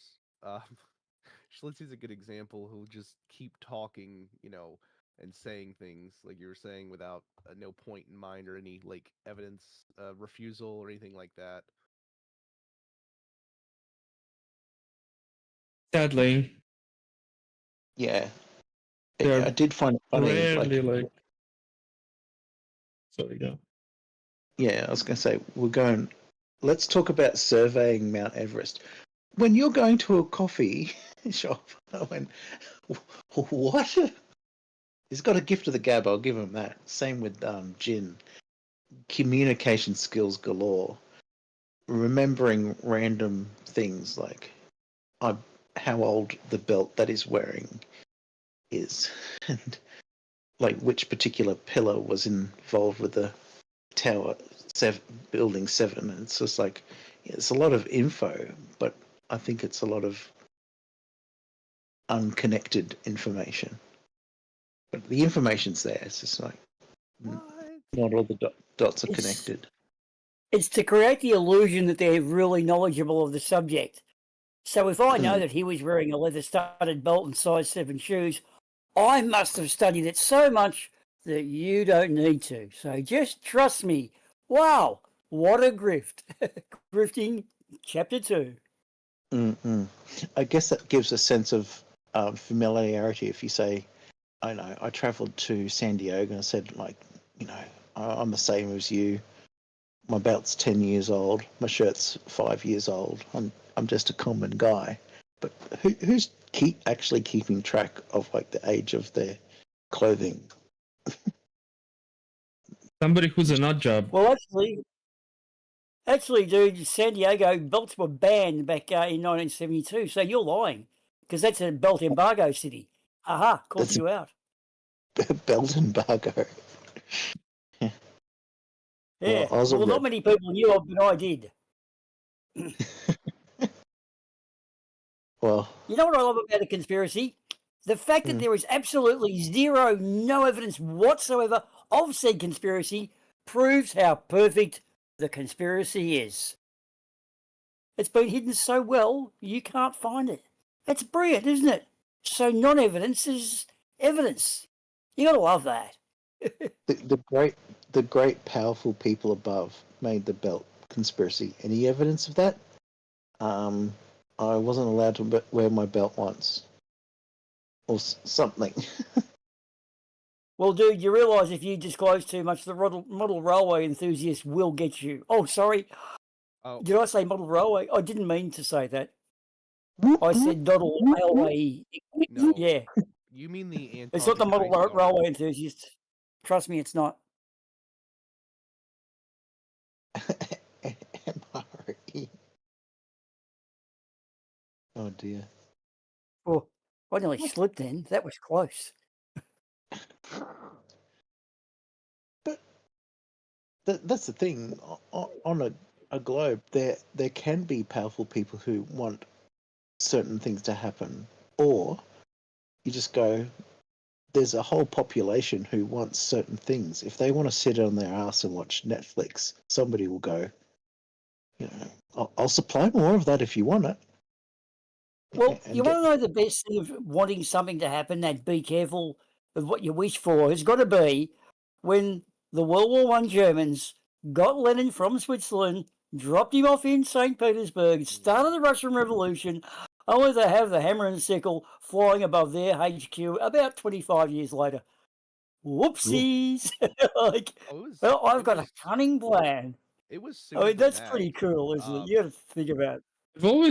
I've always like admired the great irony of World War II when it comes to ideologies, right? When the Nazis believed that everybody who's not Aryan or white or like Germanic was scum, right?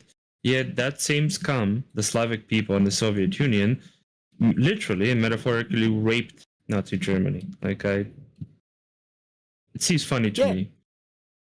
Yeah, I see it as an irony as well. I wouldn't start. Funny is probably not the best word because it's tragedy, but irony is a great term. Yeah. Oh yeah, funny as an ironic funny, not as in funny. I don't think it's hilarious. There's no comedy in it. Maybe some divine comedy, but yeah. But the way he was in exile, and they said, "Mate, we've got a train here. You just get on the train and just go up to that city, start a revolution. It'll be good for you and us." And it didn't. But it's like the world is a weird place because who would have thought like a former investment broker come pastor pays like almost like 150 grand for people to just go it's CGI and like I wouldn't have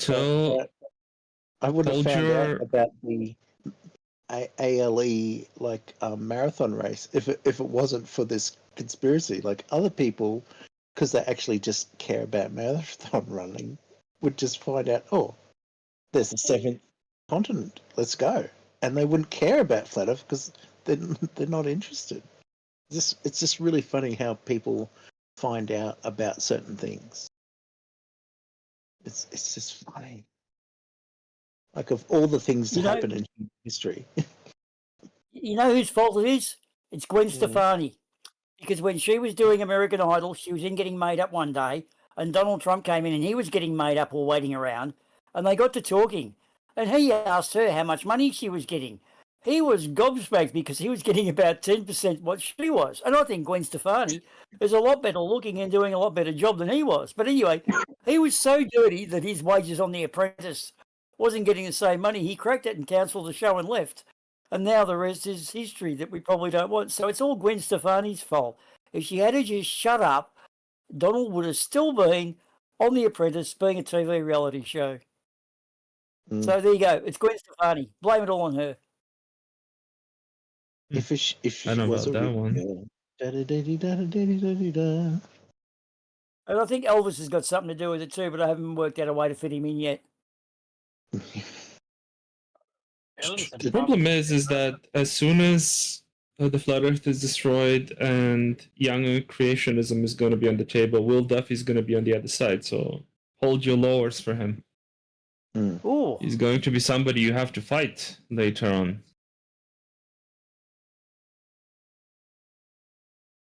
Or do you guys disagree? I wouldn't say he's one who is a particularly, what's the word, scary adversary. I wouldn't mind actually him. I have picked a few flaws in his game. Yeah. Interesting. And it's the same with like any opinion we might hold. It's just like it's difficult to consider that like you may be shown evidence to the contrary, and you got to go, okay. Yeah, but he has been shown evidence to the contrary that the Earth is not 6,000 years old, and God did not create the Earth the way he implies. But he still believes in the Earth is 6,000 years old, right? Which is a huge problem for me. Believe essentially in the flat Earth, but under a different name. So he doesn't have much of a leg to stand on, like when it comes to empirical science. Yeah, he just wanted to prevent more flat earthers from co-opting Christianity, but in the end, he is just as repulsive. Right. And I think like when you're studying like be it geophysics or evolution or stuff, it's like it's not quite as easy to get your teeth into as like sunrise, sunset, and moon, and all the other simple evidence for the globe. Yeah, but he essentially believes in a more sophisticated conspiracy. Well, not more sophisticated, more difficult to analyze conspiracy, given that geology is extremely I don't know if they would inaccessible to interpret it regular as a people. conspiracy. It's more like we've come to an understanding about the Earth through a different Yeah, but younger creationists believe that Satan is making us lie about the age of the Earth. He believes that. By necessity, he must, because he's a young Earth creationist. You see, I think here's the thing. We're putting more thought into it right now than I think he actually has.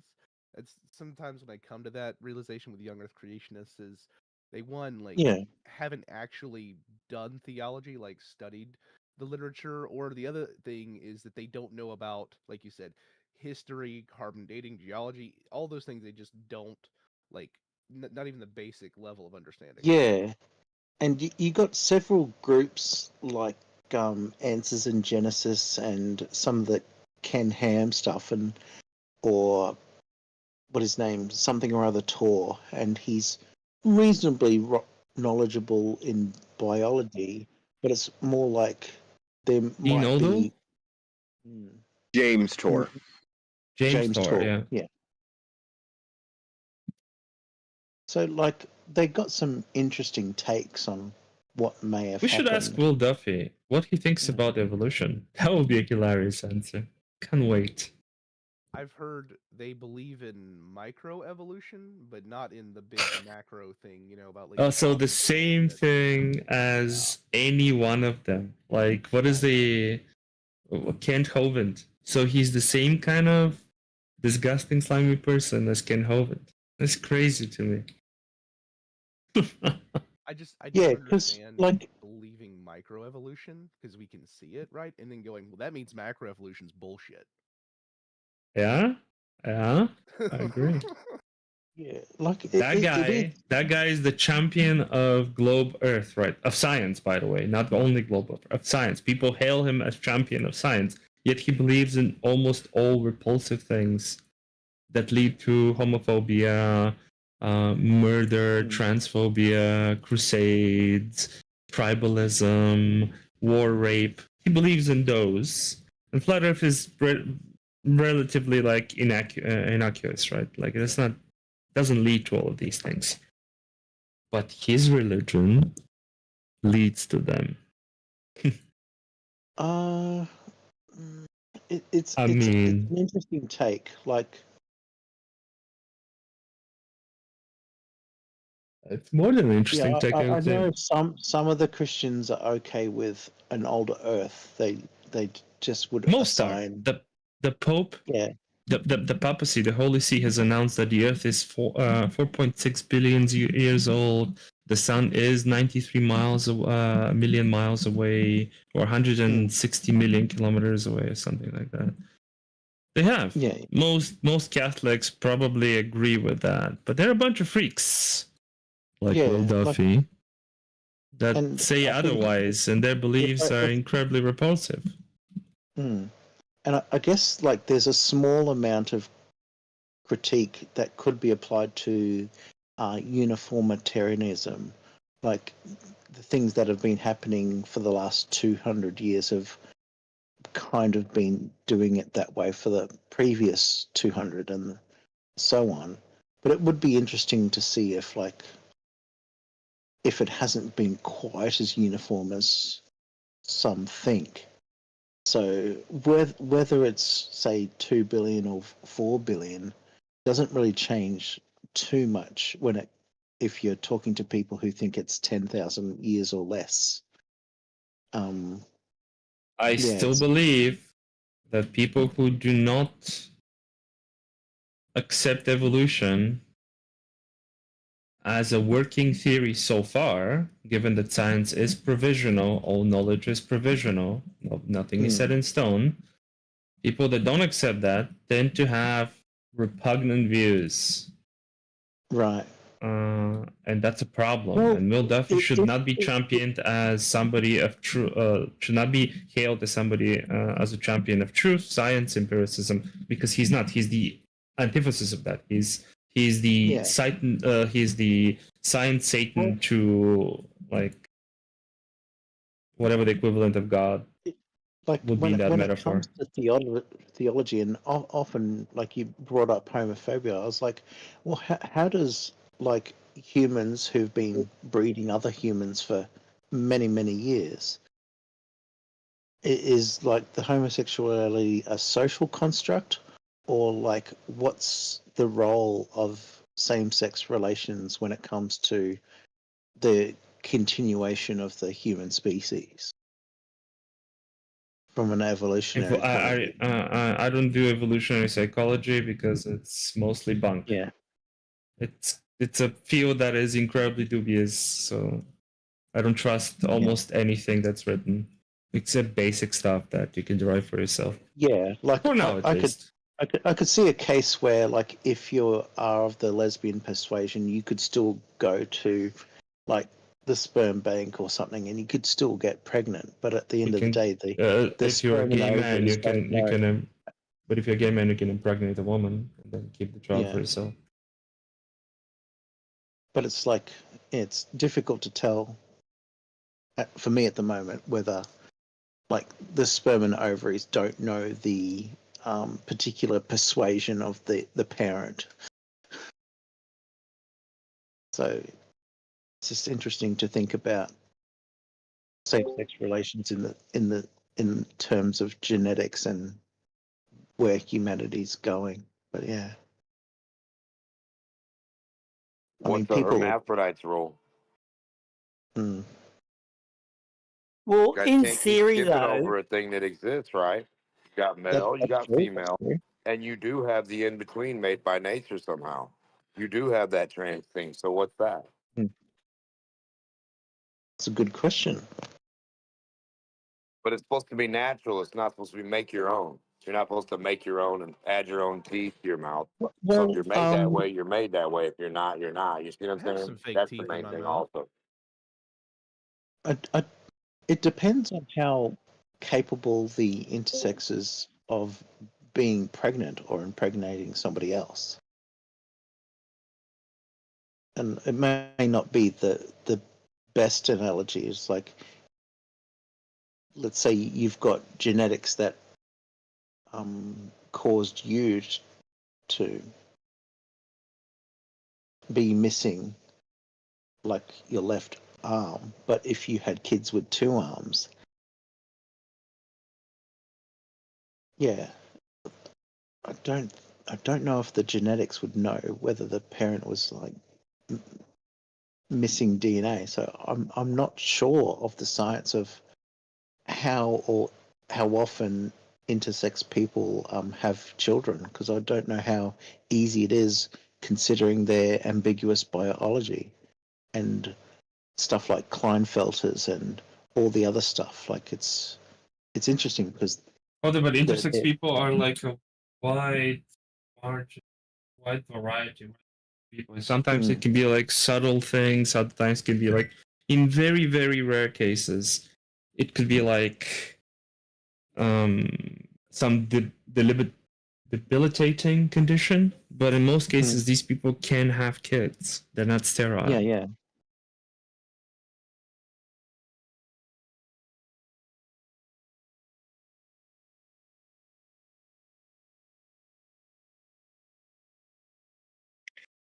It's yeah, like Will Duffy is a rat. And he snuck in with the rest of the sacks of wheat, and he's gonna eat them from within. Do you believe that? or maybe he's just trying to write another book, which could still be a rat, I guess, but because he's written some bestsellers. I don't know what that means in the days of ebooks, but apparently he's written a lot of those self-help books, like how to get rich, how to use God to make you better, how to be better by using God, that sort of stuff. So I don't know how he's related to just God it was, but trying to as a write formal a book. investment broker, like, he'd be somewhat knowledgeable about how finance works. But Capitalism, the one true religion. yeah. Well, that's a good point. Yeah. Just like, I thought it was very weird for anti-globe, I'll call them, instead of flat earthers, like, just diving into his, like, personal history. And it's like, that doesn't change what happened. Like, it's still a 24-hour sun. There's still, like, the flights that people took. Like, Here's one though. When you tune into our TV stations, we've got about like 70 TV stations now. When I was a kid, there was 4. So like, we're up to 70. But as you're flicking through, you're getting so many. And I just popped into one that's like a religious, got all those people singing gospels and whatever. And then the way they just announced, and coming up after the ad break, how the Freemasons are sucking your soul. Like, coming up after the break, it's the next race. It was so nonchalant. Freemasons are sucking your soul, and how they do it on a DVD. That's good. I'll have to get that. It's just so nonchalant, though, the way they're just advertising that. There's a market for it. I have no real interest in Freemasonry, so it's like, how did these so-called biblical cosmologists, why are they reading so much about Freemason rituals to go, oh, they put their camera batteries in a woolen boot, therefore, oh, it must be a Masonic boot ritual. Like, the connections are just esoteric at best. Obviously, Satan's got his hand in there, because that's what they use. So you play the Satan card with something weird, make it confusing, and the people will give you money. Profits, I think, is the way it works. You might need to do a little bit more than that, but that's the basics. I have a fair business plan. I have a touch, an opinion on that about why that particular branch, let's call it very conservative Christian, dislikes Freemasonry. Originally, a long time ago, Freemasonry grew out of the Enlightenment ideals, like John Locke and all those other people, were Freemasons and about that life. Thomas, our founding fathers in America were. And because they had, secretive rituals and they were about, freedom for people, it was very anti-Catholic Church at the time and anti-Protestant even. Yeah, it's a bit free thought. They just encourage free thought. Be yourself. Oh, hang on. No. Religion and business and that are about putting you in a place and keeping you there. And Freemasonry does tend to encourage freedom of thinking. Like, they were the stonemasons who basically said, we're going to go on strike. So that's the other side of it. The Masons weren't part of the slavery situation. They didn't come with the estate. That word free, it's a bit of a threat.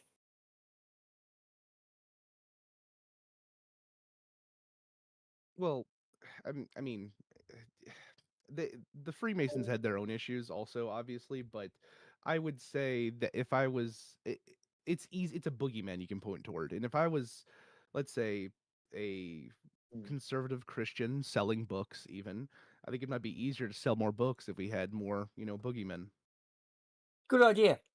There's, I think, a slight psychological difference where the concept of having like a private club, which is like, if you want to have like integrity and stuff like that, it's like you don't share those handshakes or those grips or those phrases, because it builds on your character that you can be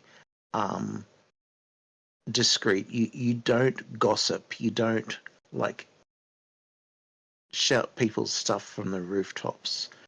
Whereas like for the Christian, it's like their main thing is spread the good news of being forgiven by Christ to everyone, and nothing really needs to be private or secret, because the life is like an open book.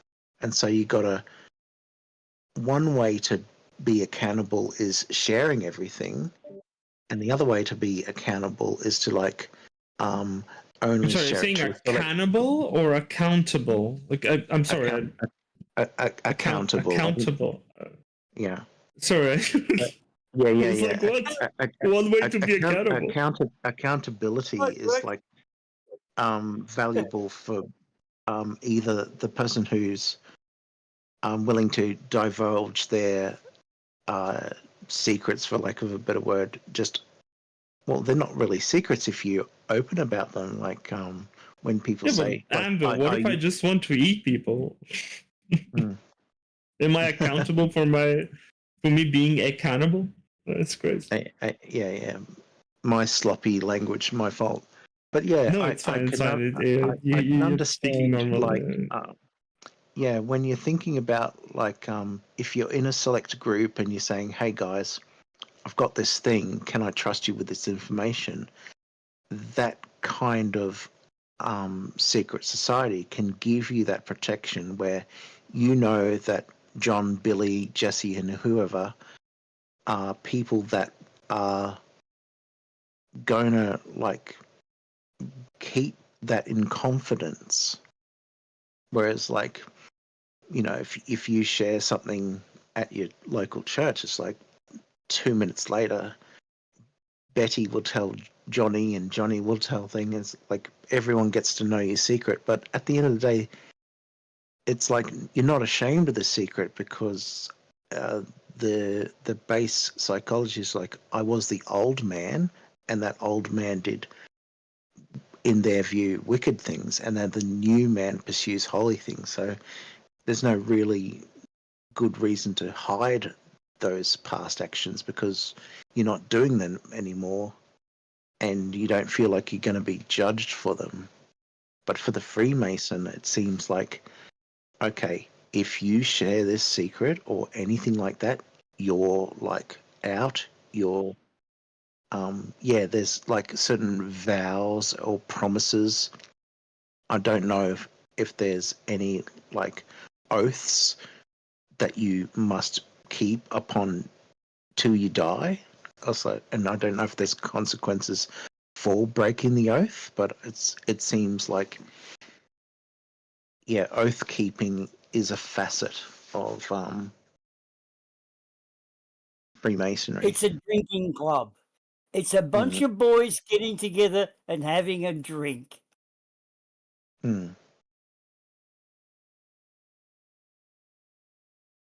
Just like you play football or golf or soccer, they just happen to get together and have a ritual and sit around and have a meal and a drink and talk shit. But you would agree that they've got that inner circle where they don't want certain things divulged, and they feel comfort in the fact that they can say certain things without it just being gossip spread throughout the universe. Yeah.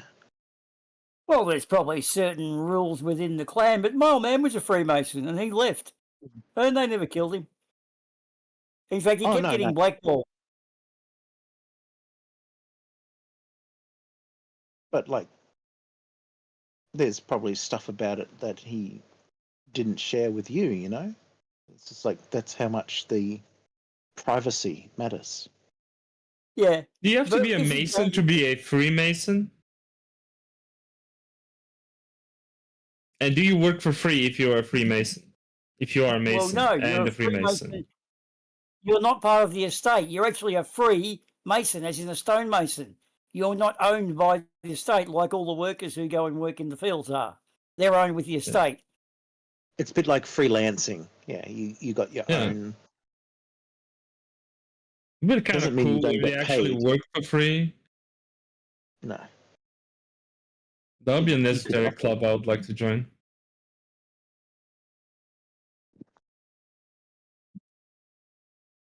Well, within our I'm just going to build a house for you for free. Sorry. Within the more recent times, the Freemason itself, Freemason, what do you call it, the Masonic Hall, where my old man used to go, basically there were just people of all walks of life. Plumbers, carpenters, doctors, lawyers, butchers, bakers, candlestick makers, and it was kind of the club. When you want an electrician, you go to the electrician there. When you want your car fixed, you see the mechanic. And they all looked after each other. Yeah, slightly cheaper rate. Maybe. And my old man kept getting blackballed because of us kids of his were arseholes and we used to get into trouble and they knew about us. So, yeah, when it come to him getting promoted up, they do a vote with marbles and there's only got to be one of the 13 people puts in a black marble and you're not allowed in. That's being blackballed. And my old man got blackballed every time. We think we know who it was. But, fuck him. Didn't matter. So I now am an Illuminati, Freemason connected person, and they haven't tried to kill me. What a shame. Maybe flat earther like the Freemasons. Maybe saying you're a flat earther and being public about it is a whole different club, and they don't believe in flat earth, of course not. But they've got this secret, I don't know, pinball parlour. Maybe they still believe in playing pinball machines. There's an underground parlour where you can play for as long as you like. infinite replays. And they get to drink red lemonade. Maybe it's something like that. So being a flat earther is a front. That would make more sense, actually. Yeah. Let's write a story about what flat earthers really are. 10-pin bowling. The bowling lane measures flat. Ah. Shit. That's a start. And the 10 pins represent the 10 brain cells of flat earthdom. The bowling ball is the knocking over of the 10 brain cells to true, what do you call it? Intellectual enlightenment. Yeah. Yeah. Well, This all fits you together. throw the globe in the gutter. It's a gutter ball. And you throw the globe into its own arguments. You put the front pin as gravity, and you throw the globe and knock over the pin of gravity, and it's like constant debunking of the globe argument by And throwing the globe away. And this ball can be put. You control it. It's got 3 holes. You stick your fingers in, and you can put your finger in the ball. Now that's there's got to be something in that. That's a ritual if ever. So 10-pin bowling is the new flat Earth, which is the new Freemasonry. Wow. Well, I've got the Men in Black on the way now. They're going to be killing me before sunrise. So Sorry, if guys, you it's ever been wanna- nice knowing you. But yeah, Boom. I'll be dead If for you sure. ever want to finger the globe and throw in the gutter, 10-pin bowling's for you. We've Just to solved show it. all the bowling. All the We've bowling solved it. alleys have gone. Yeah. But have they gone? They've just been taken away. They're hidden. They're underground. They're in the pyramids or something.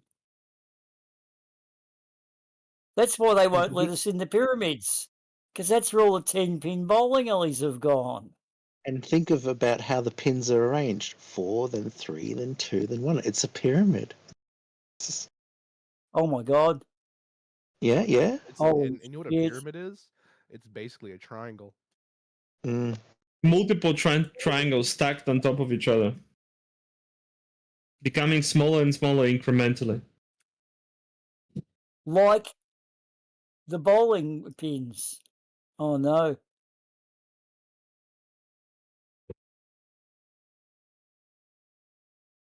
And if you get the words for bowling and you add some letters in and take some more out, then add some more and then take some out, you get NASA. I was going to say, you're going to look up the gematria for 10-pin bowling. It makes me want to do MRI scans because there are people, and I know you guys have talked to them too, that one and one believe, either the Freemasons or them are hiding the truth from us, the real shape of the earth, and I just want to see how their brain works,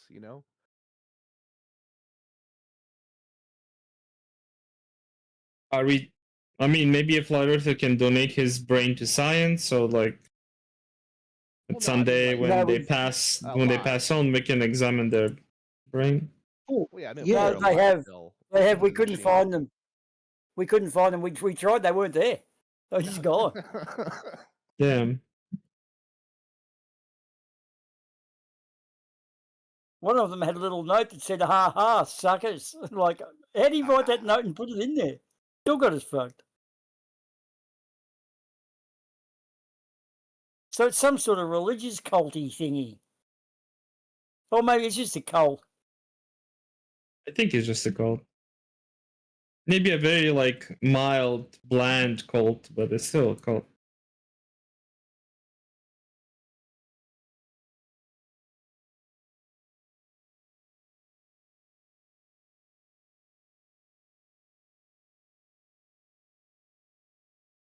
It's a rabbit hole without rabbits.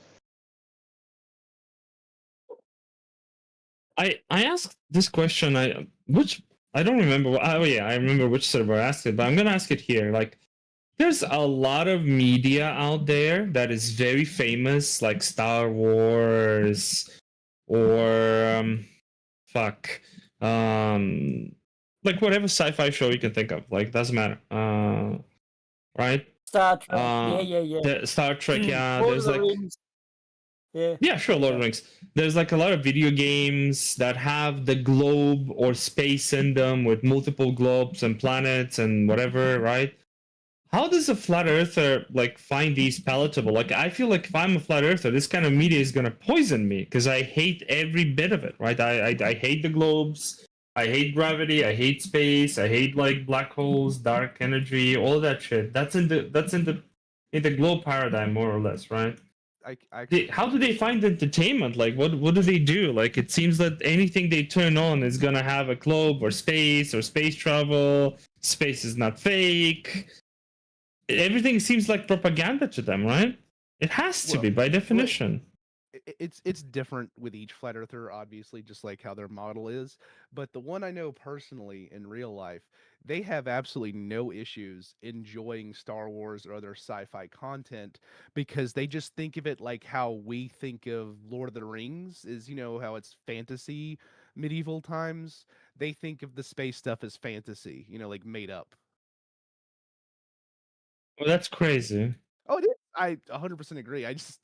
They said, yeah, I love Star Wars. Like, what do you mean you love Star Wars? And they explained, like, no, yeah, it's still a good story. Like, even though it's fake, I'm like, okay. And when we talk about how gravity like compressed matter to have a spherical shape, and that's why multiple planets in Star Wars are. No, I was gonna say we can't go on about gravity because remember, okay, either and I've had different flat earthers have different perspectives. Some think there's ether pushing stuff down. Some actually accept some form of gravity that's crazy. But there's none that 100% do the thing that we agree on, that gravity is mass of things. So have I introduced you to something I developed, and apparently, as many people tell me, like Shubil, for example, or J-Ace, I have developed my own flat Earth model. It's called the Einstein-Rosen bridge model. An Einstein-Rosen bridge is a fancy word for the mathematical anomaly, which is a wormhole. That is the name. That is the science name of a wormhole. An Einstein-Rosen bridge is a theoretical thing, right? The mathematics is the mathematics is completely valid. Like, it's accepted by academia. So it is quite possible for that to exist. It's theoretical, but possible. Now, I argue usually for my model is that it's much more palatable to academics because it's based on real science and real mathematics. And the only thing a flat earther has to accept for an Einstein bridge model of flat Earth is gravity. And they will have their flat Earth. They can have their cake and eat it too with an Einstein bridge model, Einstein-Rosen bridge model. How does that work? Well, the Einstein-Rosen bridge anomaly is a gravitational anomaly in its essence, which prevents, because it's an exotic anomaly, it prevents matter to coalesce in a specific way, making like the Earth just one giant flat surface on top and some amorphous surface on the bottom, right? Also allowing the sun and moon to pass through the Einstein-Rosen bridge and therefore pop up from one side to another, right? Like a Pac-Man world, which will be, in the case of a wormhole, absolutely functional. So any flat earther listening, you can be a flat earther. My version of flat earth supports all of your views, including day and night.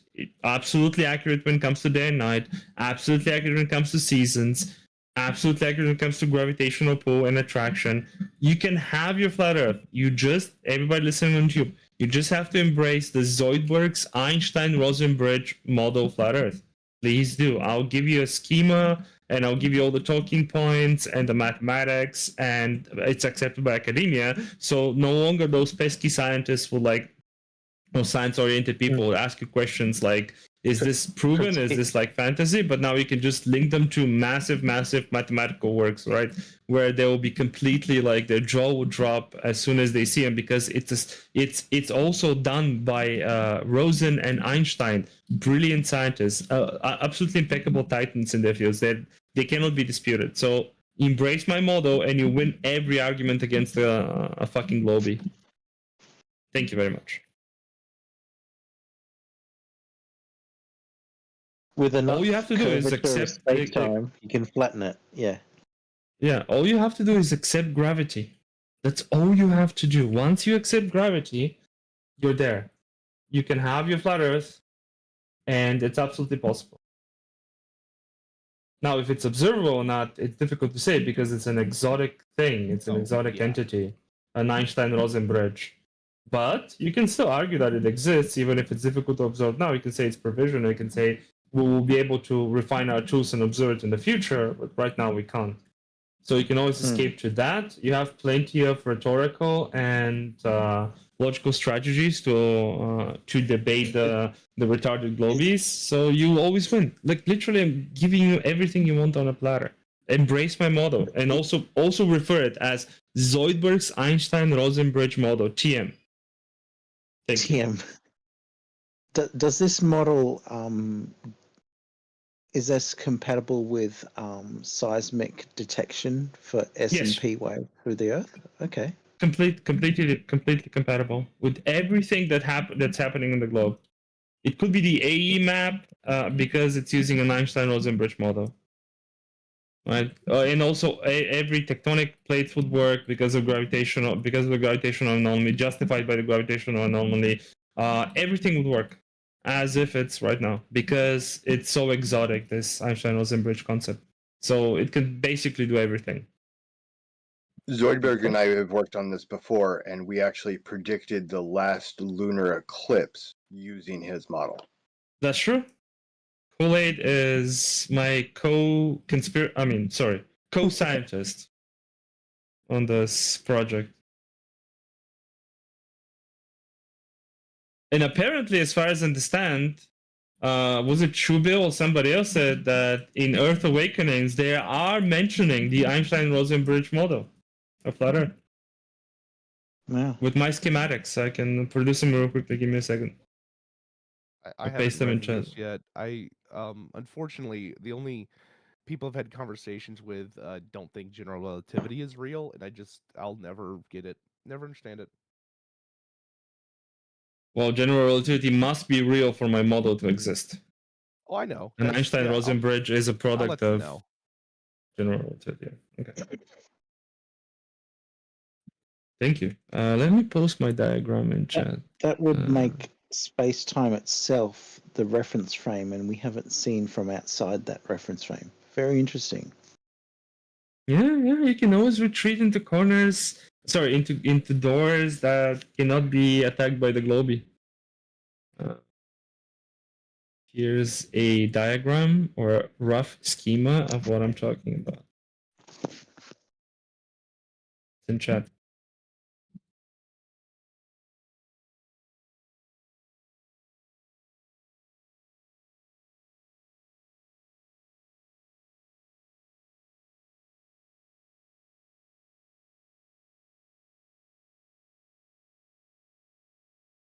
No, I still prefer the ice wall. No, it's better. What? There is an ice wall here. The probes like around the edges of this surface, but Because remember, water can't curve. yeah. I'm just saying it's like it's a just rudimentary like schema of what a model like that would be like. It's not exactly precise yet. I'm working on it. Now, there's like another thing I can interested in, is that is shallow Earth. Are you aware that NOAA and every other marine agency and Navy is lying to you about the depth of the oceans? Ah, interesting. This one is not mine. This one is BioJules, baby. But I embraced shallow Earth because how do we know how deep are things? Well, they say they measured it with satellites. Yeah, but like light cannot penetrate more than 100,000 meters, right, in the ocean. So how do we know? Hmm. You see? They're lying to us. The oceans are much shallower. The Mariana Trench is a hoax.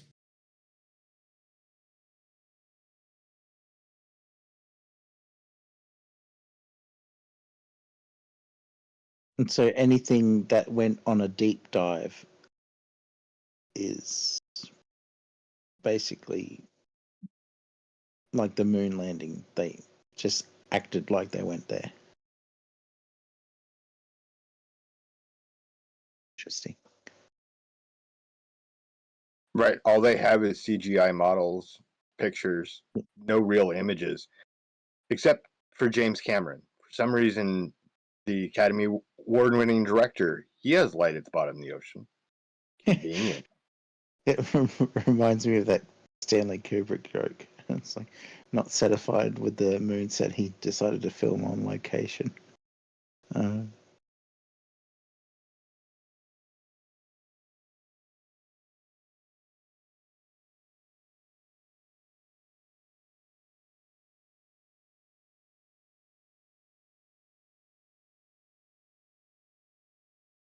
Look what happened to Ocean Gate. Yeah, exactly. They didn't. They didn't implode. They just hit the bottom. Sure. Exactly.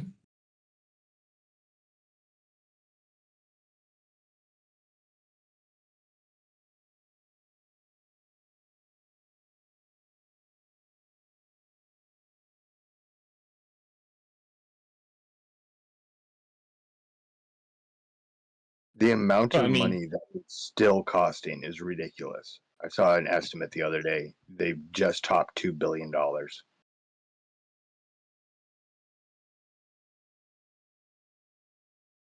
What? Who? $2 billion? Sorry? The Ocean Gate for the search and then now the cleanup. It's What cleanup are they doing? Some of the wreckage fell in a protected marine environment and had to be removed. I don't remember exactly why or what fish was king, but Protected. Why is all this water protected from other water and ice from other ice? Like we got the special ice over here and then the don't touch ice. And then the only people protecting it is the please don't police. They're like, please don't go in that water. We won't stop you. Please don't go to Antarctica. The please don't police around the world. Who are those people? They're just like, please don't, but go ahead.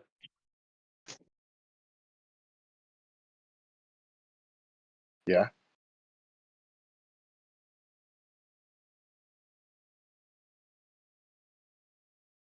Please don't go in this water, but we won't kill you or arrest you. Yeah, international waters in Antarctica is like you can go there. It's just like for once in their lives, humans are like saying, "Can we not just shit all over a continent and like?"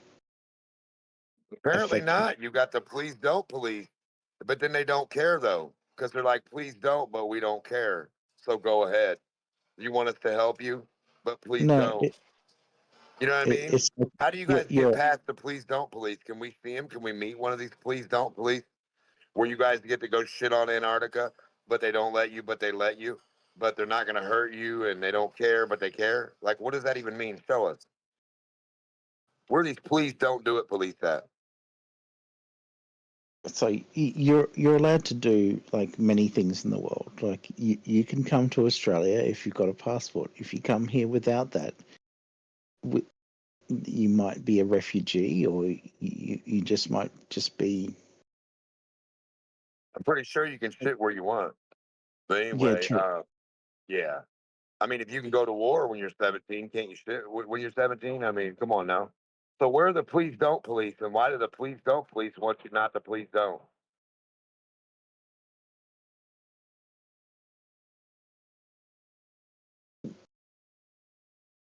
Please don't for who?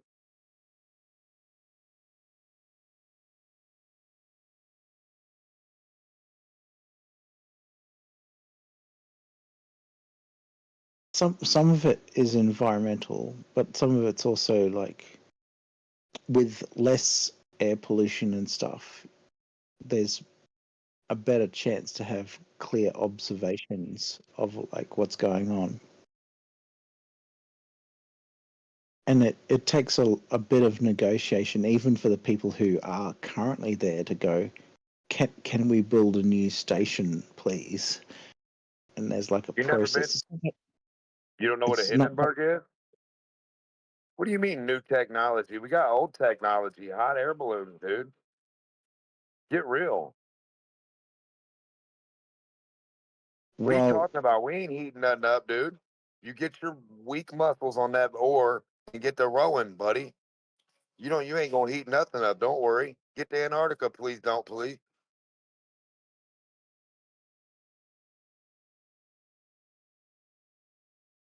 bro, it's like having access to your backyard. It's like Stop making it might excuses, it weirdo. might it I might don't have work a out better for backyard. me I don't if have I a ask. backyard. Shut up, Oh, loser. What we need to do is find out the police don't police and why you can't paddle or swim to Antarctica. Why would they stop you and say, please don't? I mean, what are you supposed to do when you arrive there? Like, wouldn't it be helpful for other people to I don't know? know. Are you going to destroy Antarctica when you get there? As soon as you show up, there's going to be no more Antarctica. Is that what we're saying here, buddy? You just destroyed it all, little old you. Please don't, please. People would like to know what your intentions are on I Antarctica. don't even know what you're talking about. How are you going to hurt ice? And I want to talk to all these people who say I can't go on ice. Even with the Who protections voted? that are in place, We're all of we us. can take 2025. core You mean we can't see the we can poll? take ice core We can't samples and take a find new out poll for a new exactly Antarctic when treaty to be repolled? What if we want to go now? What if we don't care about your stupid ideas or I opinions? mean, Demok, you can. Who's stopping you? Let's repoll it. Who wants to go to Antarctica for free with no thanks police? I don't know if that's beneficial for Antarctica. Like, it's one of the few places on Earth that we're trying to avoid screwing over. Are you ready to fly from north to south? No thanks, can't do it, police. Please don't, Oh, police. that can be done, and it has been done. You don't believe you can? You don't believe it's a globe? Come on, flat earther. You can prove a ball. Well, other people have already basically shown so much evidence, it's not really worth investigating. But sure, if I'm super skeptical that everyone's allegedly lying about so many different things and I'm the only one that's able to test things. So nobody's doing nothing. They're just like, no thanks. Please don't policing it. Like, please don't. Please don't, but do, but don't. But you can't, but you can. But nobody's done it. But people have done it. You're allowed to go. Like, it's just a little bit expensive sometimes. Like, Please quit talking like that. Please don't do that. Oh, please stop it. Please.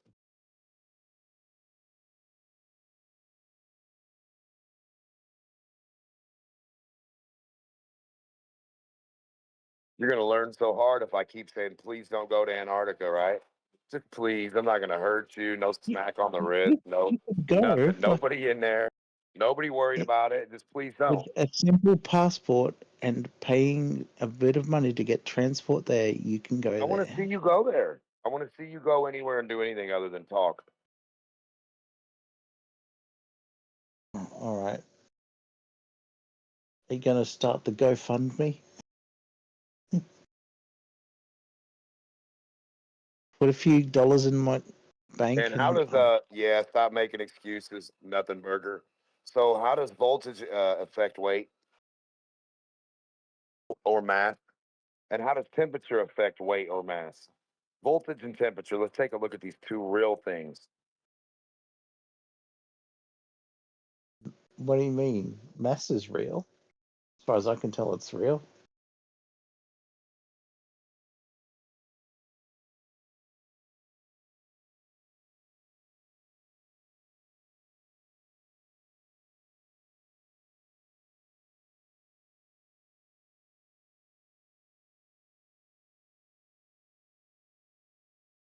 I mean, I'm not the one that doubts Antarctica. I'm happy to go there or not. It doesn't really matter to me yet. But you seem to be the one that doubts Antarctica so much, so maybe you can go there because you're the one that doubts it. If you doubt geodetic surveying, try something different or try to do it properly. And prove that we're doing it wrong in the first place.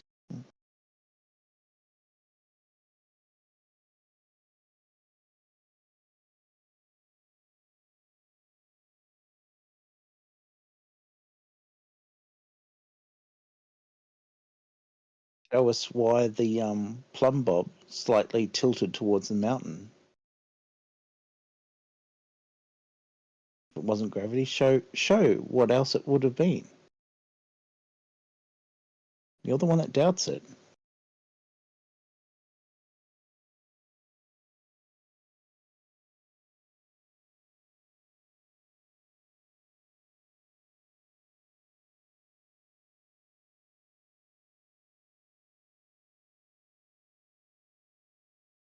If you doubt the footage from space, amateur rocket, carefully chosen camera, carefully chosen lens, take as much distortion out of it as you like, launch one, have a look. Other people have, and they even believed NASA. They just wanted to see it for themselves, and so they did it. So if you really want to see it for yourself, give it a go.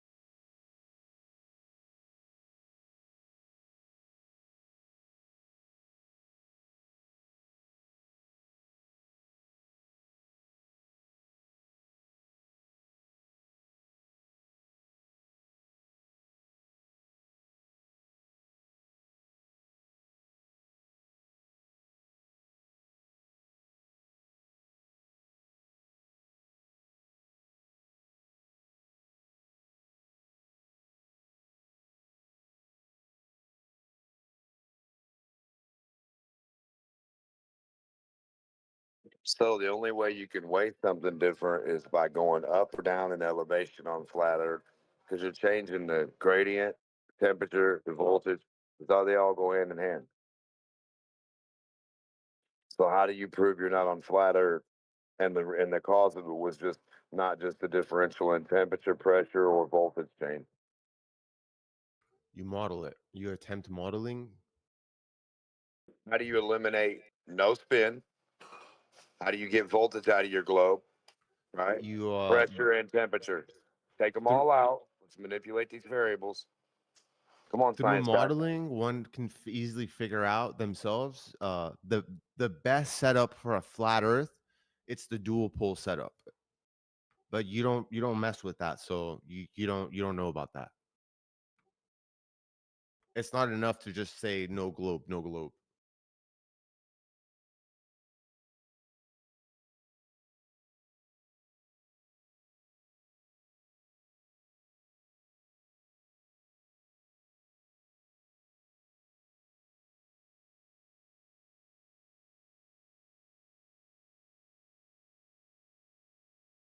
So how does voltage on flat Earth manipulate your weight?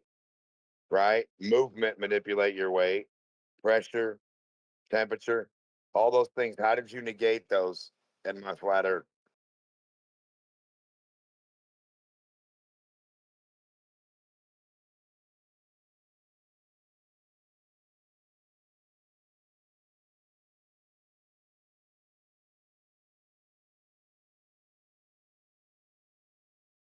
Elevation only exists on a flat plane.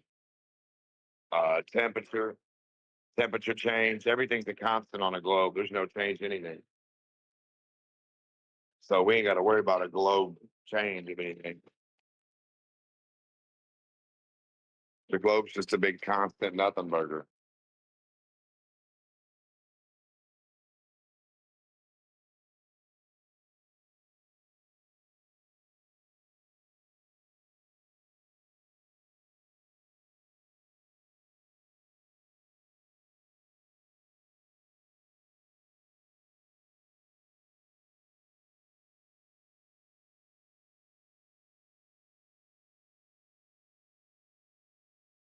Now, how do you guys prove what a ball does, man? Come on, how do you weigh stuff on a ball that moves? What's that even look like or feel like?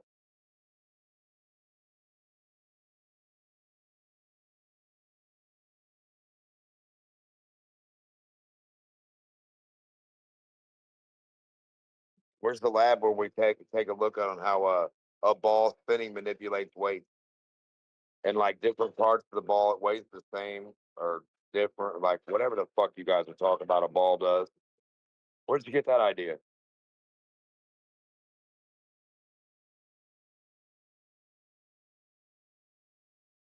You didn't get it from my flat Earth, I'll tell you that.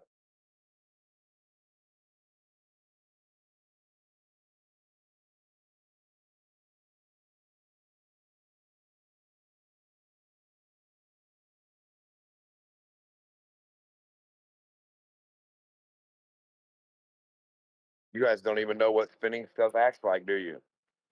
A scale that's moving. Show us you know that, what that means, dummy.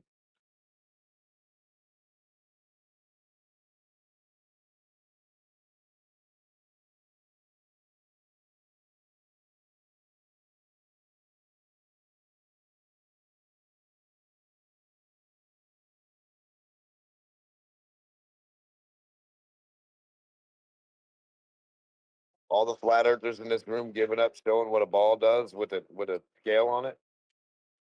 Damn. Way to go. Way to go, Globe Provers. You guys are doing so good now. Zero. Score is 0 Globers, 1 flat earth.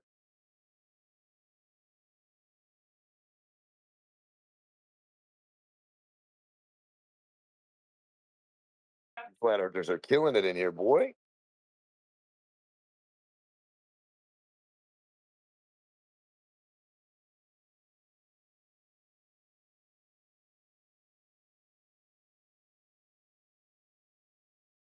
Is it possible to learn about a ball in this room? Or is it just a flat earth master of the room.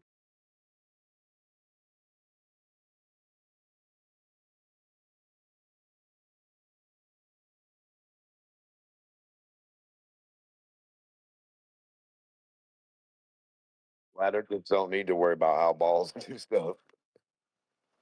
Apparently, neither do the flat earth Glover. They just don't even care about what balls do. They just claim everything's a ball.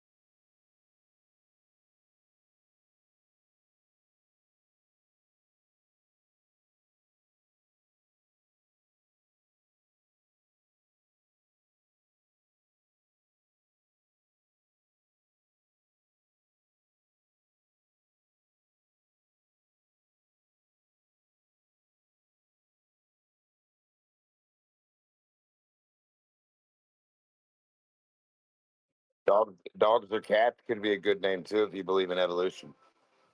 Or dogs or chickens, or dogs are Earth.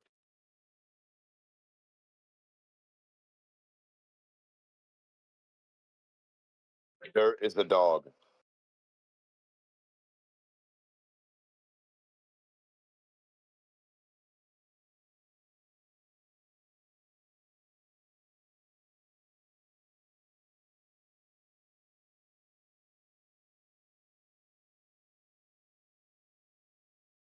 think gravity's evolution, and you guys got it mixed up. I don't believe in either one, but I'm just saying.